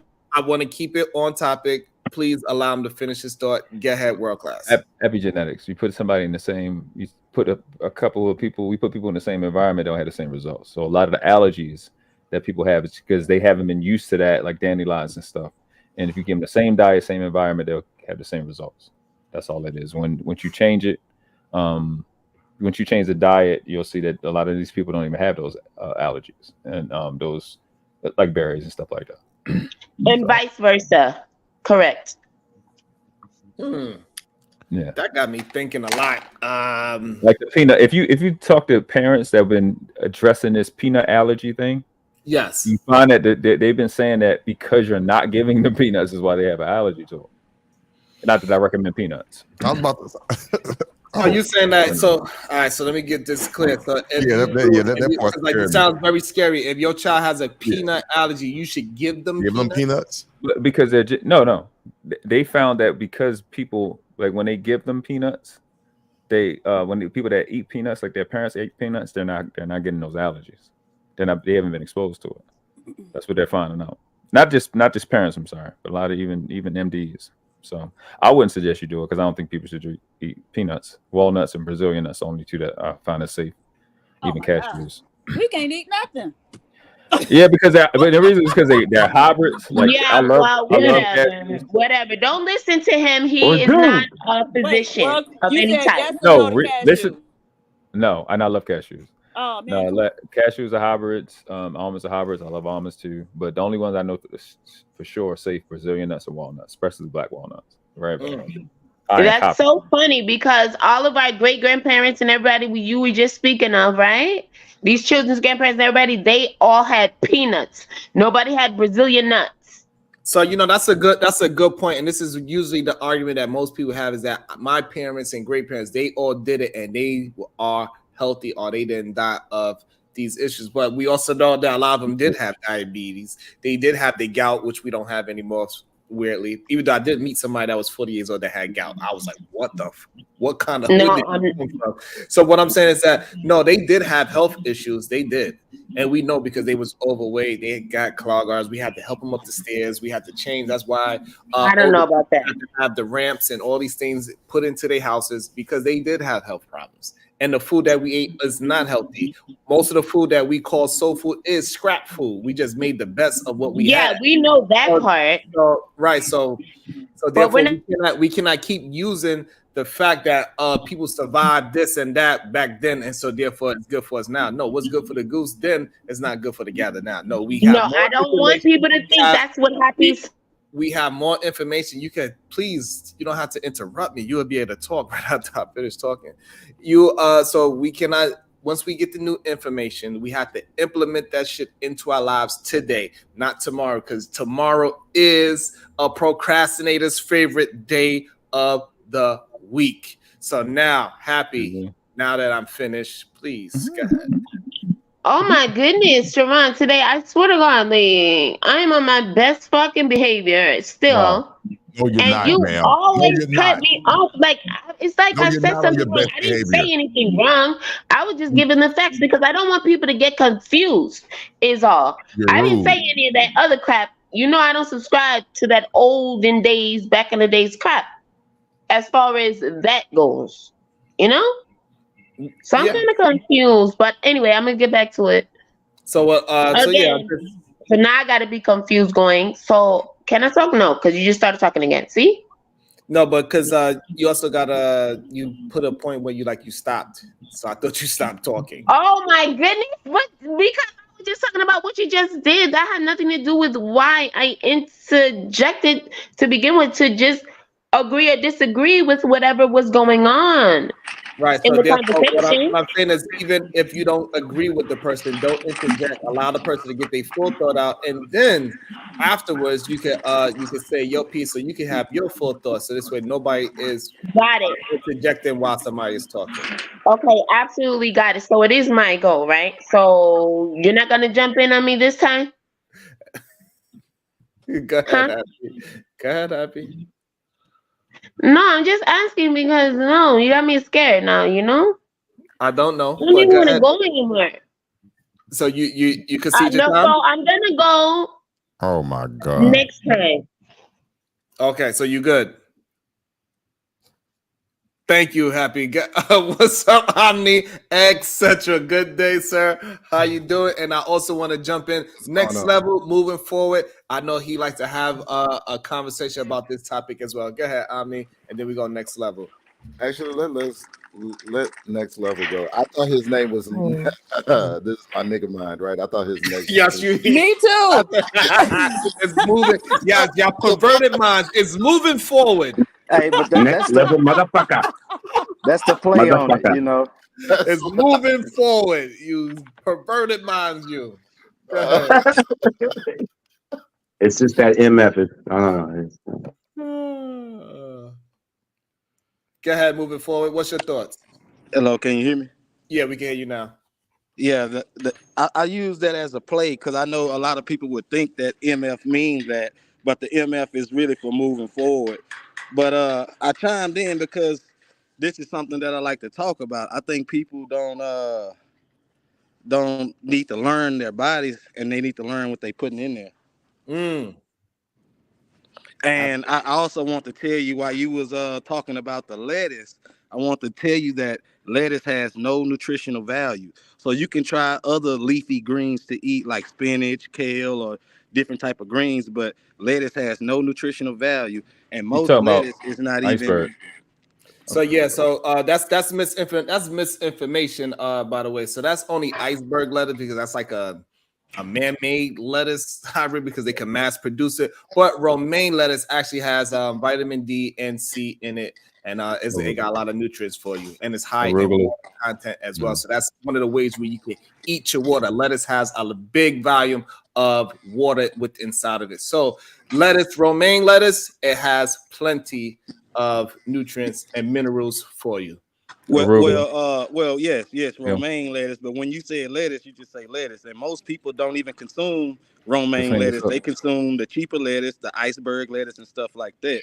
Most people, when they do eat salads, they get the bag salads and stuff like that. But I think we need to educate ourselves, and that's the only way you can move forward with that. Awesome. Are we gonna go Omni? You ready to speak your mind? We got Omni. If not, we're gonna jump into Kasim and welcome Kasim to the show. And we want to hear your thoughts. Go ahead. Absolutely. Yeah, people need to watch what they eat. I've never looked at the BMI chart and been like, oh God, I need to get in shape. No, I'm 6'2", 260. And majority of that is muscle. Okay. It's not fat. So like, yeah, I don't like. What do you tell Arnold Schwarzenegger about the BMI? I'm saying, does he go off of that metric? The Terminator? No, the Terminator did not go off of that metric. He was swole than a motherfucker. And we got dudes nowadays that are way more swole than that dude. Like, you know what I'm saying? He ever was. So I always laughed at it because I was like, yeah, for probably the standard human being that doesn't really like be in the gym like that or isn't trying to get ripped, that might be a good metric. The average human being that has a sedentary lifestyle, that might be a good metric. But for people that, you know what I'm saying, for people that are actually active and do things, like I also have a physically demanding job. So for people that actually do things on a daily basis, I don't think that it's a good metric. I don't think that the BMI is a good metric. And it's funny that y'all were talking about the leafy greens. I got kale cooking up in the kitchen, so I'm gonna have to run in a second to go grab that. Awesome. Yes, I said it. Collard greens, my bad, collard greens. But yeah, I said that earlier. I'm like, what does your life require you to have in terms of weight? So the BMI is really for civilians. It's what the insurance companies use to make their rates. So if you're an athlete, if you're non-civilian, you might need, if you like we was talking about what's his name, what's his name? The police officer earlier. If he's in the field, he needs more weight. Diesel TV. Diesel TV. So if you're a clerk at the court, how much weight do you need? You probably need to be around the BMI, right? If you work at T-Mobile, you probably need to be around the BMI because, and this people need to hear this. Putting on extra weight for a lot of us is a false sense of security. Because in reality, protecting yourself is about how deadly and how lethal the other person is. If I can get my gun out and I can put it in your face, what difference does it make how many push-ups you did last week? Damn. And I can put something through your face 2,000 miles an hour, it really wouldn't matter, or get you in the neck. So we a lot of this weight stuff is false insecurity. Like I said, I was 255. I was throwing people around, beating people up all the time. I hear you. But at the end of the day, do you have the skill set to protect yourself? Weight not gonna help you. Somebody can box your face up before you do your jujitsu or your judo stuff. Or put what's that shit? The taser and shit on you. So it's a false sense of security. Just like a gun, it's a false sense of security. You either equip or you're not. Great points. Go ahead, Kasim. What's your thoughts? No, but I just I never really focused on that BMI chart. I just pretty much had a particular weight that I was comfortable with, where I felt lighter, I felt agile, I felt quicker, and I just basically like maintained that. What I did notice is that in my teenage years, like in the 80s, going to the 90s, that people were a little bit slimmer back then, and you can see that through some of the videos. If you look through the early 90s, the people that they had in the videos, those individuals were small. I don't know whether it was because of all the style of dancing that we did back in the day that had more movement, or the individuals did a little bit more active back in the day. Because if I really do recall, a lot of more physical activities going on back in that day. So it could be a lot of different factors as far as why individuals' weight changes and fluctuates. A lot of it can be due with genetics and our metabolism and things like that. But I would just say to anybody, be at a weight where you feel good and you feel comfortable at the end of the day, because that's all that's going to matter. Your happiness is going to radiate through other individuals, and other individuals are going to pick up on that energy. Some individuals get it, and some individuals won't. I think we just remember the history a little bit different. I think we just, when we get older, we recognize the bigger set teenagers and the little kids. We're like, damn, that's a big kid. And then we think that all the kids is moving like that. But when we look at it, most of the kids are still really roughly the same size. They are not much bigger. It's just that the big kids that are big, it's just like they are ridiculously big. Like now they have 6'10", 13-year-olds more often than not as well. So it's like it's a little bit of both. Like I think it's also because of social media, because like I got a 6'10" kid that's somewhere overseas playing basketball. He's only 13. That is ridiculous to be 6'10" at 13. That's ridiculous. And so listen, it's really a difference though. I'm sorry. I just wanted to say, because someone brought So up. not the fact that he's over there playing basketball. It's just the fact that he's that size at that age. Thank you, Happy. Go ahead, Omni. Finish your thought. I was just going to say, someone said in chat that doctors know nothing about nutrition. A lot of doctors will be smoking out here trying to give you advice on what your health is. I just want to put that the doctors, their main problem is the medical field. The main problem is that they do it to make some money. They want to make money. So the more pills they can prescribe you, the more rebates they get, and they get kickback from it. So that's why you gotta really try to find a doctor that's really about your health, that's really about your family, and that actually cares for you and say, hey, listen, this is what I'm supposed to be giving you. However, you need to do X, Y, and Z. So it's up to you to choose which one you want. Don't tell nobody I told you this. You need a doctor that's going to keep it 100 with you, or you could just follow the line of just being a sheep. Because my doctor, if I needed to, I'd say, hey, just put it on the thing that my child got the shot if I needed to. That's all I got to say to that. If I needed to. And be mindful that most doctors won't be the one to tell you. It'll usually be the nurses that will tell you. If I needed to, he'd be like, yeah, don't worry about it. I got you. As simple as that. So you just gotta have a doctor that's willing to be about you and your family and not about the money and the medicine.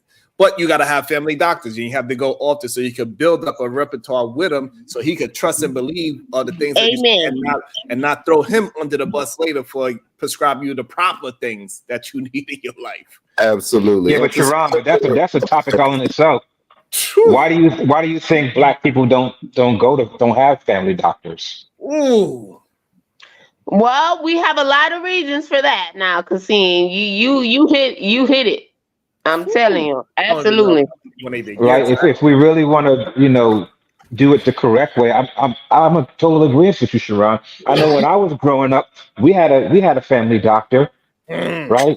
And when we was in Long Branch, New Jersey, we had a family doctor, and even when we moved from Red Bank, to Long Branch to Red Bank, New Jersey, we kept him. The only reason why we got rid of him is because we moved to South Carolina. But I had a family doctor for 8 years of my life. Yeah. But you guys pay out of, did you guys come out of pocket? My dad handled all of that. I don't know. I was a child. Man. I'll leave you for that. I'll use you from that. A lot of reasons we don't is because we're using the free insurance and stuff from the government. So you switch flipping and flopping. We'd be flipping and flopping on who we deal with. Now, if you go to a clinic Wait a that's in minute, your so you're neighborhood, telling me you don't choose your own care physician? He wasn't finished with the start. Can he finish? He wasn't finished with the start. I want to let him get a start. Okay, I heard you. All right. That's just a lot of people be going to the free clinics and people they're just using whatever's convenient at that particular time. So I think it's more commercial reason than like they don't want one person. I think they do want one person because I think when some of the girls go get some of their situations, they'll kind of use the same person. With their private situation. If they get a child patient or if they getting a checkup and something, they'll go to somebody that they trust. But for the family, no, we don't have that. Yeah, I think that's a really good point. Is that the insurance do make up people. They're not really concentrating on getting a set doctor. They're just like, I'm just going to the what doctor. You can afford. Right. I'm just going there. And so now the doctor that you went to for the past year, now you got to go and renew your medical insurance since it's free. And now all of a sudden that same doctor, he don't take any money. He says, I don't take that. And then they go ahead and go find the next doctor that takes it. Instead of saying, well, I'm stuck with this doctor. Moving forward, I'm going to keep on going, not send my chart to this person, to that person, to that person. I have the same for 24 years, same doctor. All my kids go to the same doctor, even though it's a trip to get there because I moved. However, that's it. He know all of us. He know all of our medical situations. He know all of our blood. We go get our blood work done, especially since we vegan. And so since it's always this ideology that vegans do not have the proper nutrients in your body, we get our blood work done every 6 months to make sure we're not missing anything. Make sure we're not nutrition deficient or protein deficient, because people swear that since you're a vegan, that you are going to be missing proteins in your body. So it's important that you need to go get a doctor that cares. But if you with him for 24 years, he's going to be more willing to give you the real and not just make $1 because you've been rocking him for 24 years or so on and so forth. Indeed. Yeah. And we gotta do that with each other. We gotta have these. I'm glad we did have this conversation today. I did not know we was gonna get so profound today. We even got down to some solutions with me and Ali. We got to some form of a resolution. He still don't like me, but we are in peace with each other. So that is a great thing. Sometimes we just gonna see. Oh, now you could mute me. Wow. Kasim, this your fault. I'm blaming you. It's not my fault. You know what, man? Honestly, I think a lot of this stuff, these issues and this drama could be mitigated if we could just be respectful of one another and quit trying to make little jabs and little jokes, right? I just have this one verse in my mind, like when I was a child, I thought as a child, but when I became a man, I put away childish things. Woo. And I always remind myself of that. I think if we cut out the little jips and little jabs, it'll stop like 90% of this foolishness. It really would. Yeah. Amen. Amen. That's what I thought 2 years ago. I really thought that. Nope. I think it's starting. I think we slowly getting there more and more as the space is progressing. Because I think they thought the space was going to die, and clearly is not dying. It's actually expanding, right? Because if it was dying, we wouldn't have a space for DJ Hamp to do as well as he's doing, because he's still in our space as well. Thank you, Yeah, but man. people come to this Thank you, space man. for different reasons, Sharon, and they have a different mindset of what they want this space to be. So collectively, we can't agree to what the values and the boundaries and standards are. However, there are some individuals that do a better job in moderating, their panels and making sure that it's kind of consistent across the board without too much mayhem and foolishness. I have recognized that over the past several months. Yeah, I think everybody's different moderation style is unique to their own. But what I'm going to speak to is more directly to the space in general. I think the space in general, we tend to like, just like anything, when something big and negative happen, we like, oh my God, look at this, it's all toxic. But we go through this show right here, we got 3 hours clear of productive building. And we probably got maybe 20 minutes of nonsense. And not even really nonsense, honestly, because I was here from the beginning. So let's Well, you be will clear probably about be that now. included in that You nonsense know, part. for real. Like not even 20 minutes. Y'all nuts. Don't. Yeah, he can say whatever he want. Now it's nonsense him smoking that fag on the motherfucking screen and shit. Oh my goodness, you didn't But have we to ain't use gonna that worry word. about that, right? Why You you didn't gotta have to be up use here that canned up? word. You could have canned down for that. Out of all the words you use to describe a cigarette, you had to use the one word that's not even And it's not even a related cigarette. to. It's not even related to America. They use that word What over in. they call them. Is that not what he's smoking, or you smoking something else? No, I'm smoking something else, but I get your point though. Oh, okay. Well, he said he's not smoking nothing else. So, Oh my. Well, there's that. Yeah. So we hit the 4-hour mark, I guess, and people need to eat some food. We need to drink some water. I would probably try to come back. I kind of want to keep going because nobody's here and I have quiet time, so I could have kept going. But people get fatigued. We get our brain fatigue. We get brain fog. We need to eat some fruits and vegetables and drink some water, so we won't scream and curse and yell at each other and throw F-bombs at each other. So we are the solution-based gang. oh We will man, be see, back. that's what I'm talking about, We Sharon. will Why you be gotta back. take this shot at you? I can come at myself, All you right, know. Sharon, peace. I'm out. I can So say we are the Otis. All right, Will man, be not, good, it yo. will not have not. Oh That'd be my great. goodness. Well, bye. I'm staying. I ain't going. All right, so don't go. She loves it. All right, Sharon, man, be good. I just want to pop up for a minute. I only had like a half an hour break, so Thank you. I appreciate you for stopping by. no problem, man. Be good. Peace So to you. yeah. Man. So that's what we do. We deal in issues, and that's the only way we can get down to solutions, by dealing with issues. I think we tackled the BMI chart pretty well today. We recognize that it's not something that we can use for all humans. You need to just be healthy. You need to go to the doctor to see if that BMI chart fits you. So we need to go check your muscle to fat ratio. That's what you really need to go check out to make sure your arteries are not clogged to any of those things. And we rebel against remedial rhetoric. And one of the remedial rhetorics that people do is that fit, feminine, and friendly. You got to be a certain 130 pounds. If you 5'2", like, no, that's bullshit. Because you might have a bigger ass, bigger titties. It's all about you and your bone structure and how you are shaped and your whole family. Hey, Otis, would you like to have any closing thoughts? Another great show. I enjoy being on the panel. I like having fun with people. Shout out to Happy. Of course, it's all love and respect. You already know that. We just Salute to you. Salute to you. You already know. Most definitely. But I appreciate you and I appreciate the panel. That's it. Awesome. You got any final thoughts while you cooking your kale or collard greens? Yeah, I'm gonna get them in a second because I just tasted them and they are delicious. All right. But you know what I'm saying? Even if you live sedentary, I'm gonna tell you this. I keep weights in my office. You know what I'm saying? So you could just get it in while you in the chair. You know what I'm saying? Nice. Just get it in while you in the chair. So you know what I'm saying? Like, there's a lot of things that you can do, and don't let people like do the research for yourself. I want everybody to understand this. When it comes to the law and when it comes to doctors, they're called practices for a reason. They're called practices for a reason. They are practicing medicine.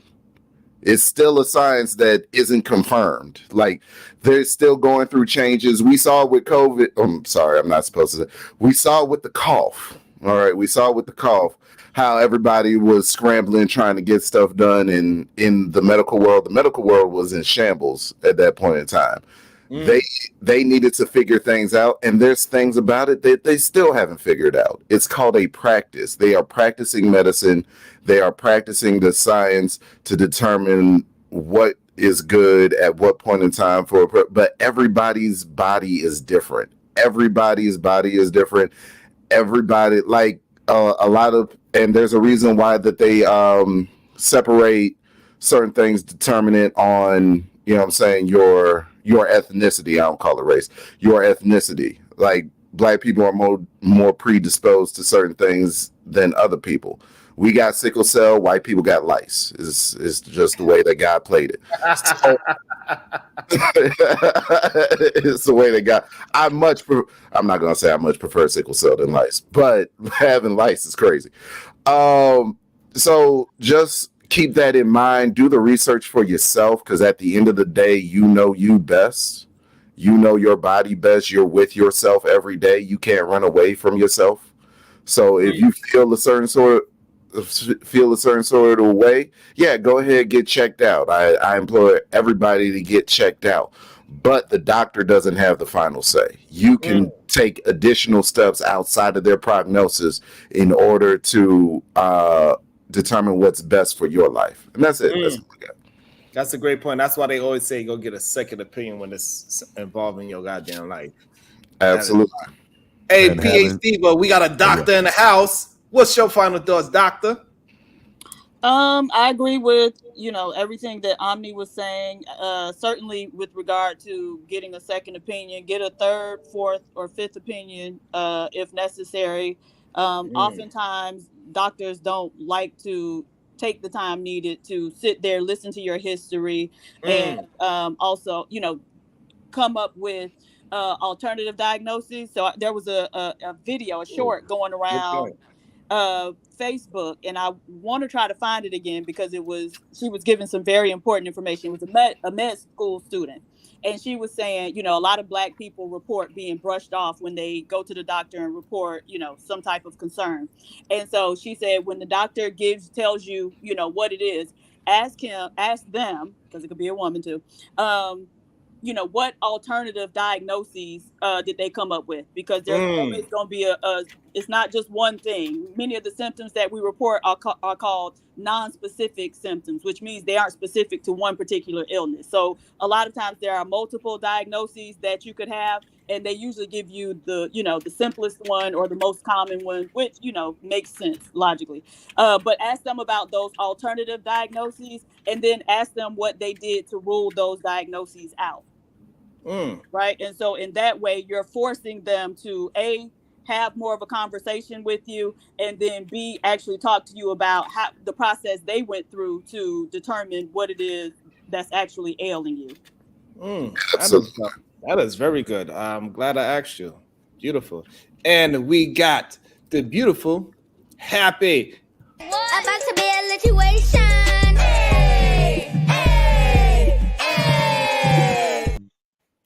Go ahead, Happy. Read the super chat and give us your final thoughts.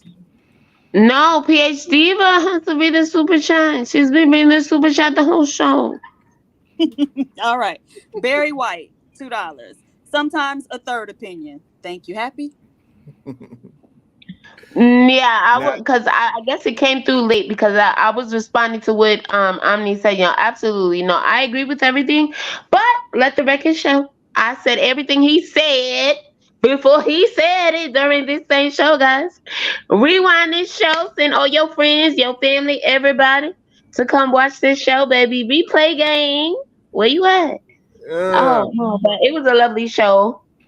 Also, what was it? There was something that Otis said in his closing remarks. Neither here nor there. I forgot what it was. So I am like stuck a tiny bit, just a tiny bit. But I just want you guys to know, right, that there is no love lost between me or anybody in this space other than, you know, the person that supposedly Sharon got some undisclosed beef with and shit. Other than that, we cool over here. Like, I'm cooler than a cucumber, baby.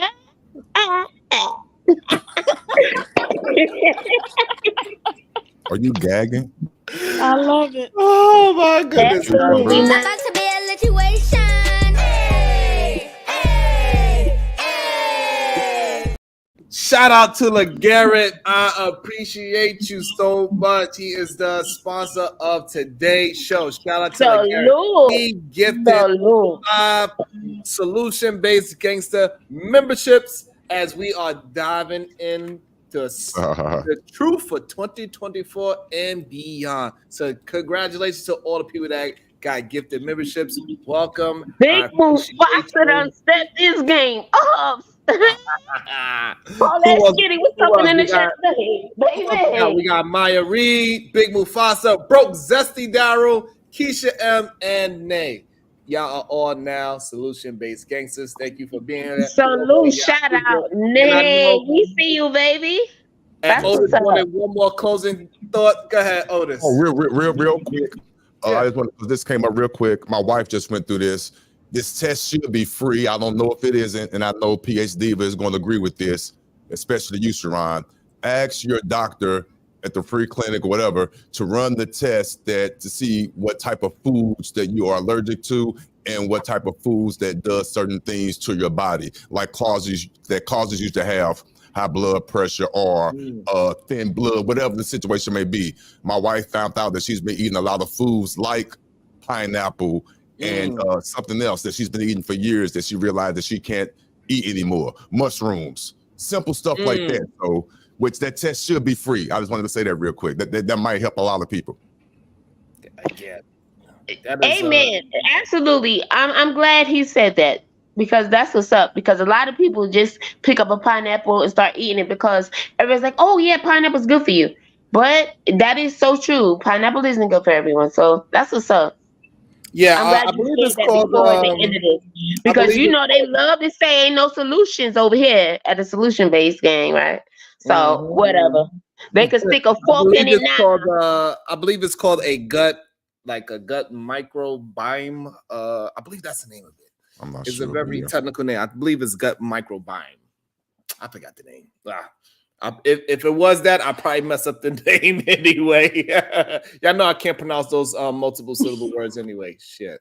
Gut microbiome is seeing what micro organisms you have in your gut. So, like, lactobacillus, it's the good ones and the bad ones, and they want to see what you have. And it's crazy because I actually started going to a functional medicine doctor, which if you can get a functional medicine doctor, get one because they do a lot more extensive testing and whatnot. So they actually ran that test and she told me I didn't have no good bacteria in my gut. So I had to start taking probiotics. Wow. Yeah. Right. Wow. That is Glad you got amazing. out. Look, I'm trying to close the show, but we giving out good information. Word, but no, Exactly. And that goes back to when you guys were talking about getting the colonoscopy done and things like that. Like, it's not really an age thing. Okay, Mr. Otis did mention, okay, he's going on his last one, right? But people think they shouldn't have one or they may not need one before, they hit 30. And that's not the case. So I'm glad, that's awesome. Absolutely. Yeah, so what is it called again? A gut microbiome? So I did say it correctly? Biome? Yeah, microbiome. Yeah. Yeah, so that's what it's called. And yes, you should definitely get that done. And you can find out if you got some good bacteria and stuff. It's what we was talking about earlier as well. It's about you got the bad bacteria that's in your gut.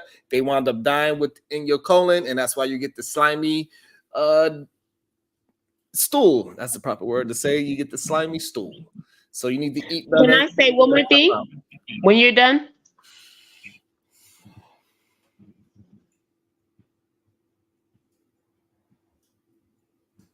Yes, no, maybe so. When you're done, can I say one more thing? Silence is compliance. Go ahead, baby girl. Okay, thank you. No, I wanted to add that what PhD was saying earlier. I just wanted to try to go over that again. So there is nothing wrong with it at all.